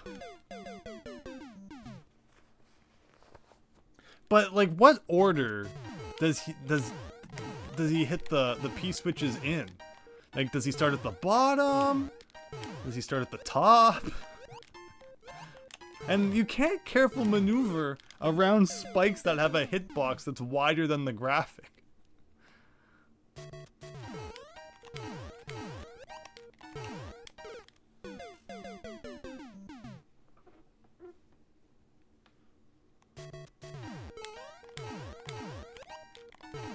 Nope.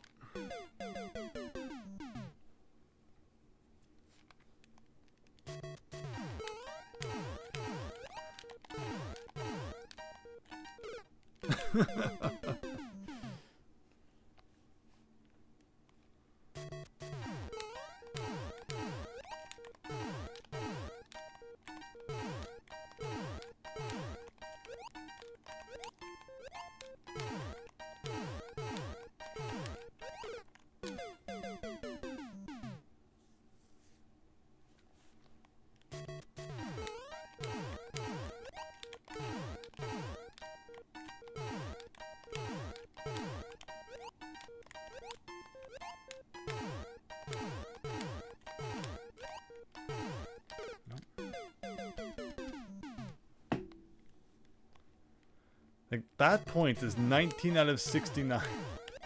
So it's like not even 2/3 of the way through the level.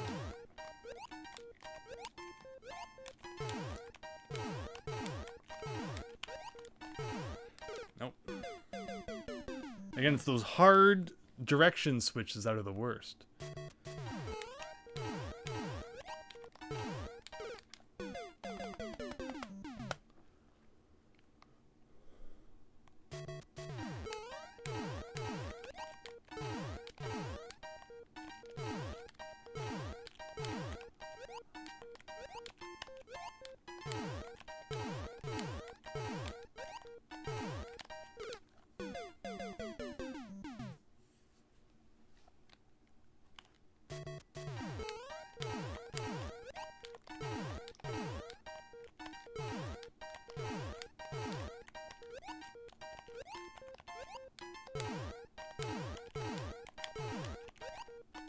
Oh.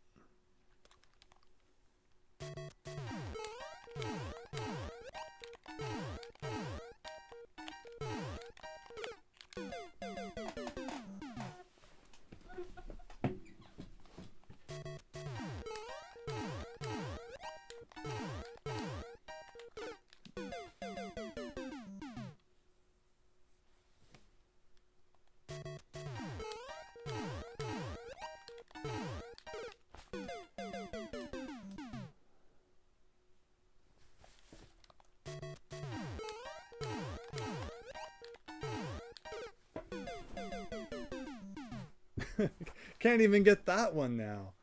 Very, very rough. There we go, okay. But you can't get too close to the spikes because they'll get you. That one's a really nasty one.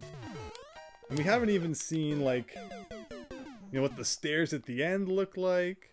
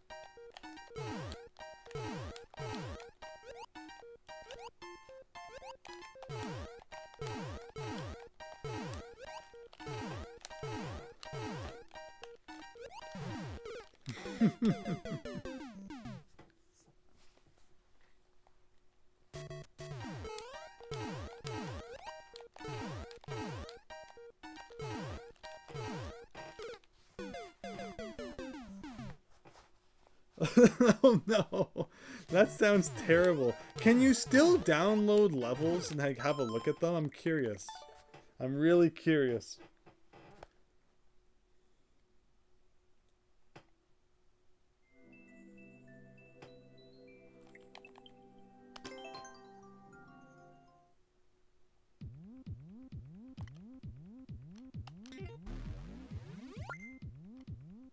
Okay. Okay. This is actually genius because now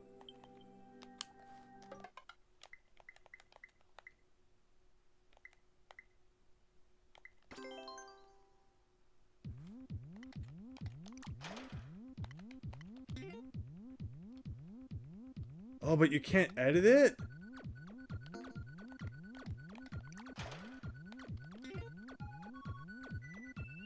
Oh.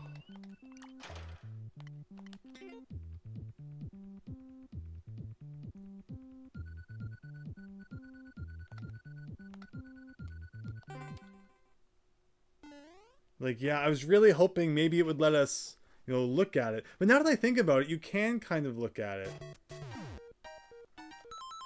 Like, there's nothing you can do. Okay. I downloaded it for no reason.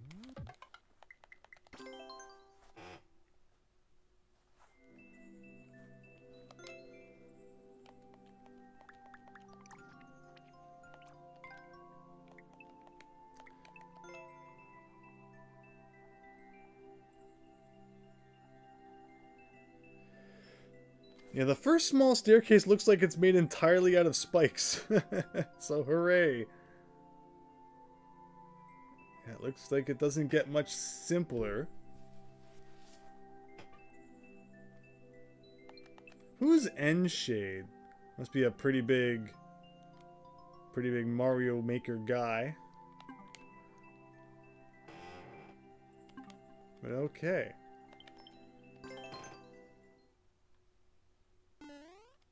Oh, the whole staircase is P-switches? I mean, that doesn't sound that bad.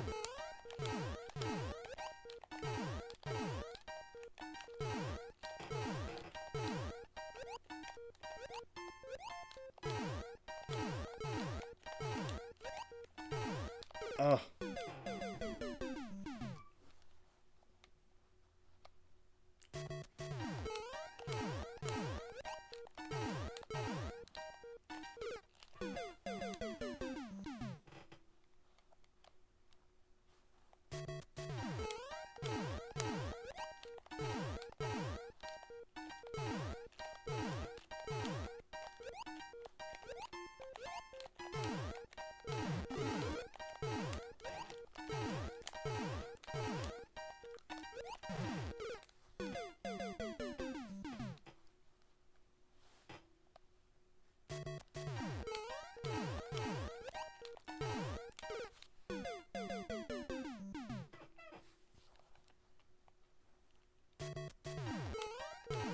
Is this the hardest level, David Ray? Like, knowing what else is coming up, would you say this is the hardest level? Like, I don't understand how it could get any harder than this.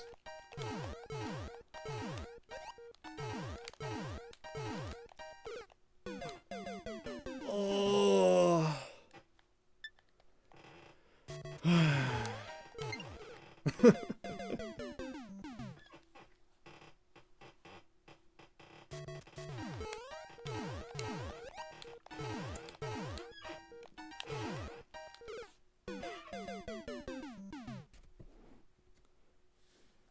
There's also a level that's slippery. No, I think we're gonna stick to this one for now. Like, see, ice physics doesn't sound that bad compared to this.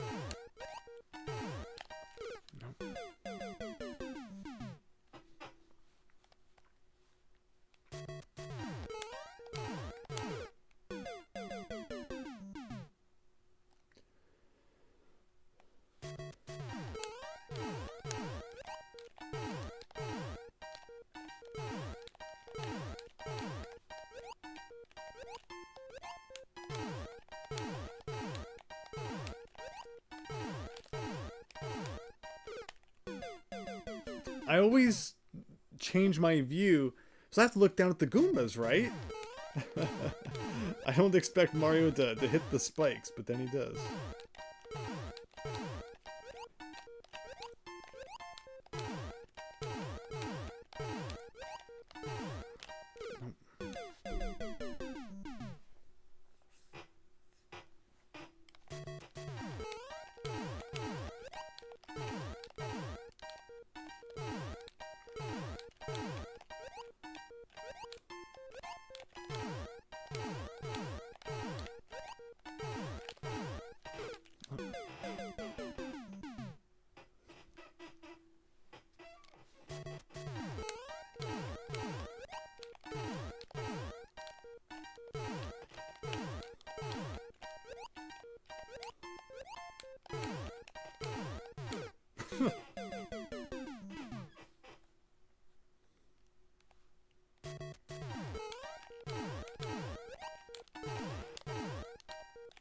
If I can make it to the later section again, I'm just going to skip the really tough part, and we're going to see what else is coming up. I want to see if it gets any more difficult.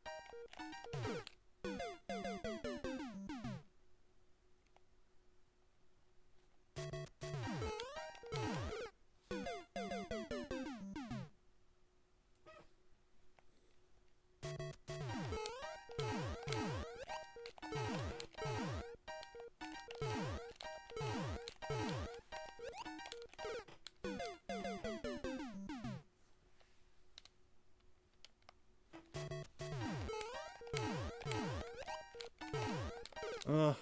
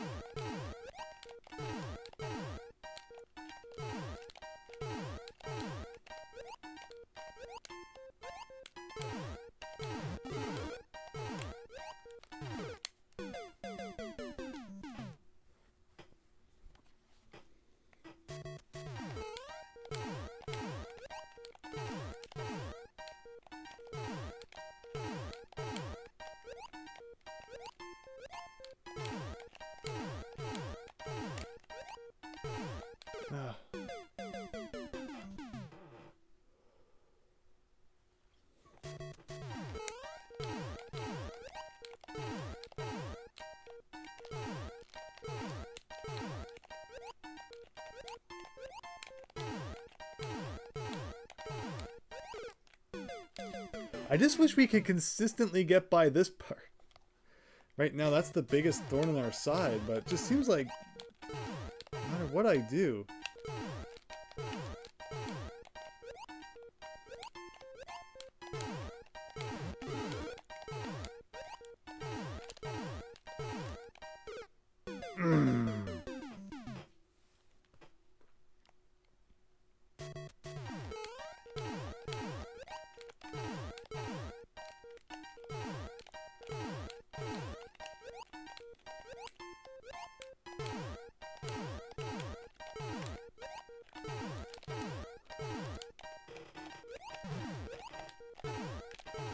Okay.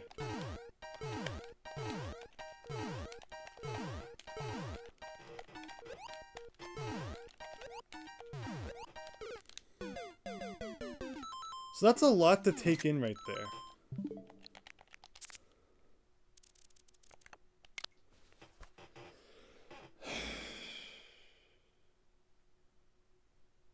Interesting.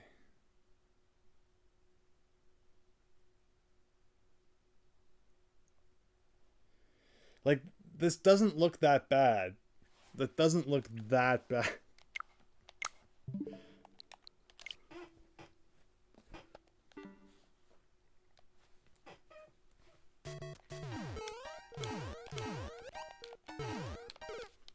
If I could just try it, you know, more than once every 60 minutes.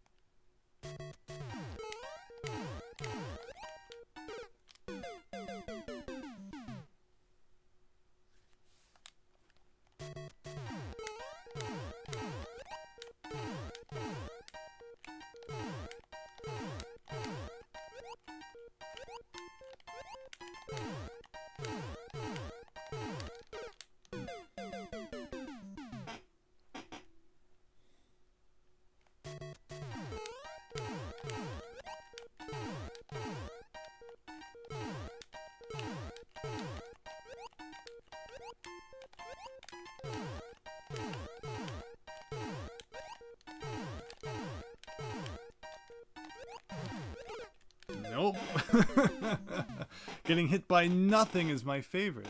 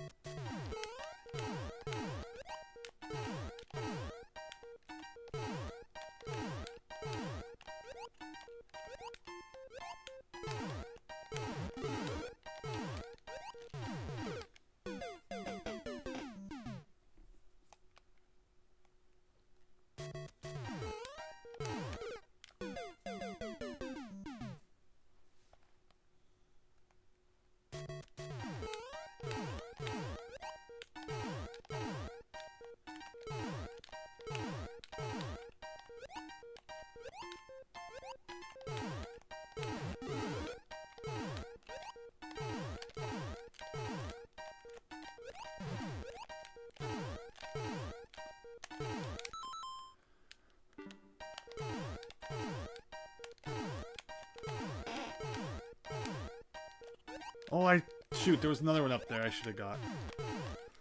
Oh. Okay, like that doesn't seem that bad, all that stuff. Like there's a lot of Goombas down there to bounce on. And like that's, you know, that helps. I just don't get the pyramid. So I don't know if you're still there, David Ray, but even if you don't think it's gonna help, just if you have any tips on like what order to get those blocks in, I'd love to hear it.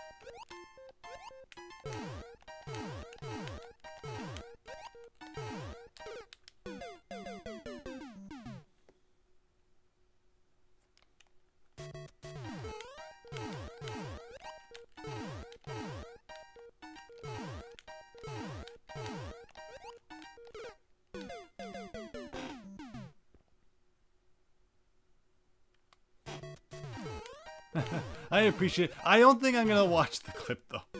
I'm having too much fun figuring it out for myself. I don't want to see it. I don't want to see anything. We're gonna get it.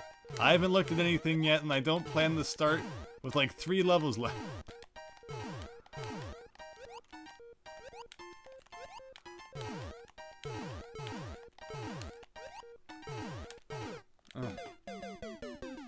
Nice job, Azul. Nicely done.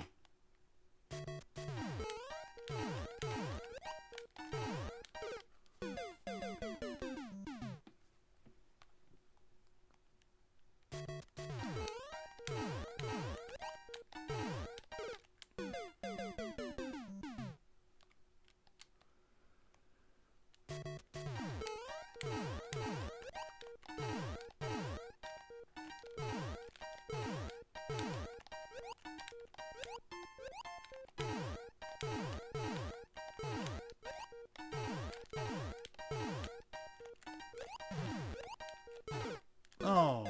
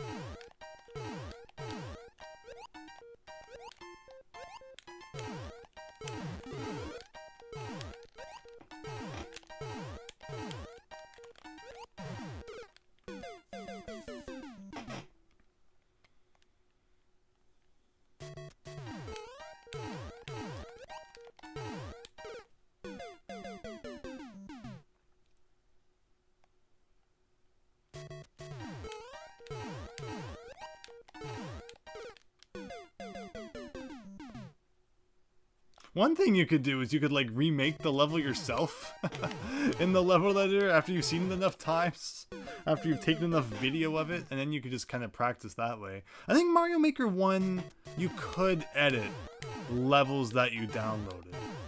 And they changed that in Mario Maker 2 for understandable reasons. You don't want people just like stealing your level. But it would sure make this a little nicer. Okay, have a good one.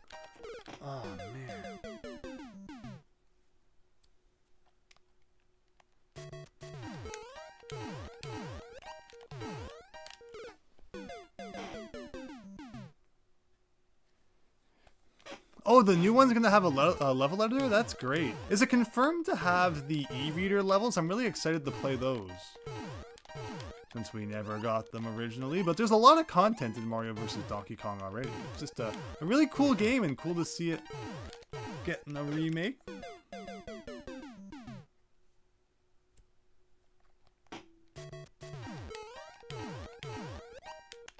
Ugh.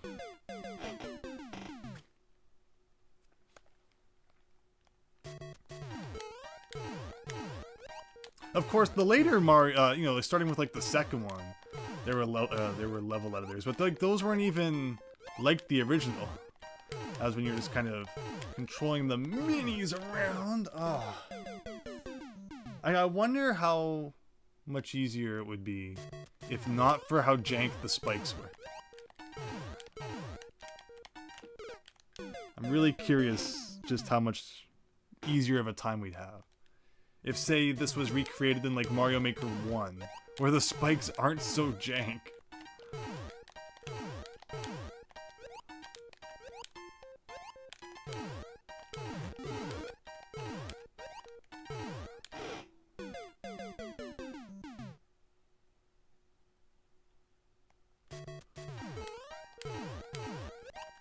Yeah, I could never get into the second one on the DS. I can't believe that they would change the gameplay up so much after just one game. So to see them actually like remaking the original one is a surprise.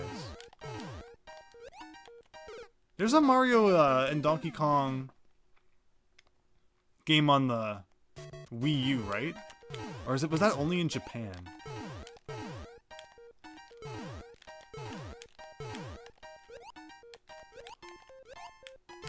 But I think it's one of the less common games. Oh.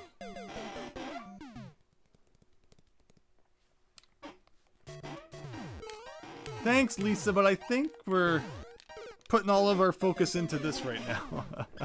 I don't want to be playing this one any longer than we got, so we're gonna keep putting all of our concentration into here, but thank you.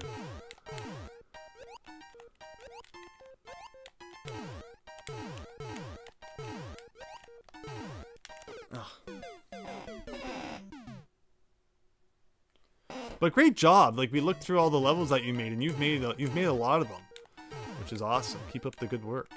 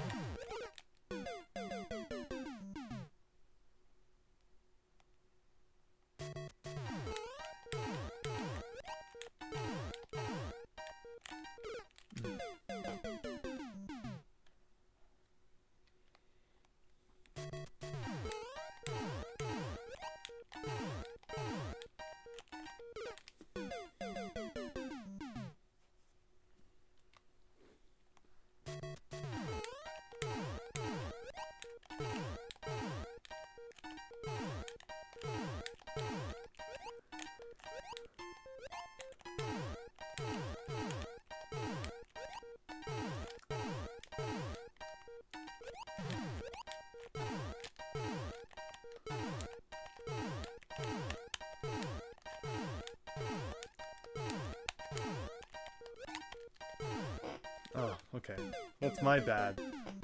I understand what I should have done differently there, but I'm still not getting those two that are in the middle and at the bottom of that cross, and it's just, I don't know what the game wants from me, but I feel like that, I want to see what else is in stores. I feel like the rest of the level's not bad, if I can just, you know, get to it, right?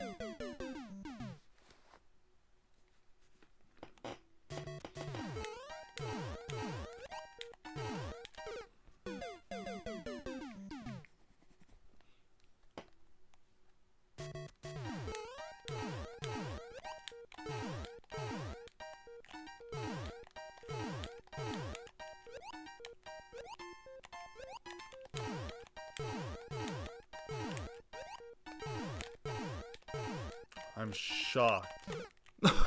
Wow, you bounced really high. That didn't. Okay.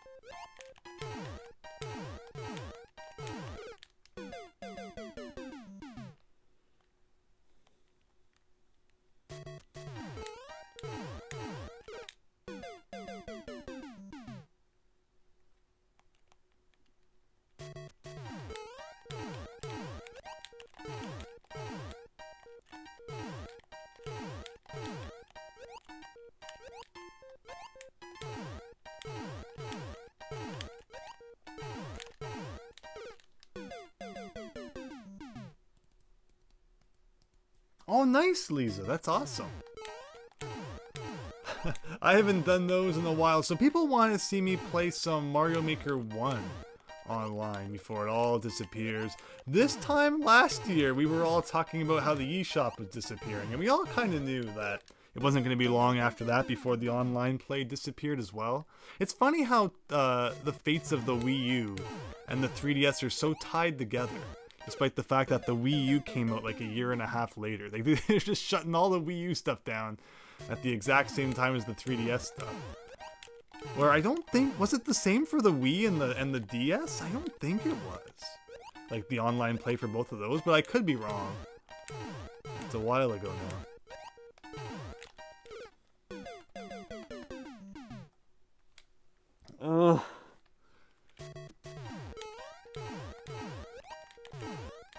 Oh, wow.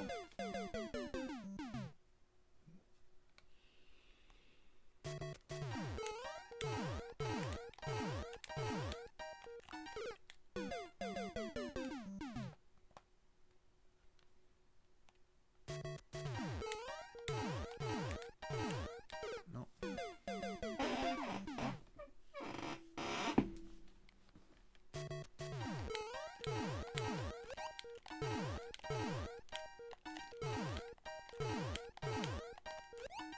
Like, if this level is enjoyable once you get going, but then this part stinks. I don't like this part.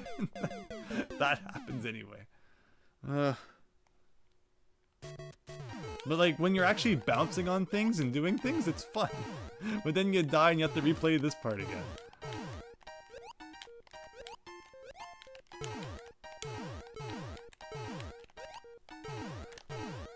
Oh.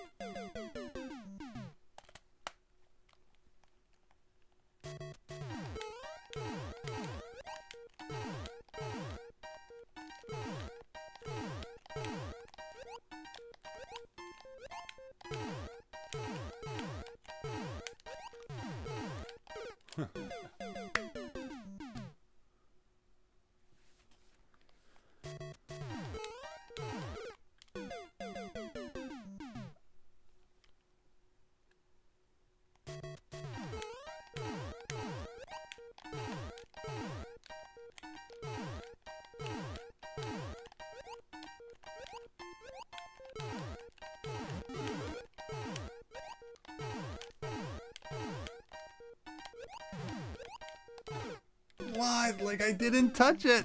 I didn't touch it. Nintendo, you owe me so much. So many, like, extra lives back. Oh, man. Like, I want to know who at Nintendo made that decision. Like, did they even play the game?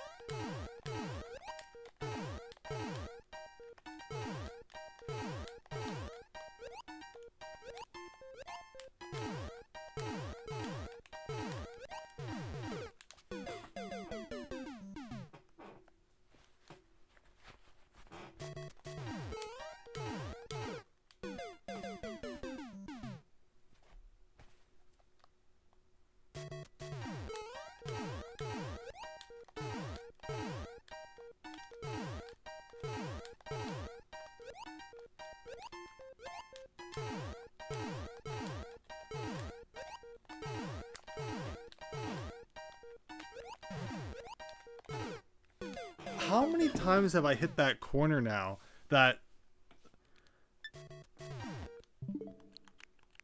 It saved. Like, I don't even touch it. I'm sure that, like, I don't even actually touch the corner. Like, I don't touch it. Like, I'm not touching the corner. Is there not, like, a slow... Can I do, like, frame by frame? Like, Nintendo.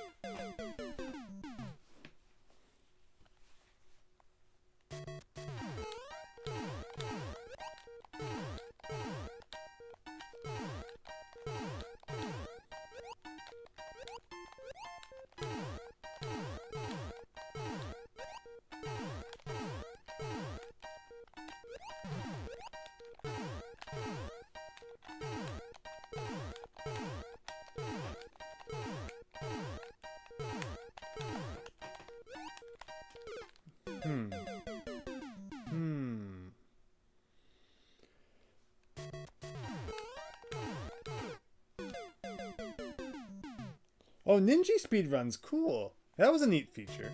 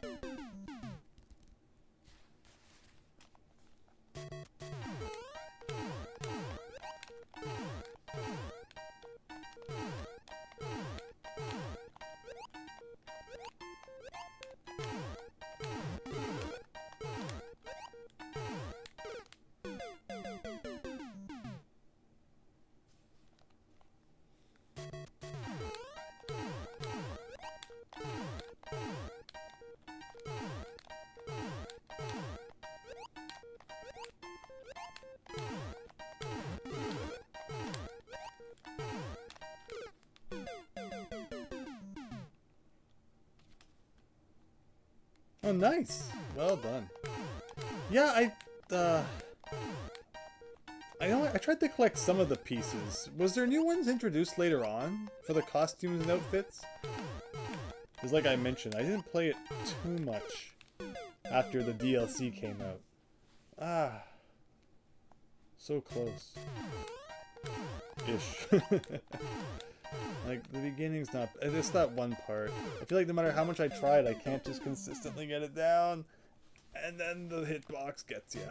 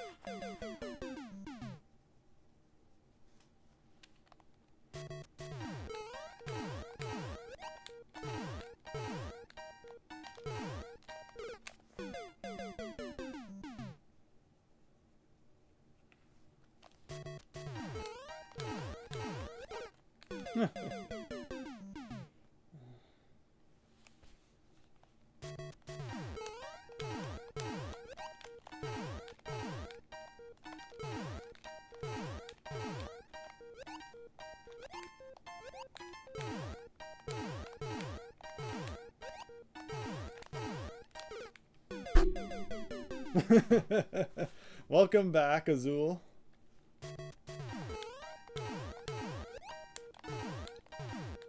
Yes, lots of fun.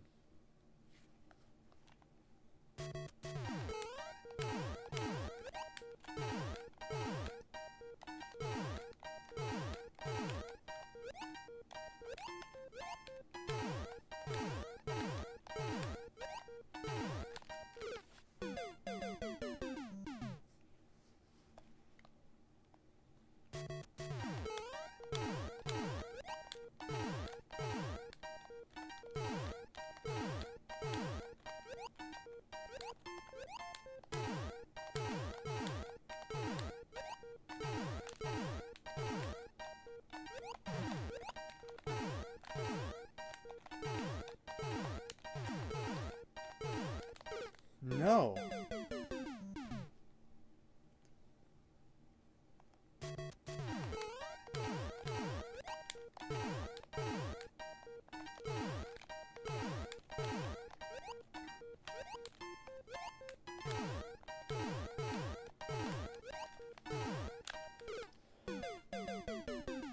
I just wish there was some way to practice different parts instead of always having to replay the beginning. Because I just want more practice on that, you know, the second half.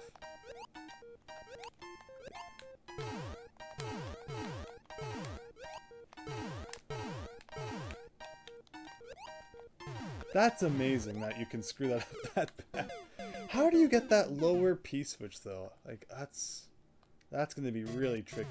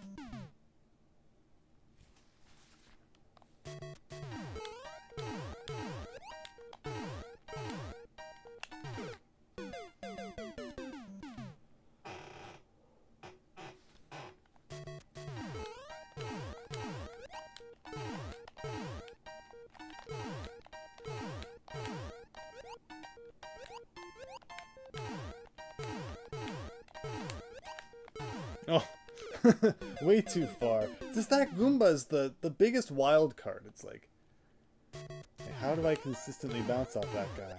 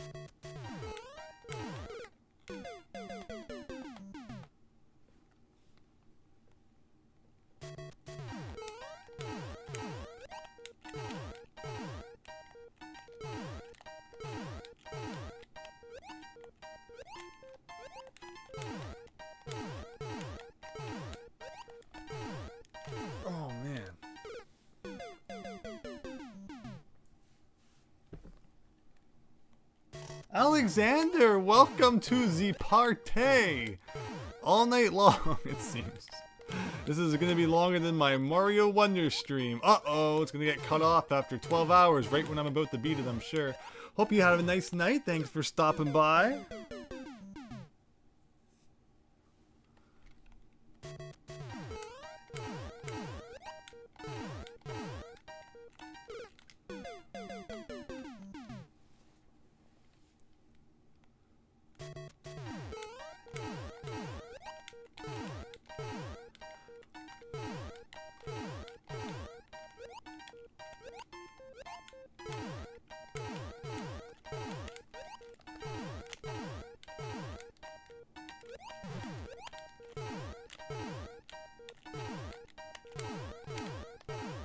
Like, something like that, I guess. But how? How can you like the middle one, fine. Like, that's probably how you do the middle one. The bottom one, I don't understand. If anyone has any advice for that bottom one, you're a hero. You're playing Pikmin 1 on Switch. You just bought Pikmin 4, but you're going in order. I agree. Whenever I play games, I love to go in order, and that causes a lot of problems when it comes to series that I didn't particularly keep up with back in the day, like, you know, the Final Fantasies and all that. And people will say, but, you know, they're not connected and such. But I still like to play games in order, even if they're not connected, because, you know, people will say, it's like, oh man, there's nothing to play. Well, it's like, if you like Final Fantasy, did you beat all the ones that came before it? And people will be like, no, those are old and lame. It's like, well, that's your problem. When the reality is, it's like, there's so much to play. So I'm in no rush to get to the present stuff when there's so much older stuff I'm excited to play as well. And as I've now beat Final Fantasy 1, you know, I'm looking forward to playing 2 and 3, and maybe someday I'll work my way up to whatever the modern entry is at that point. Probably like 25 or something. Interestingly, even though only Final Fantasy 1 was localized, the second one was completely translated. There is a prototype version of the second one out there that's completely in English. Because of course there was 1, 2, and 3 on the Famicom, but for whatever reason, you know, I guess the NES was getting towards the end of its life. They just brought over the first one, despite the fact that we got all 4 Dragon Warrior games, which is pretty awesome. I really enjoyed playing through those when I got to them on the list.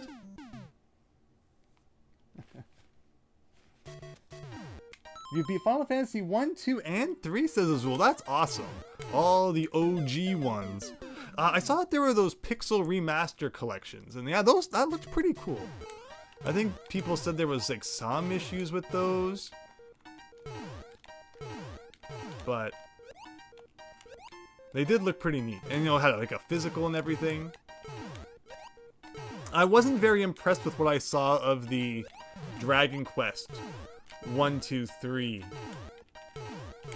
re-releases.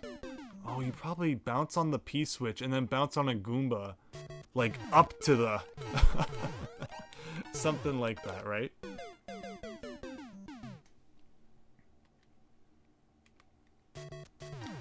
No, I don't mean that you played like the OG 8-bit versions, but that, you know, the fact that you played them is pretty cool. You know, remakes are there for a reason. Even if I usually like to go back and play the OG, but like I don't expect everyone else to do that. If there's a remake, or a remaster, or whatever it is these days the companies are doing.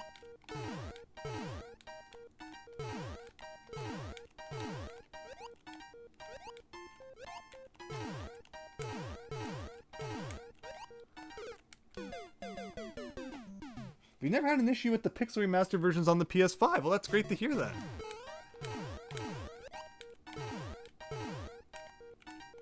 And sorry, Azul, is that where you played 1, 2, 3 on the Pixel Remasters? Final Fantasy is like Doom. It's on every console. It's been remade for so many things. But that's great, you know? Final Fantasy 1 was a lot of fun. I'd be really fun, you know, curious to see play a remake of the first one someday and see just how much they changed. If there's one thing about 1 that always stood out was that the battles are such a slog, because you can fight up to 9 enemies at once, and like you only have 4 party members. And yeah, there'll be like some spells that can take out more than 1 enemy at a time, but that's costing you MP, which you only have so much of. So I found that, you know, there was a lot of battles that dragged on. Maybe I just didn't play correctly, or maybe it's just Final Fantasy 1 is a little old and janky, so that happens. Pikmin is harder than you imagine. Yeah, Pikmin 1 is cool. Pikmin 1 I played on Video Arcade Top 10, and it was like a style of game I just never experienced in my life. So of course I got my butt kicked. Let's see, can I name all the games I played on Video Arcade Top 10? Although doing so will probably divert my attention from the level, although it's good to kind of have a distraction here. So we all know that I won Luigi's Mansion. If you haven't seen my video about that, you can check it out on my channel. It's called like I was on a game show or something like that. So the funniest one is I was going to play Mega Man X7. They had us in the practice room getting all ready, and then they said that they couldn't find one of the copies because of course 4 people have to play against each other at once. So I don't know if someone stole one of the copies of Mega Man X7 or what, but you know, I was in that practice room. Even though Mega Man X7 is kind of different from like the preceding Mega Man X games, I was like, okay, you know, I can do this, Mega Man. I think I can, you know, play that well enough. But unfortunately, because of the mysterious missing Mega Man X7 disc, we had to instead play a PlayStation 2 game called Smash Cars. It's just like a racing game. It's like, you know, I played like Mario Kart, but it wasn't my best genre. And of course, I didn't win at that either. And then speaking of Mario Kart, the first game I ever played on Video Arcade Top 10 was Mario Kart 64. And I came in second, I think, on that one.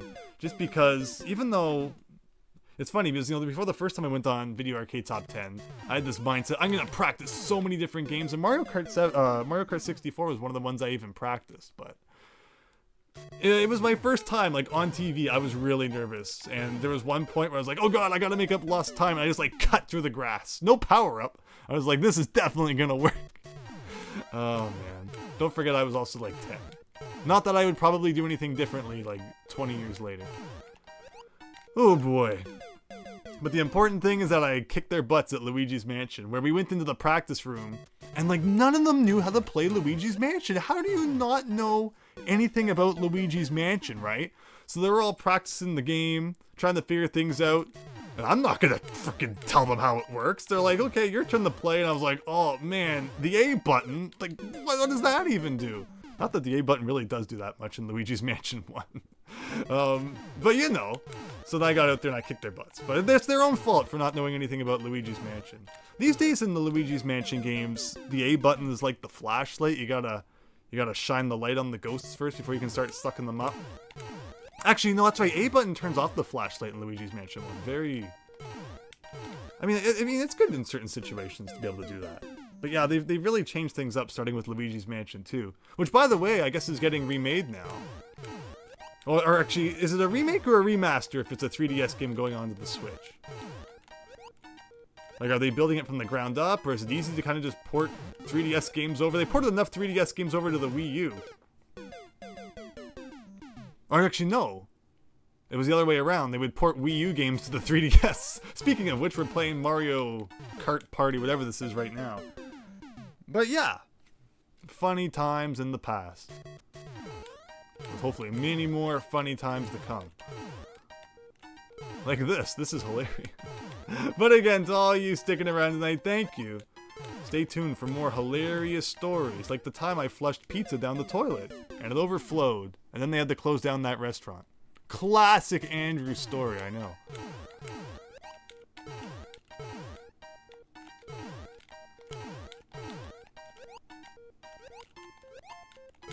And there was like the time I got stuck on the roof. Lots of funny ones. I like that Luigi doesn't drink milk.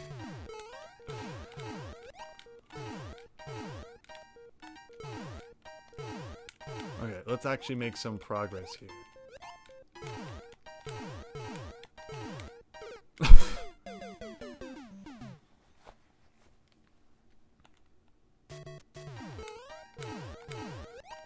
But what other funny video arcade top 10 stories are there? Again, definitely check out that video if you haven't seen it, because I share a lot of stories in there. Oh, the best one was when Nicholas Pickles, the guy who hosted the show, went to the bathroom and he didn't turn his microphone off. So we're all sitting in the studio and you just get to hear his whole bathroom adventure. It was pretty great.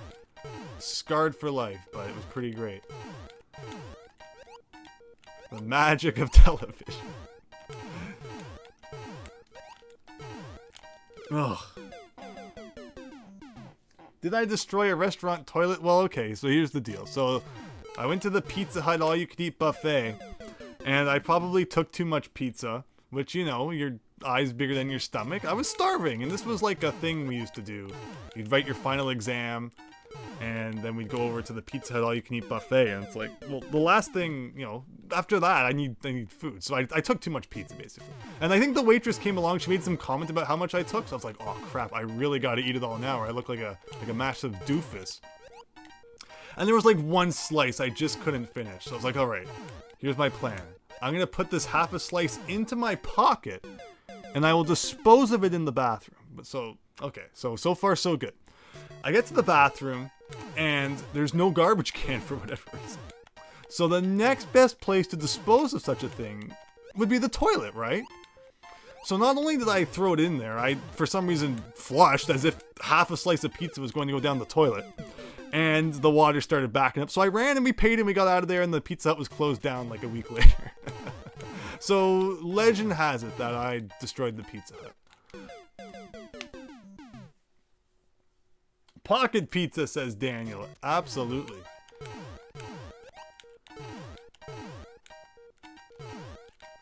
The best kind of pizza. Oh, man. You put chocolate syrup on the basement floor. Was it permanently closed? Yeah, it had to be demolished.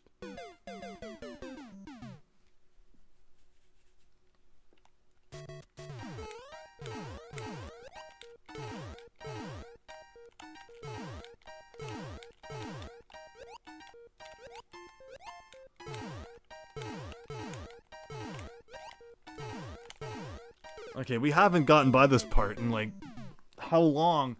It's just the worst. It's just the worst freaking part of like anything ever.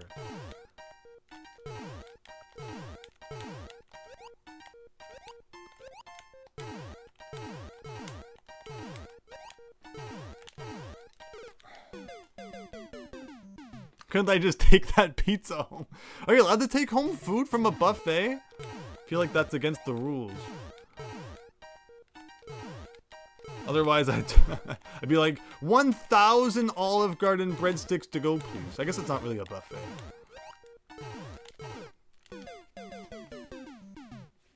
Like pocket spaghetti.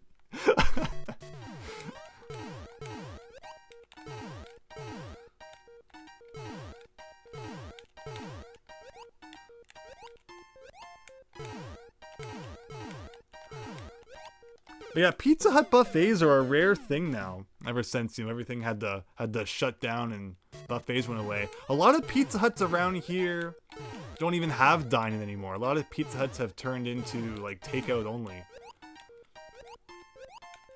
Maybe that's just a Canadian thing though. I don't know. In the U.S., does your local Pizza Hut still let you sit inside? Thank you, David Ray. We're after the 5-hour mark now. Like, I feel like I'm getting much better at this beginning part as I do that. I wish I could practice the second half consistently. You know, if there was just like a, you know, like a practice save state. The one time I'll endorse it, not to like count as like the winning run, but just to say, okay, I want to try this part over and over again. Instead of having to keep doing this every time. Like, that is just awful, bouncing off that Goomba. Like, am I not doing that right? Like, if I didn't have to go down there, and I just looked up at the words, which is why I died there. It does say all P-switches. Because it'd be funny if, like, you didn't have to get every single one, and I was just racking my brain and my thumbs trying to get, like, P-switches I don't need. But no, it is definitely every one, it seems.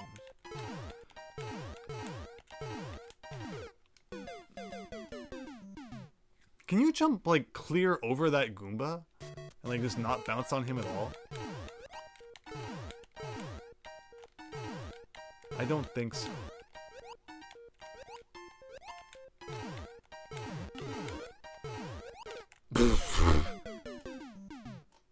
Well, now you know why Pizza Hut is dying. Perhaps you should have flushed a little at a time instead of the whole thing at once. I mean, yes, likely. Your Pizza Hut moved and it's takeout only. Uh-oh, I started a chain reaction with that one.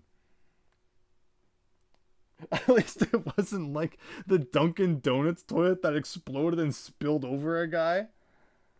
And now that guy is suing them? Wow, only in the US, I guess. That's not true. Crazy stuff happens everywhere. But I had not heard that story. But it sounds hilarious. As long as it, like, it wasn't, like, long-term damage from toilet spillage or whatever.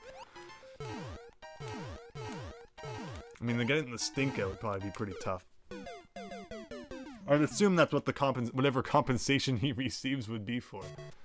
Oh, man.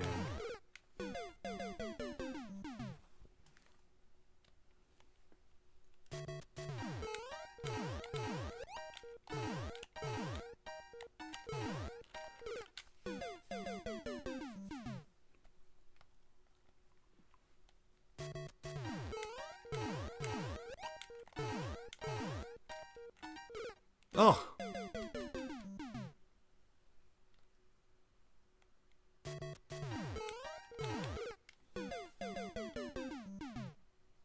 You don't remember Pizza has a buffet? You live in the Midwest. You had a few buffets near Walmart. You probably have like a Golden Corral. I enjoy Golden Corral whenever I'm down in the US.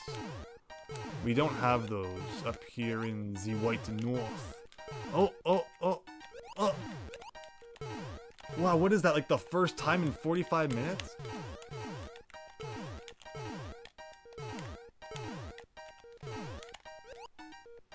Okay, I understand my mistake.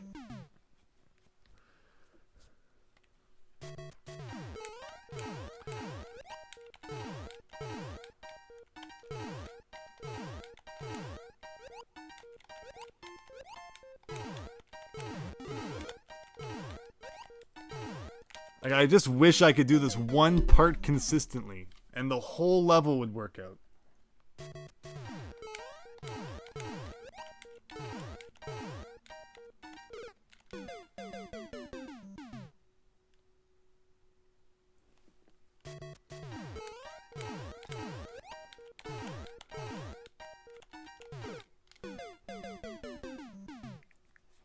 Alright, but yeah, we're about 2:30 in the morning here. Definitely not how long I thought it would take to beat our second level. But I'm telling you, this has to be the hardest level in the game. Which means that if we beat this, the rest should hopefully not be too bad.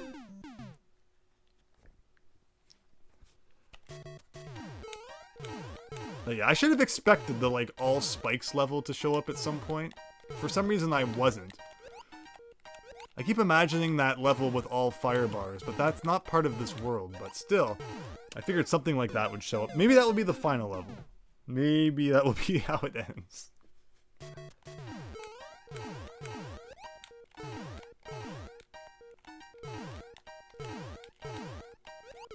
Oh.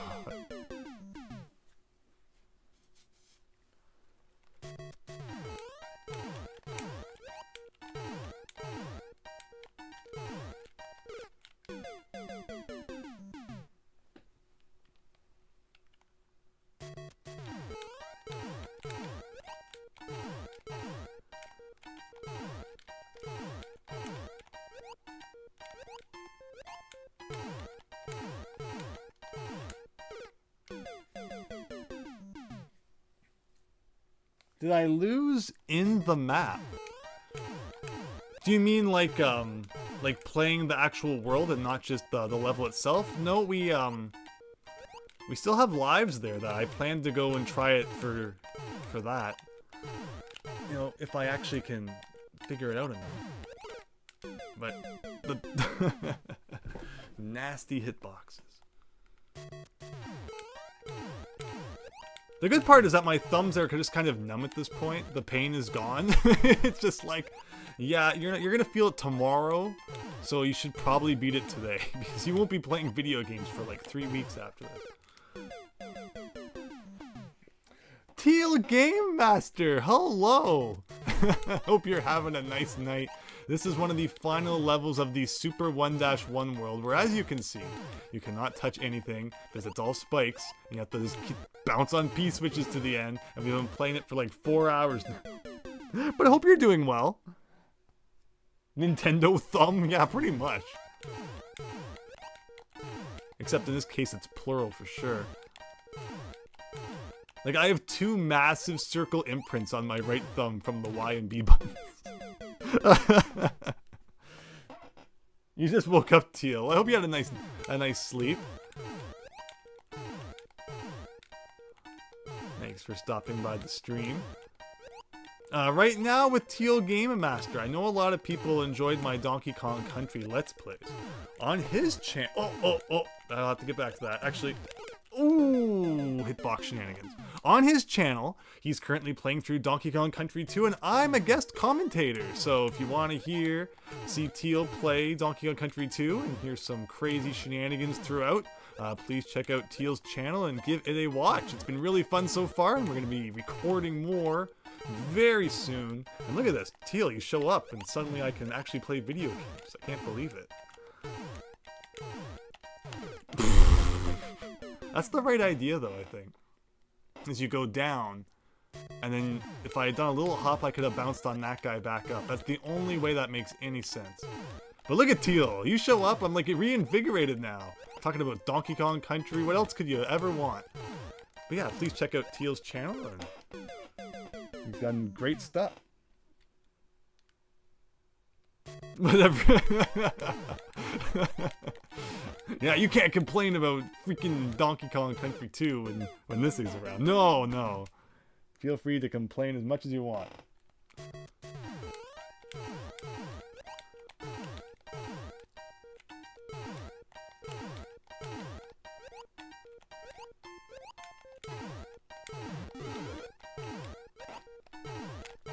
Look at that. Like, that is never what happens, ever. Like, what is this? Who is playing right now? It's definitely not me. Ugh. Well, that part's not fun. I don't understand how I get back up to the very top P-switch. That looks almost impossible. Maybe I get the top P-switch first and then go down? But that seems really wrong, too. Ugh.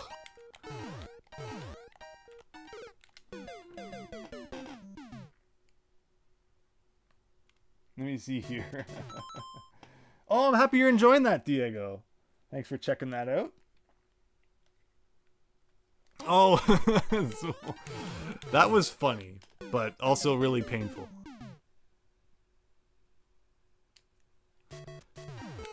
The only problem, Teal, is that Mario Maker 2 spikes are really broken. That their hitbox is wider than the graphic itself.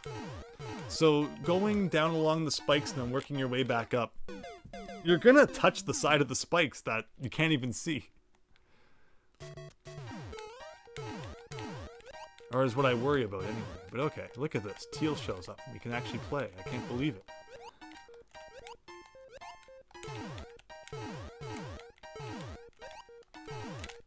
Like, look at that! I had like a 40-minute thing where like I couldn't do that once.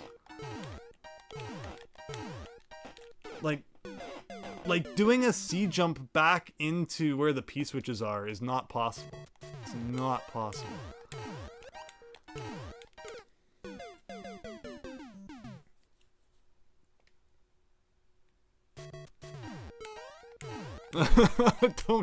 Don't Azul. That 2 hours was enough, please.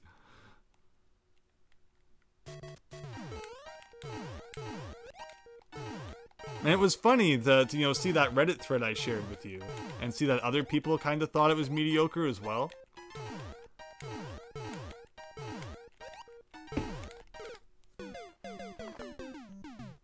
Tealgamemaster.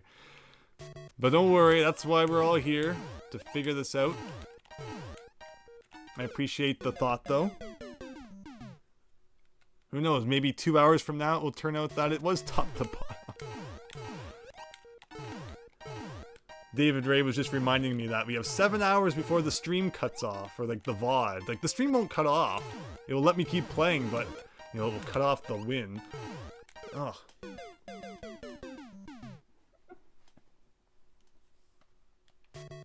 Yeah, there was such high expectations, which is really unfortunate. Everyone just wants more Danganronpa. You try something different.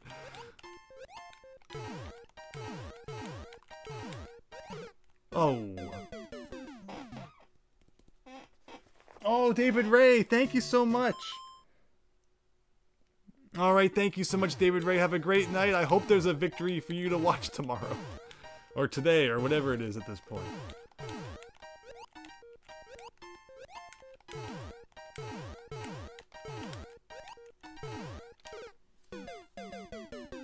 Hello, Daniel. Still there?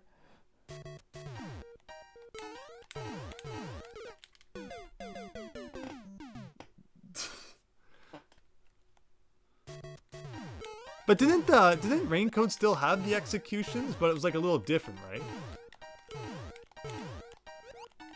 Or like I think it was just like always the same thing where like their soul got ripped out.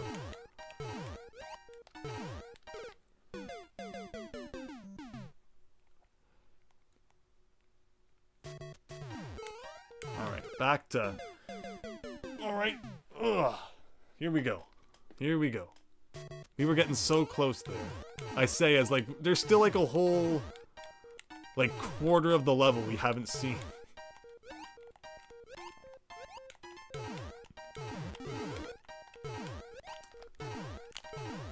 Oh, that was good.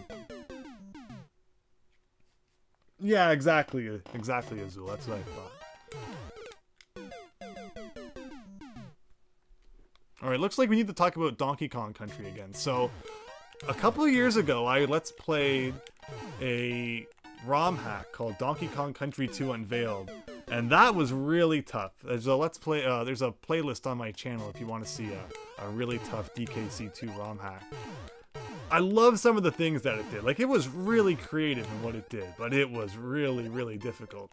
But I have no regrets playing it at all. I'd love to play more Donkey Kong Country stuff someday as well. But again, please go check out that Let's Play on Teal's channel, or I'm joining in, and I can't wait to film some more of that. Teal's done really well. He'll be like, oh man, can't play Donkey Kong all day long. But no, he's really good. So it's been a really fun Let's Play. Oh man, I'm back into hitting that guy again. You're guessing this is the last level, Teal? We're in World 8. And World 8 allows you to play the levels in any order that you want, so this is one of the final levels.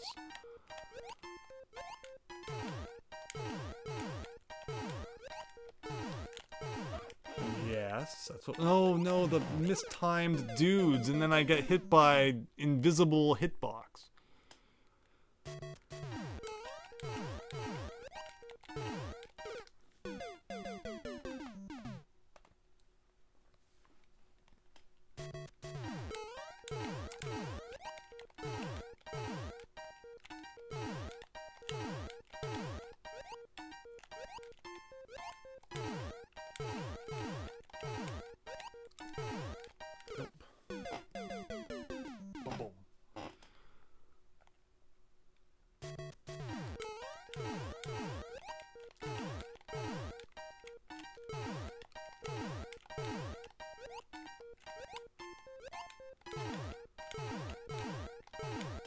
Oh! I think the big thing for Danganronpa is how unique...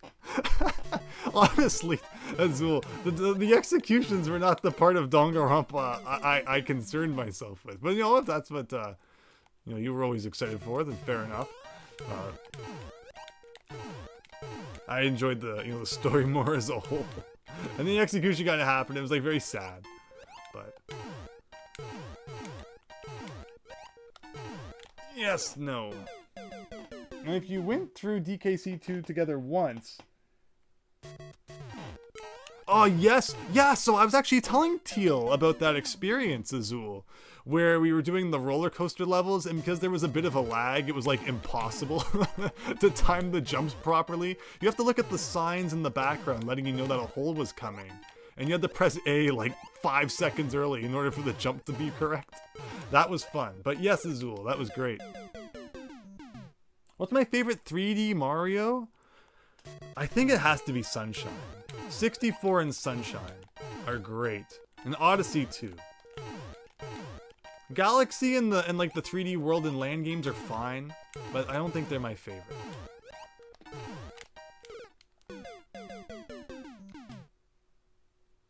I'm really excited to see what we get on the next Nintendo console, because you'd have to assume it's probably going to launch with a new 3D Mario game. We got Wonder, Mario in 2D form to kind of hold us over until then. But there's definitely something cooking up in the 3D department. You can just feel it.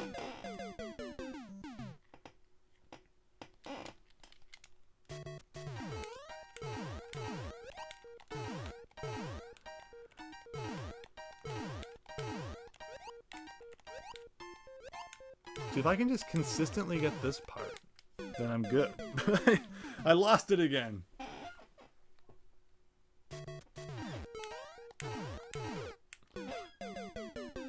Let me see. You love Sunshine, but too many blue coins. I was, when I replayed it in 2020, everyone's favorite year, I was surprised that I actually did a really good job finding all of the blue coins. And Miles, Luigi, and I did a stream. He joined in for the end where I actually went and found like the last few remaining blue coins. I think I maybe missed like 15 or 20 of them. But otherwise, I was pretty thorough in my original playthrough. There's like, what, 240 blue coins, right? Is you get 12 shines through blue coins, so, 10 each. Like, that's... I'm sorry, it was like 24. Yeah, like, it's ridiculous. I'm pretty sure it is 240 blue coins. So that'd be 24 shines through blue coins. It definitely feels like a level was missing. A level or two are missing. And that's why they had to just hide so many shines that way. Kind of like how Banjo-Tooie is missing. I think the max is 90 jiggies instead of 100 because the last level got cut. Which is such a shame. Cauldron Keep as like a full level would have been so cool. But no, we had to get Cloud Cuckoo Land and Pterodactyl Land.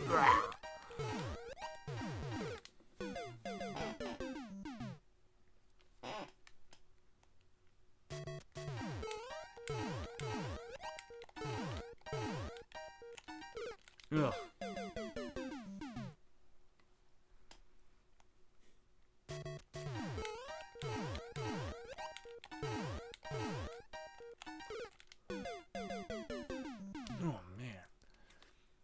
Neither of Banjo-Kazooie or Banjo-Tooie's final levels actually feel like a final level. I mean, Click Clock Wood is like really big, especially since you essentially have to play like the same thing 4 times. But it definitely doesn't feel like endgame. I mean, you do the Furnace Frenzy after that, which I guess could kind of be called a level, which feels a little more definitive. And then yeah, Cloud Cuckoo Land and Banjo-Tooie is just like... But it is a neat level still. And then, of course, Cauldron Keep, where you do the quiz there. Okay, come on, let's do this. Oh, I'm always screwing up that middle one.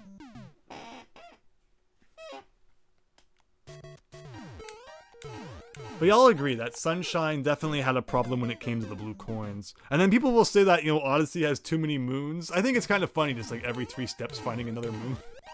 And then after you beat the game, they added like even more moons to go back and find. Like that was probably a little unnecessary.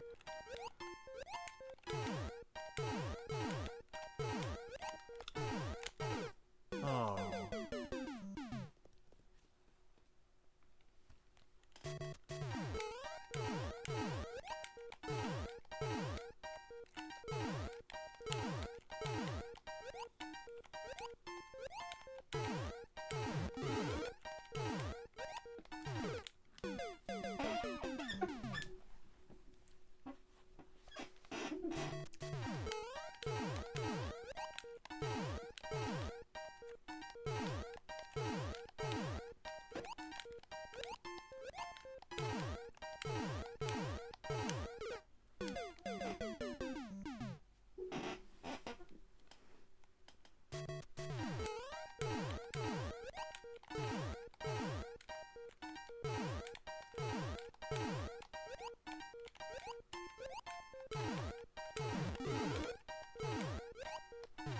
Yeah.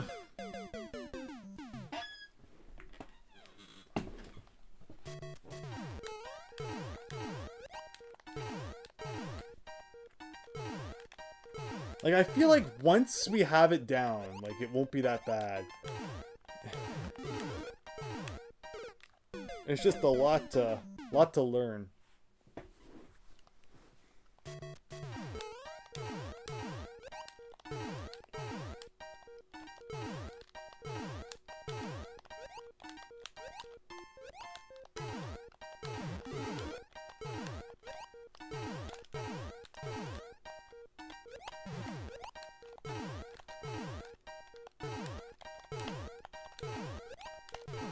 Oh! Oh, man. That is so close.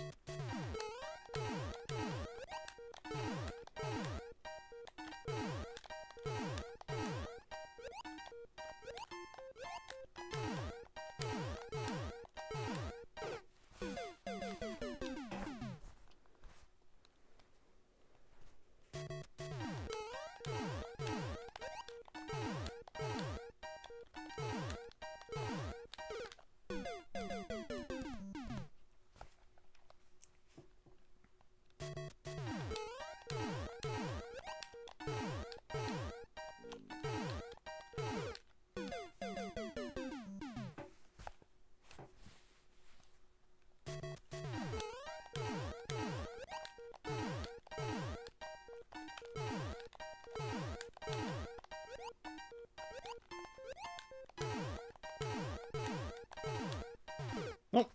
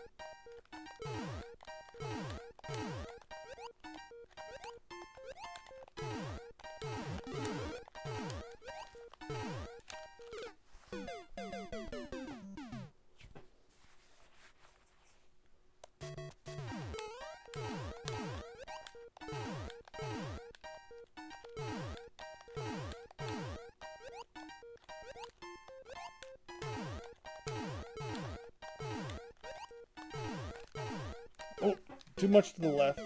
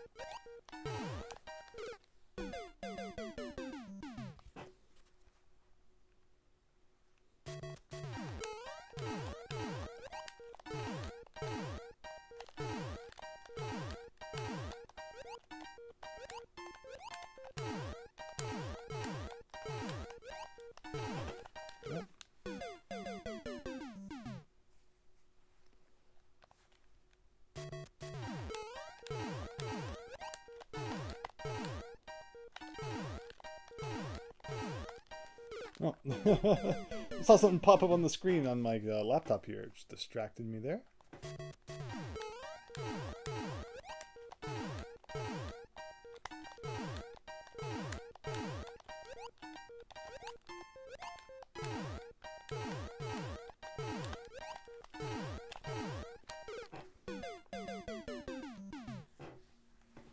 Nice, Azul. Yeah, I know. I'm sorry about the whole rendering thing and how it led to you having a long night, but glad to hear it sounds like you got it all worked out.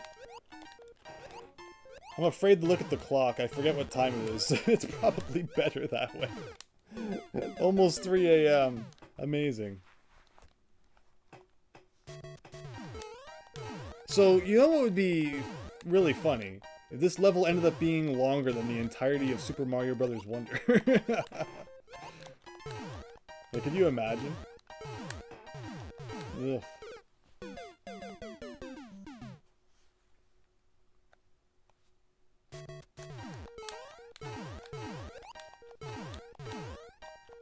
If only there, like, you should be able to map whatever button to whatever you want. And I think maybe there is an option in, like, the Switch controller menu for that. It'd be really funny if I could jump to, like, R or something. That would require less movement of my right thumb. Like, I didn't even touch that.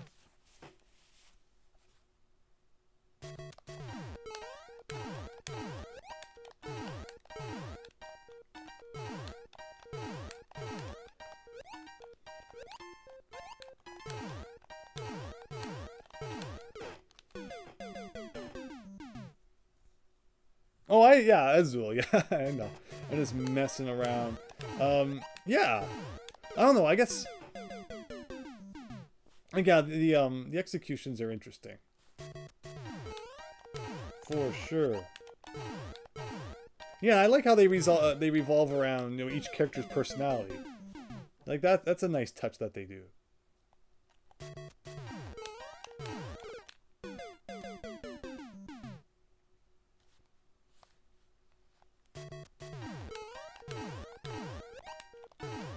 All this talk about Danganronpa, now I want to go back and replay them. I haven't replayed any Danganronpa games since I originally beat them. I have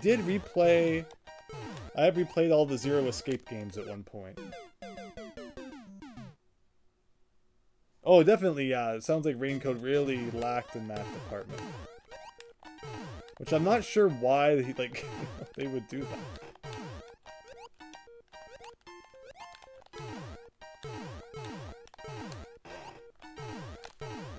Oh, 20 out of 69.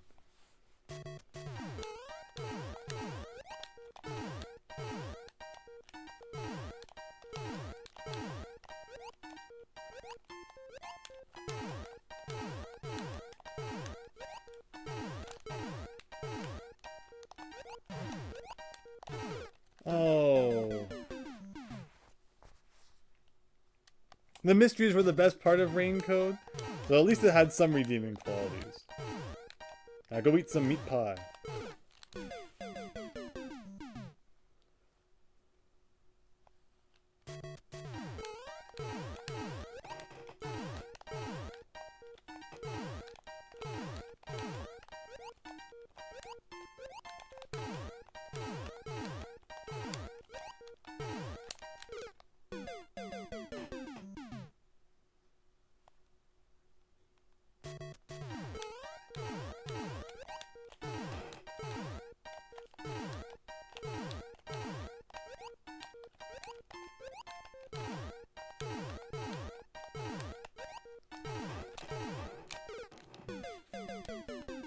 The worst part right there.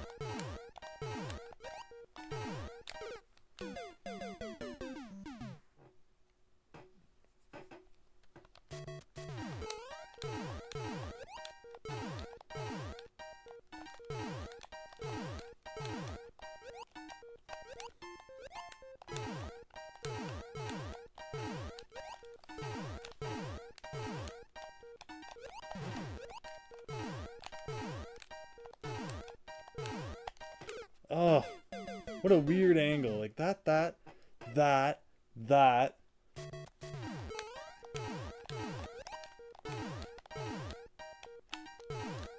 I think I understand that part, but it doesn't mean it's any more fun.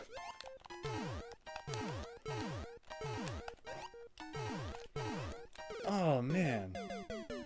If only the bounce was consistent. Like, the timing to get the higher bounce is so precise. Or if it was just like an enemy where you could always hold the button and get the bounce that you want, that'd be so nice.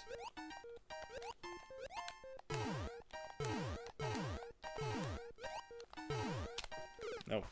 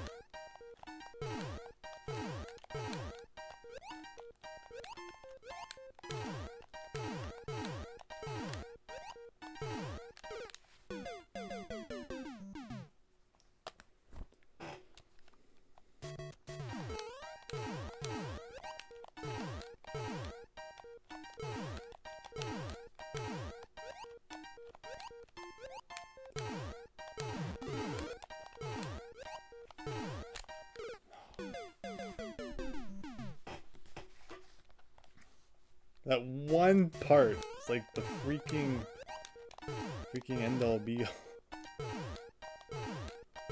I mean, I feel like I'm getting it a little more consistently, but it's still not a fun part.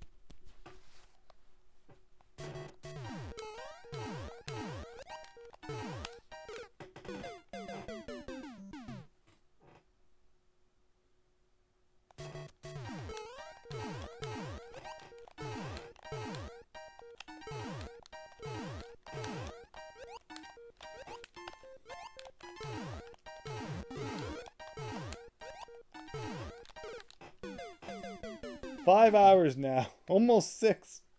Almost 6.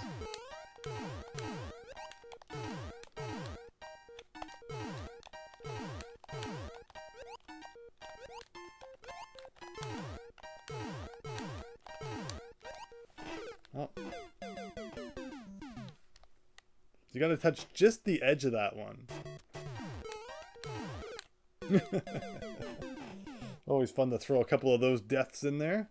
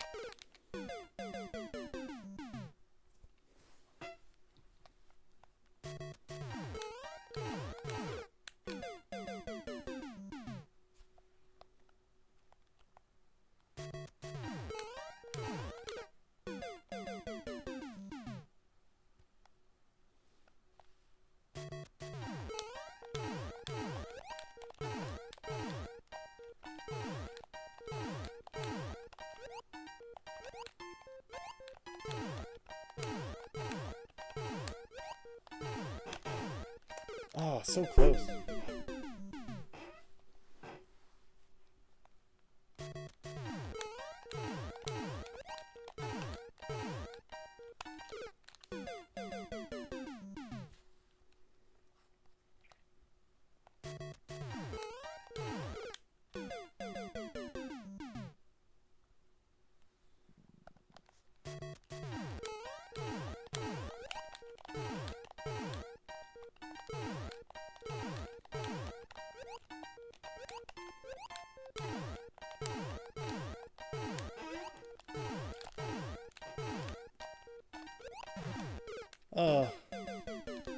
That upside down one's hilarious. You don't really see any other of those.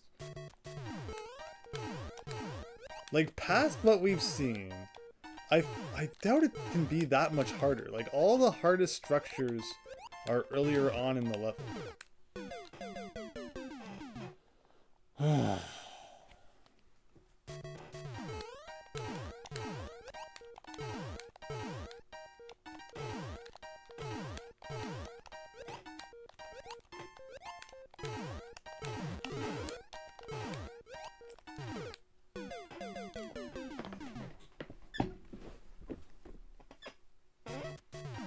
Doesn't the instruction manual say you're supposed to, like, take a walk every hour or something? For every hour you play, take like a 10-minute break? Well, we haven't been following that advice. Good thing there's no instruction manual anymore, I guess, to say it. It could be like the Virtual Boy. It could be like mandatory timeout.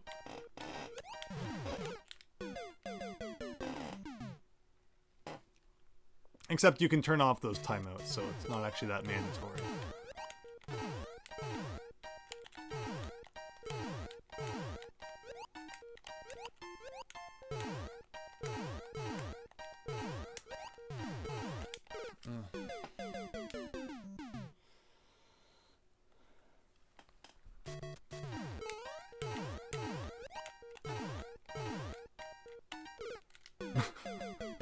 I didn't touch it. How many times have I said that tonight?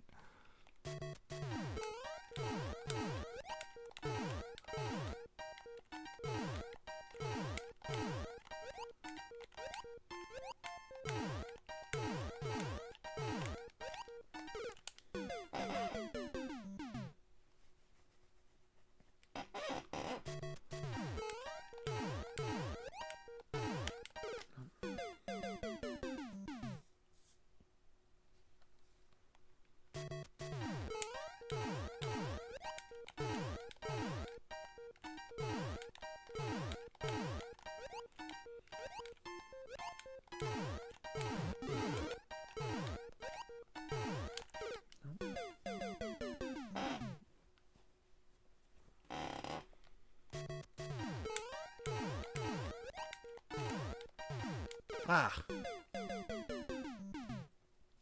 And definitely the most difficult level. Like, we've had other ones that took us quite a while, but this one's just so picky.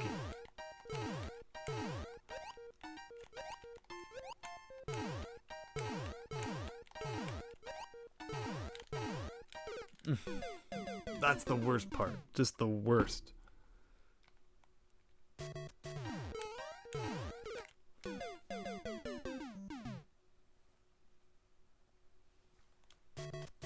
Remember when we were having internet connections earlier? That was weird. Thankfully, it doesn't seem like it's popped up again, but... Hey, if the internet just dies, I guess it would mean I don't have to try this anymore tonight.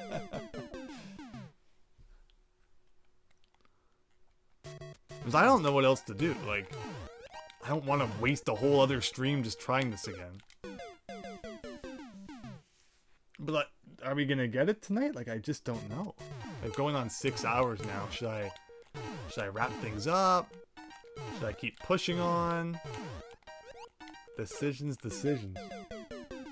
After 3 a.m. now.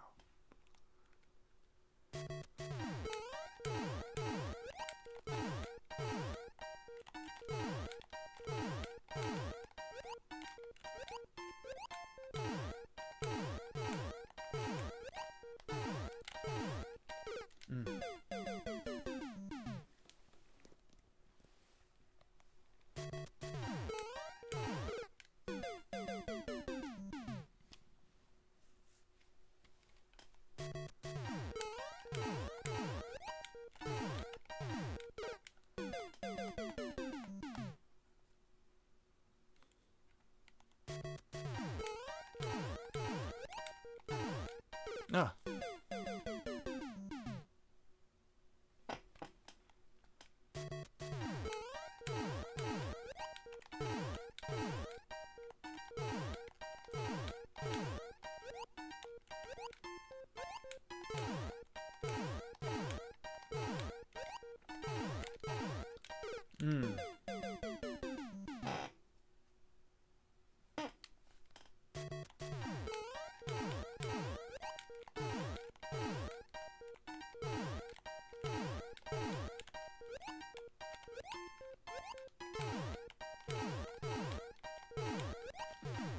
Ah.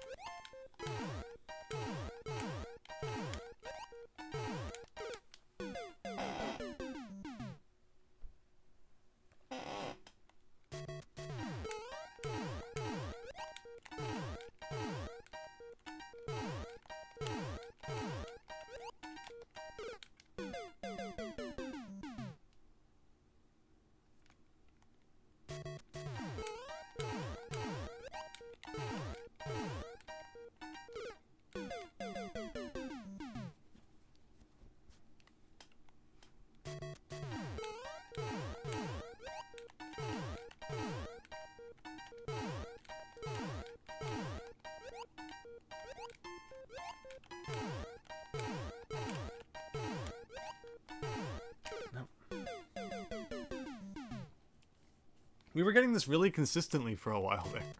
And it just seems to stop working.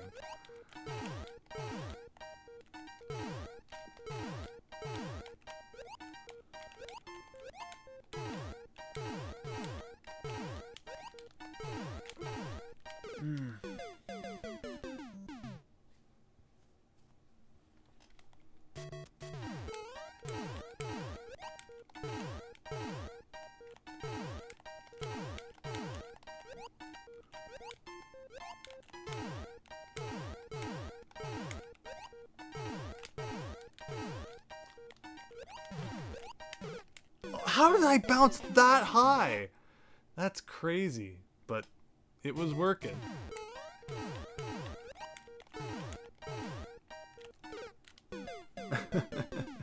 Have I mentioned, just by chance, about the hitboxes on those spikes before. I don't think I have, so I'll mention it now.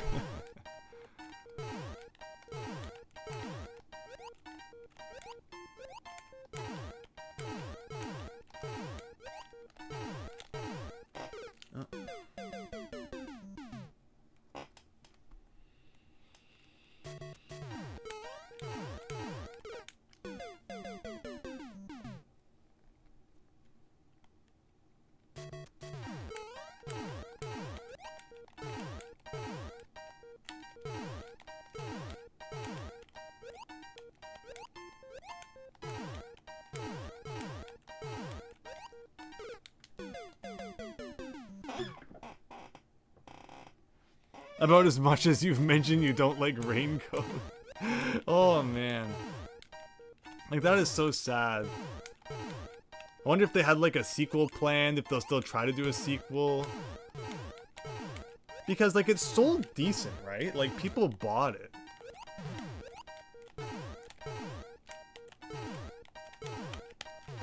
Oh.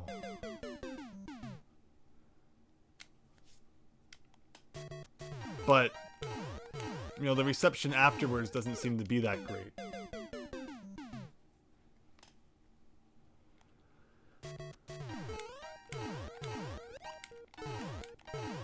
I'm gonna go to bed tonight, and this is all I'm gonna hear as I'm laying in bed. The first 3 seconds of the P-switch music, over and over. Oh. You think you spent 60 on it, right? Like, yeah, it was a full price and everything. I think in Canada, like, our Switch games, like, you know, they usually top out at like $80. Breath of the Wild was 90. Not Breath of the Wild, Breath of the Wild 2.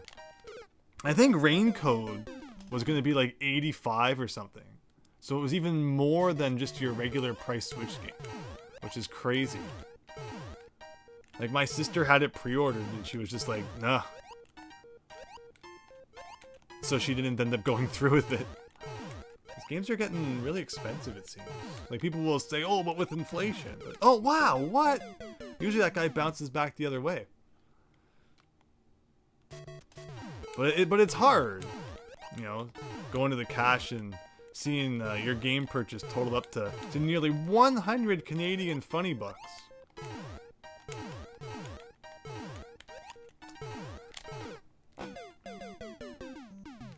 I'm so glad you bought it so I didn't have to. I apologize. I apologize that you had to suffer through that.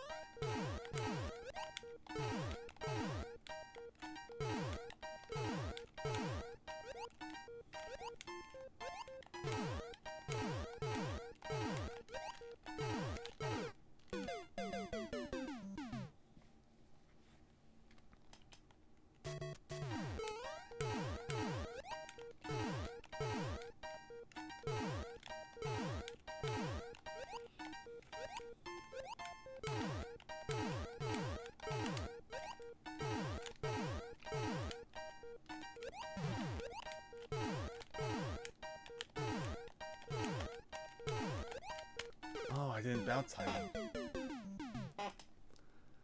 Okay, okay.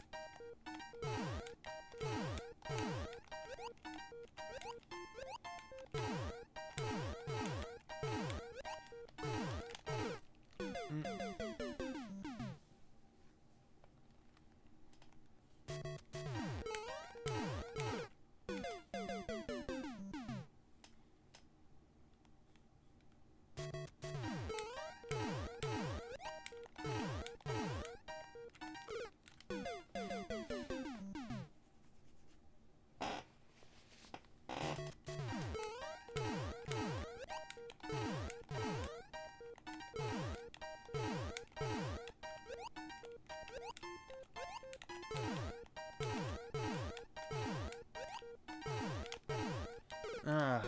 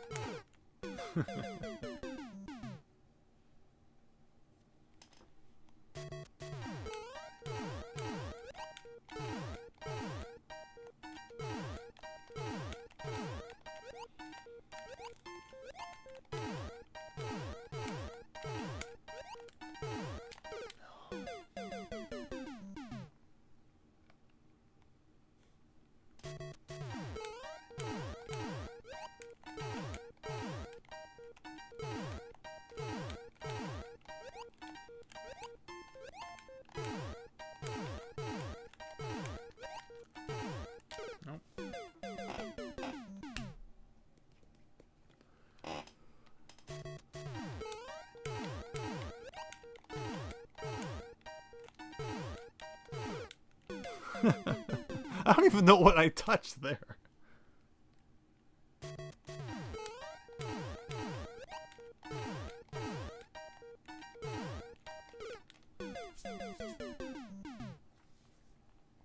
Oh.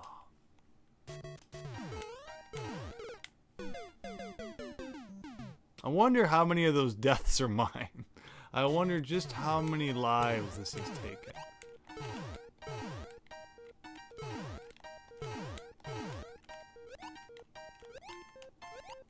There might be a way to check that, but maybe not.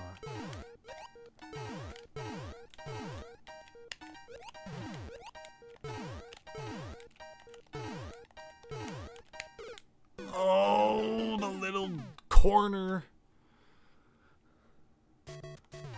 Like, in any other Mario game, like, I went over it like 5 hours ago, but I'm gonna rant about it again. In any other Mario game, the hitboxes are a lot more forgiving. In this Mario game, the spikes, for whatever reason, it's like you're not even touching them, and they'll hurt you. Like, it's so weird how they would screw that up so bad.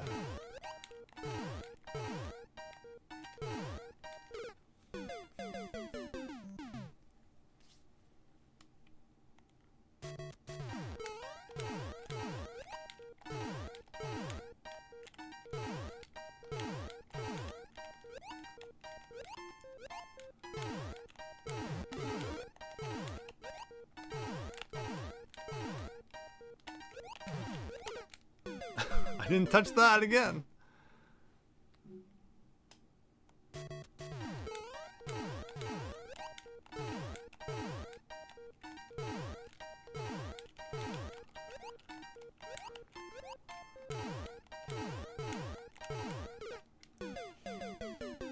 "6 hours now," says Daniel. Thank you for sticking around. Hope you're having a nice night.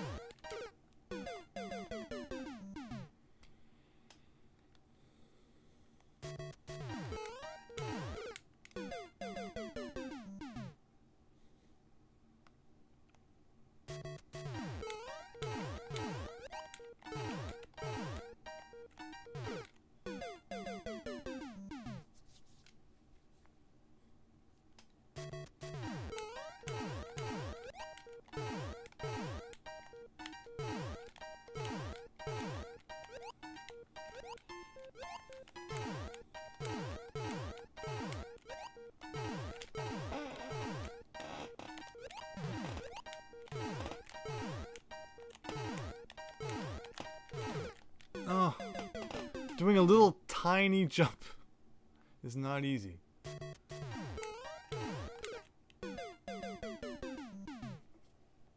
Have a great night, Azul.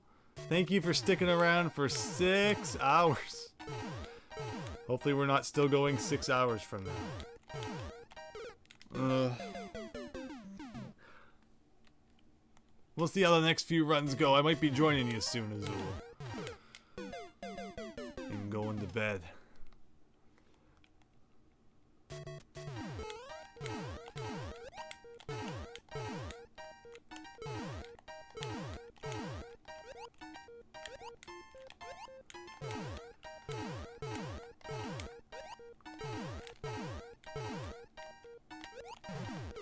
Oh, usually that guy's like too fast at that time.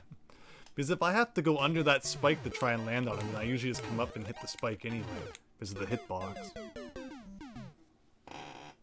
Super Kohei! Thank you for the level code.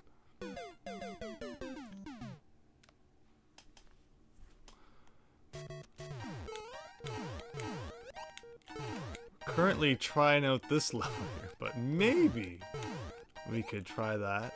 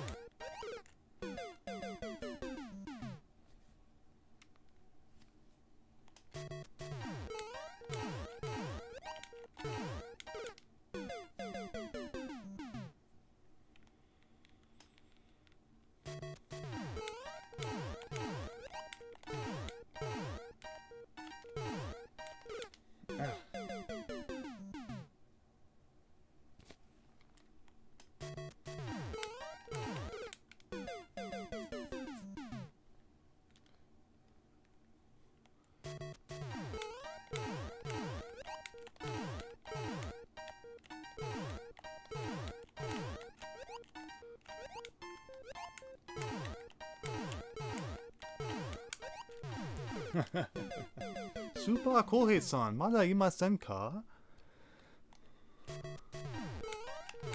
コードありがとうございます。まだ行ったら多分やるかもしれない。ああ。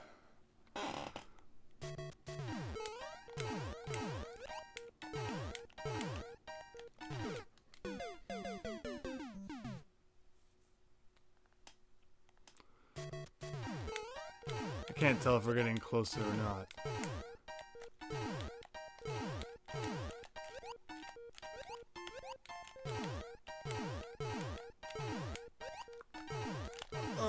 Yes, okay.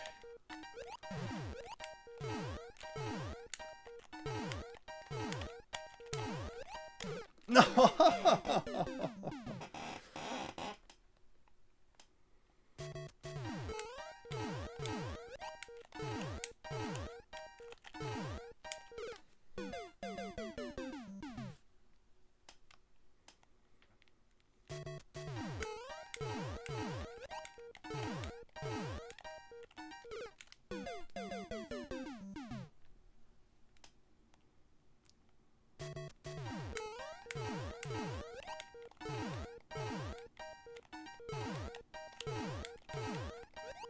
Oops. Nicely done. Yeah, I remember when the Ninja speedruns came out. They'd release them every once in a while. I did the first few. And then, like I mentioned, you know, I was already playing other games, so I kind of forgot to keep up with it. But it's cool that they did that. It reminds me of how they would release promo levels sometimes in Mario Maker 1. Oh, you're welcome.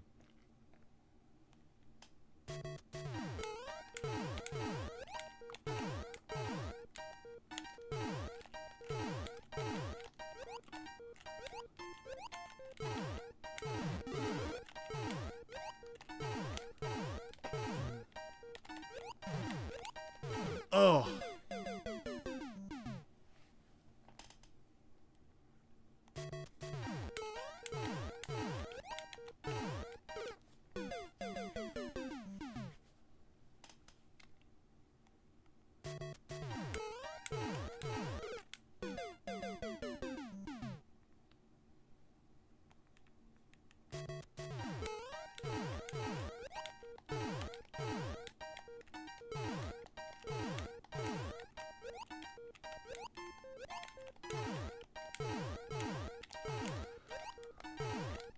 Nope.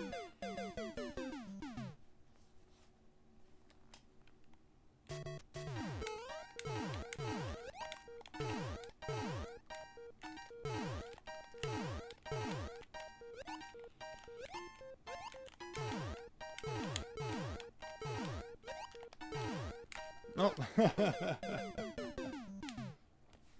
Not nearly as many X's this far into the level, which tells you that most people give up in the early stages.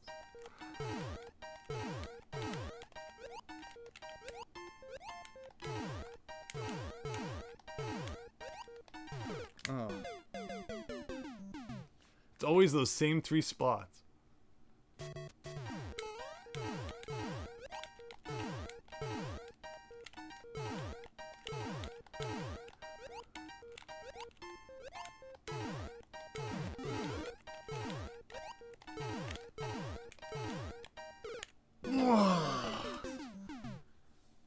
It hurts when you don't even touch it.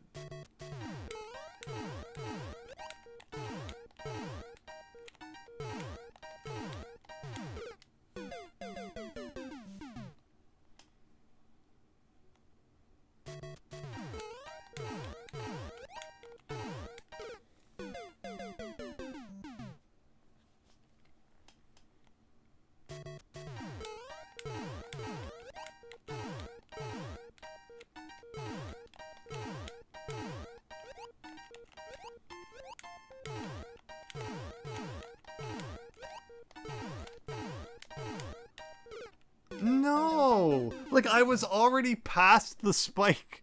That should not happen.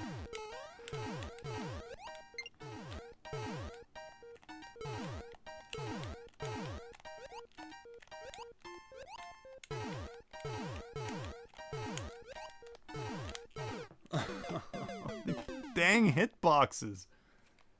It's crazy.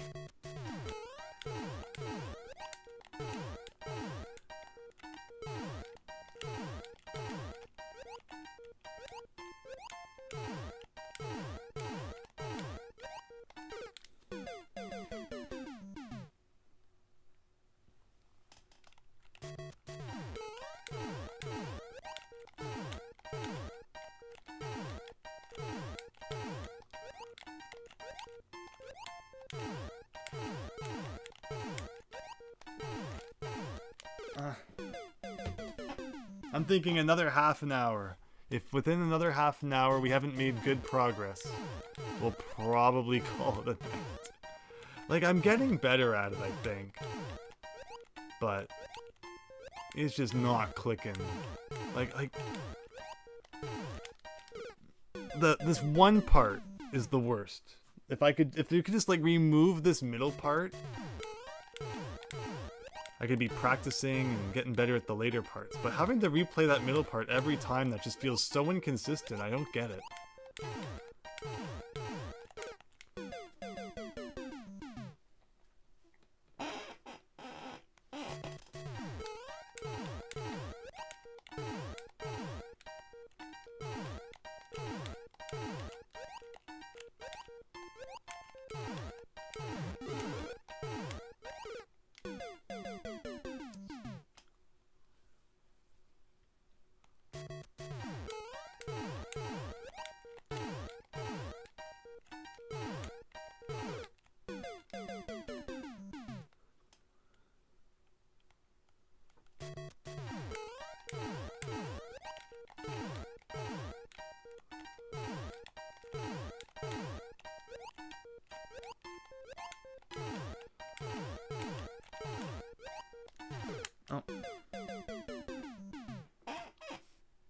You think they should have removed some spikes? So the way the spikes work is that the spikes are in the position of where blocks would normally be. So I guess that was kind of their thinking there. But man.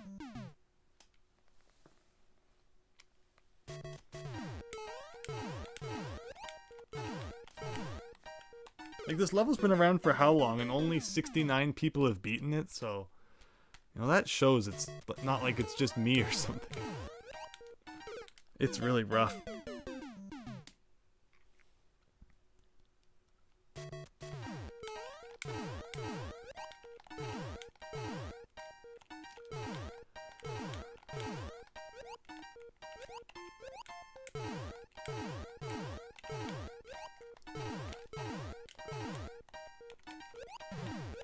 No.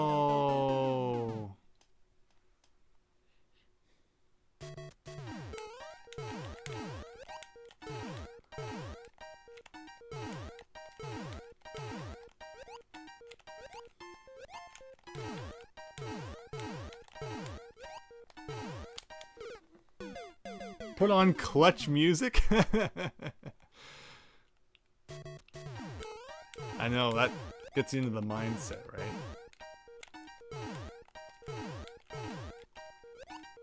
If I beat this, it will probably rank as like the hardest Mario. No, it wouldn't be the hardest Mario level I've ever beat, but it'd be up there for sure.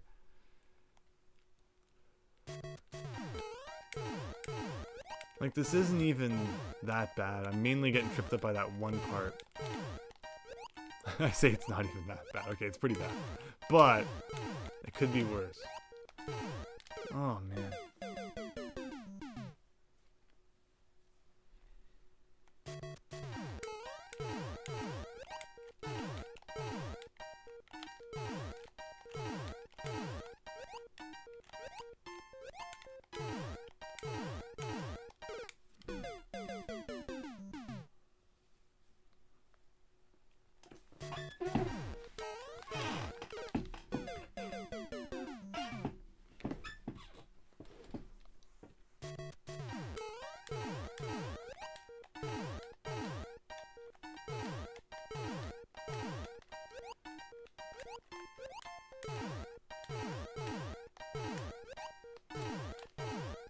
Ah.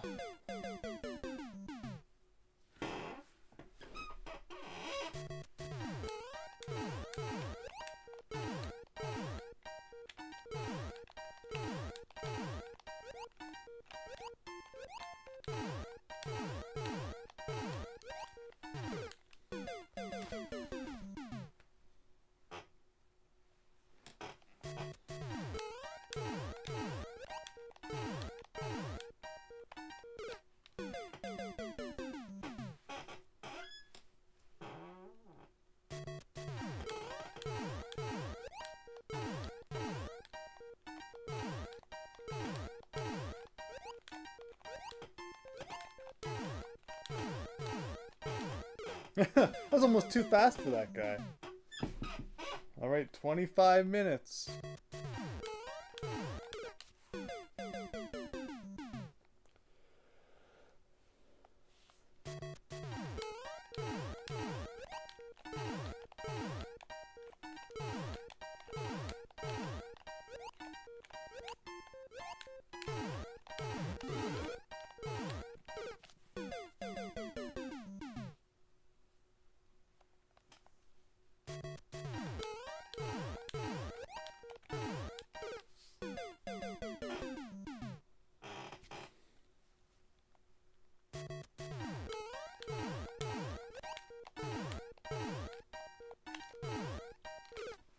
Yikes.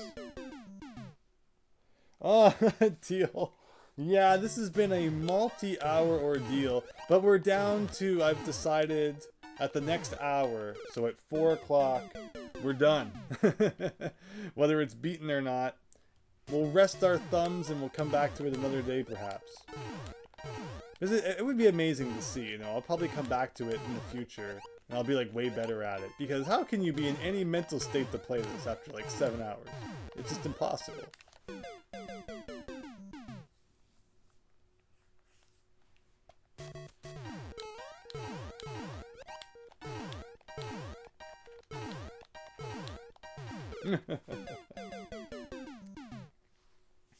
I hope you're doing well, Teal. Hope the things that you're working on are going great. But yeah, spikes are broken.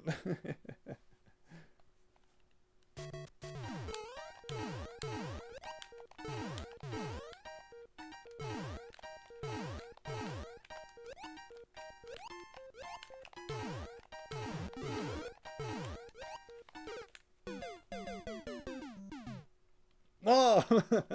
Hey, but at least you're gonna have a clean bathroom. Sounds good. It's more fun than what I'm doing. No, you're probably right. Oh. Alright, let's do this serious here. Final 20 minutes. Let's make it count.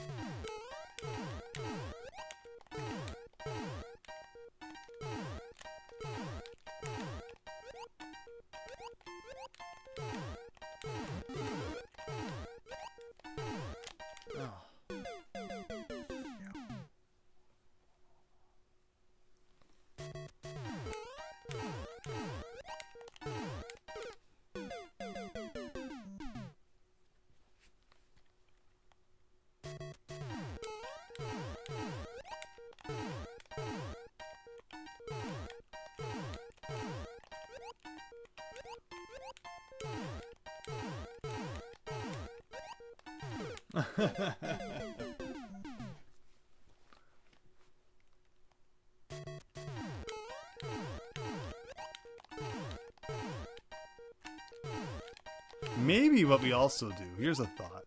Like, we don't have to beat this level to beat the 1-1 world. Maybe we skip this one, and then, like, someday I'll come back and try and finish it off. There's a theory for you. Because, like, as much as I would love to beat it, I just don't know about this one, considering how much time we've put into it. Like, I'm saying we'll beat it someday, but maybe we don't include it as part of the world, right? Maybe. Then, you know, when you start cutting out one, and it's like, oh, well, then this one too. Although we're kind of at the end, so it's a little late for that. And, you know, the final world did make it so that you don't have to beat all of the levels to finish it off for a reason, I guess. You can see that, Daniel. I apologize for those who came to see good gameplay and instead saw some guy on his first day of holding a controller.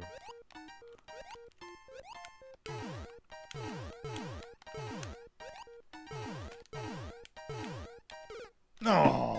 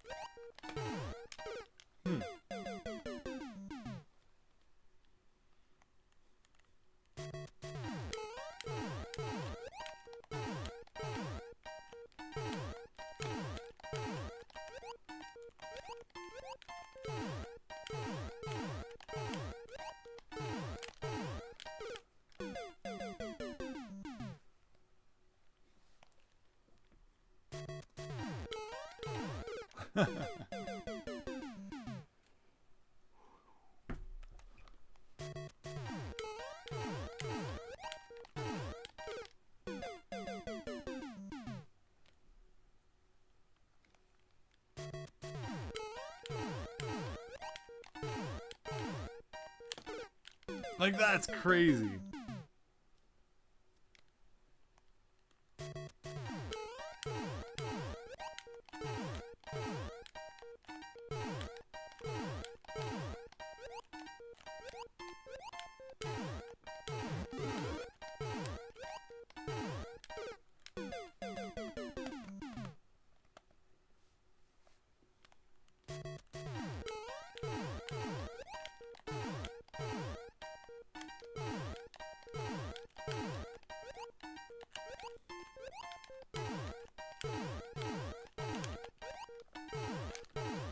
Nope.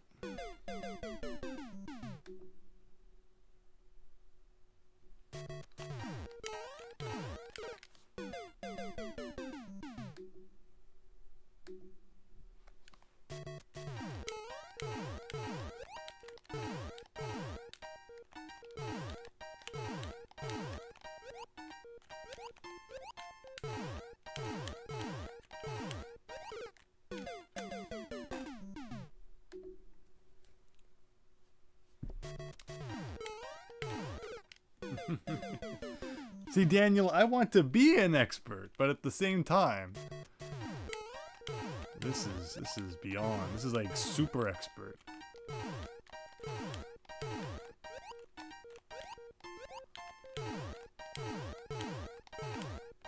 Oh.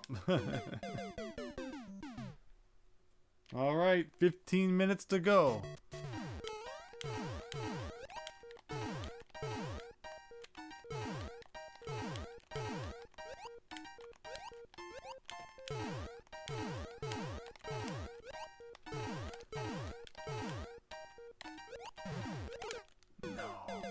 Didn't even touch that.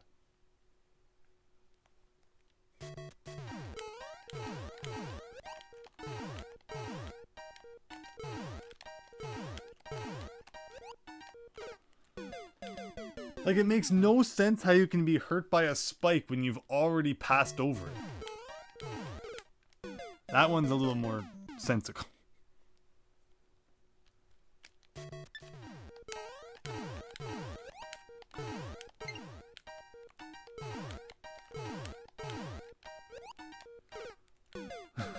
Again.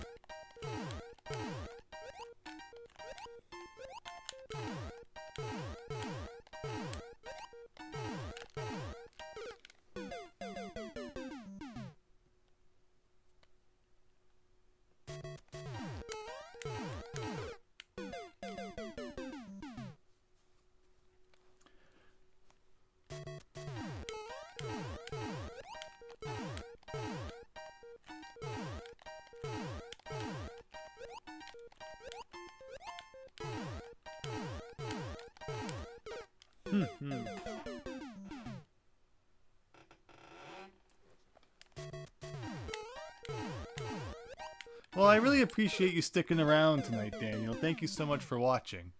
I hope you've enjoyed, even though it's been a little repetitive.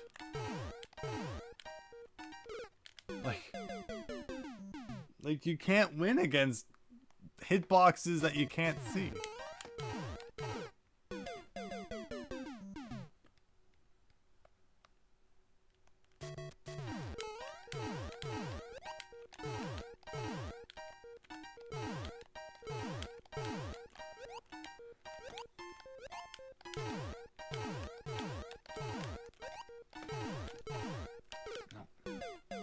It's entertaining? What?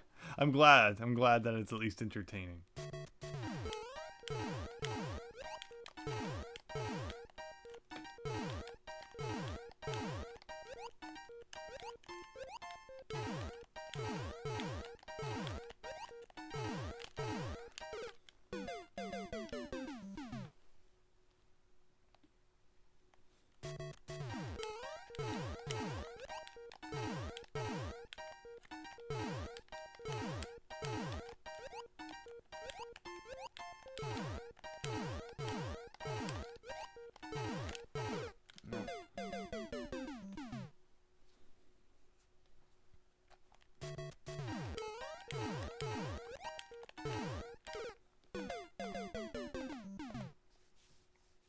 Yeah, in another 13 minutes we're done no matter what happens.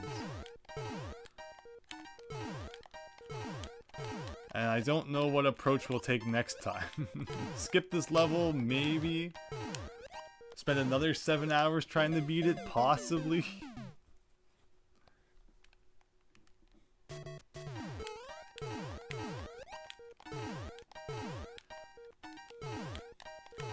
But, again, no one can say I didn't try. If only trying was worth it.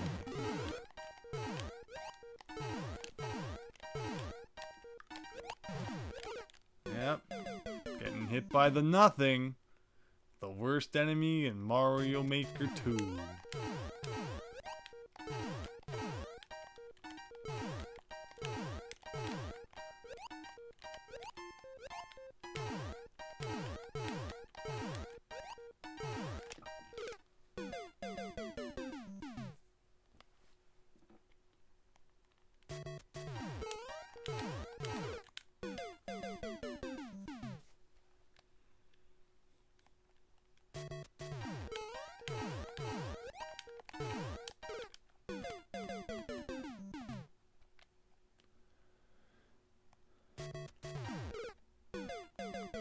What if there was like an invisible mushroom? Wouldn't that be interesting?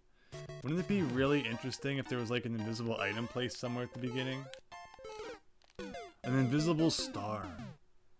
That would be so cool. Now I'm just losing it.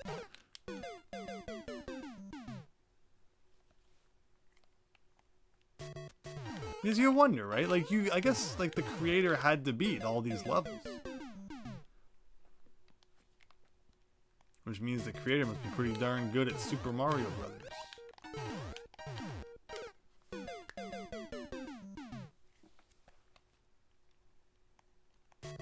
But okay, I know I said till the hour. I think we'll give it a couple more honest shots, and then we'll wrap things up.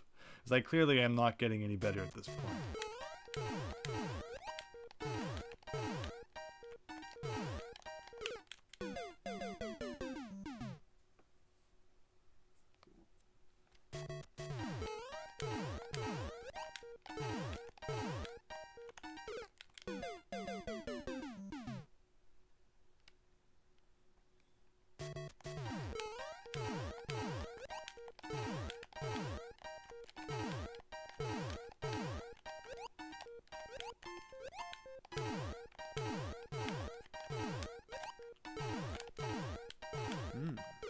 No.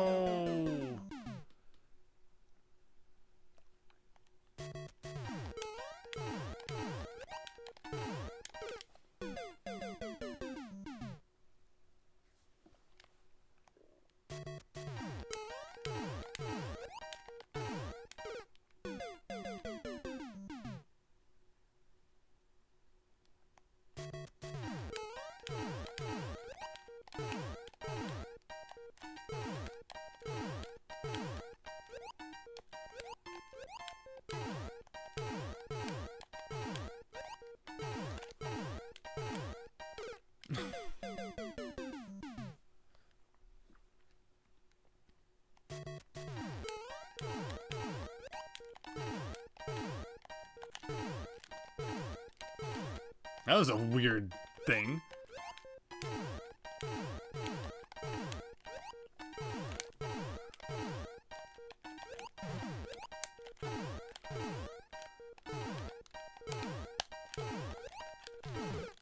Like, I don't know how I get back up to that top one.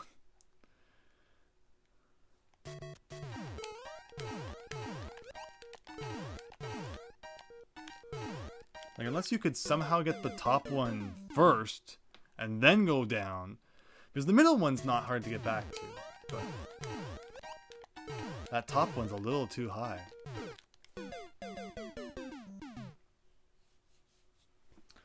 So that's the thing, you know, just because he's really good at Tetris doesn't mean he's like a master at Mario either.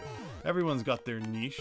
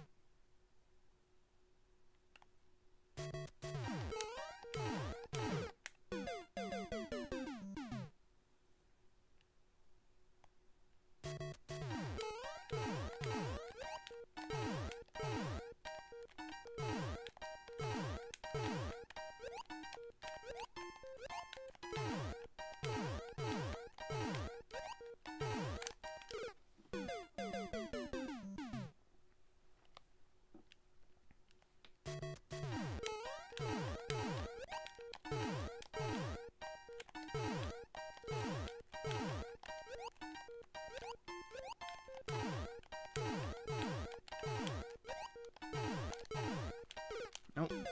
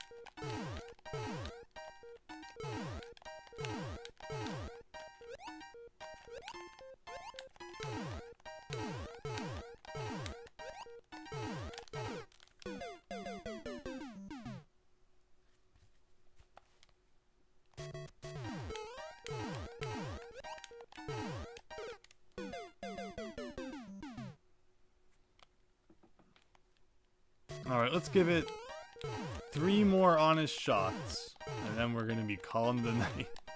And that'll be it. Maybe we'll never play this level again, because, like, with even more practice, I could see it happening. But one thing I want to go investigate is the spike. I think, like, was it Mario 1 and Mario 2, like Mario Maker 2 that were different? Or was there an update at some point that even changed it in Mario Maker 2 to make it worse? I'm curious if this level was uploaded, like, before they changed it, or I could just be making stuff up after 7 hours. But I'm definitely going to research that in the immediate future. Because this just seems wrong.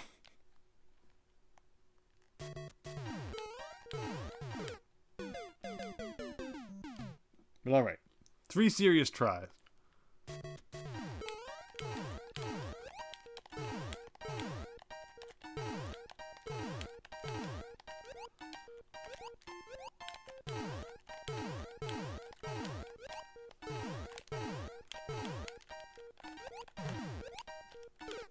Alright, that's 1.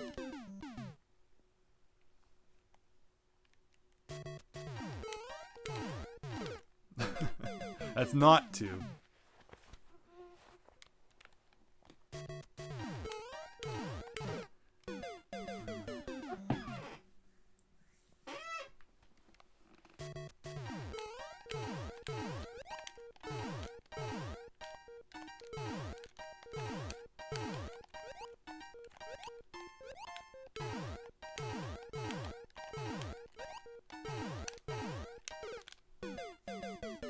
It's like 1.5.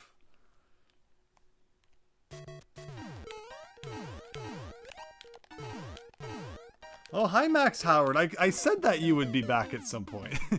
We are just wrapping up.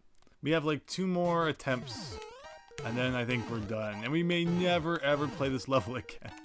So get your fill while you can. It's crazy. This level is insane.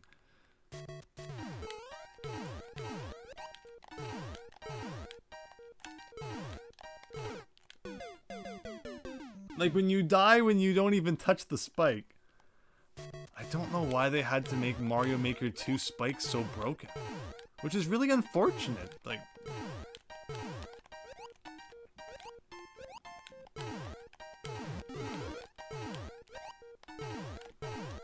Ugh.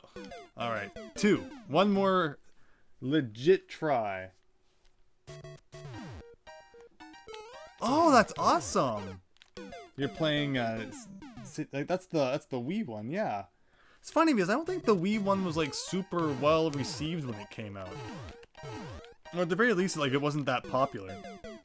Are you using the Wii Speak? Are you, like, one of the 2 people out there who owns the Wii Speak? I had it, even though I didn't really have any games that used it. You got, like, the Wii Speak channel with it. It was cool. It was just neat to think that you could speak to your Wii. Alright, 2.5.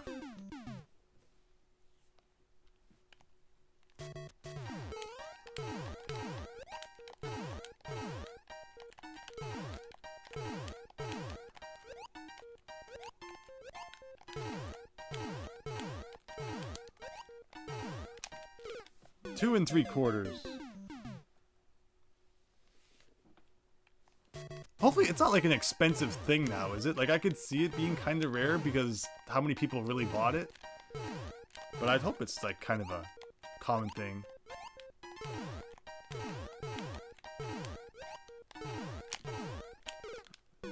Two and like 7/8.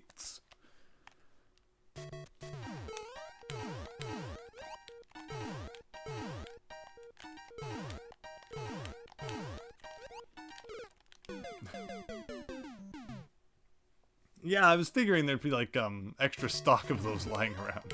Yeah, that's cool then. But you wouldn't be able to probably enter the code anymore to download the We Speak channel.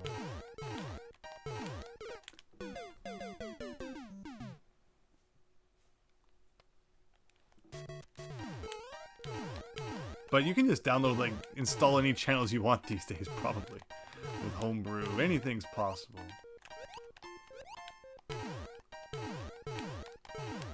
Can you, like, install all of the Virtual Console games using Homebrew? I wonder. Okay. I think that's where we're gonna call it a night. I'm so sorry that we could not make more progress. But I can't say I didn't try, right? I just wish we had more to show for it.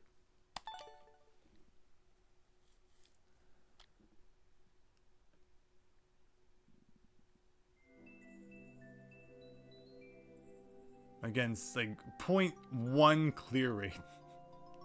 Like, it's crazy. And like, how much of it did we not even see? Like, I can't imagine the end is that bad. Like, I feel like the part we're at is like the worst. And it gets better, but I guess we'll never know. Wait, see, that's right. When was this uploaded? 2021. August 2021. Alright.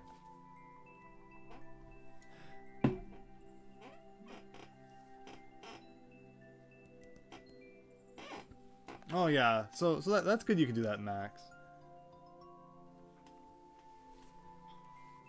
Yeah, I mean, if they're not gonna let you buy it anymore, it's like you gotta do what you gotta do, right? But okay, I guess that's where we're ending off this extremely long Mario Maker 2 stream. The longest stream by far, and yet the least progress. Funny how that works, right? Oh wow, those 3 translations. Who would have thought? Who a crazy guy worked on those things? I'm glad that you're enjoying them. But yeah, thanks everyone for checking out the Mario Maker 2 stream. Keep an eye out for other stuff coming up. But otherwise, hope you have a wonderful night. Hope you're not hearing the P-switch music too much as you try to fall asleep. And I'll see you all again later. So thanks and take care, everybody.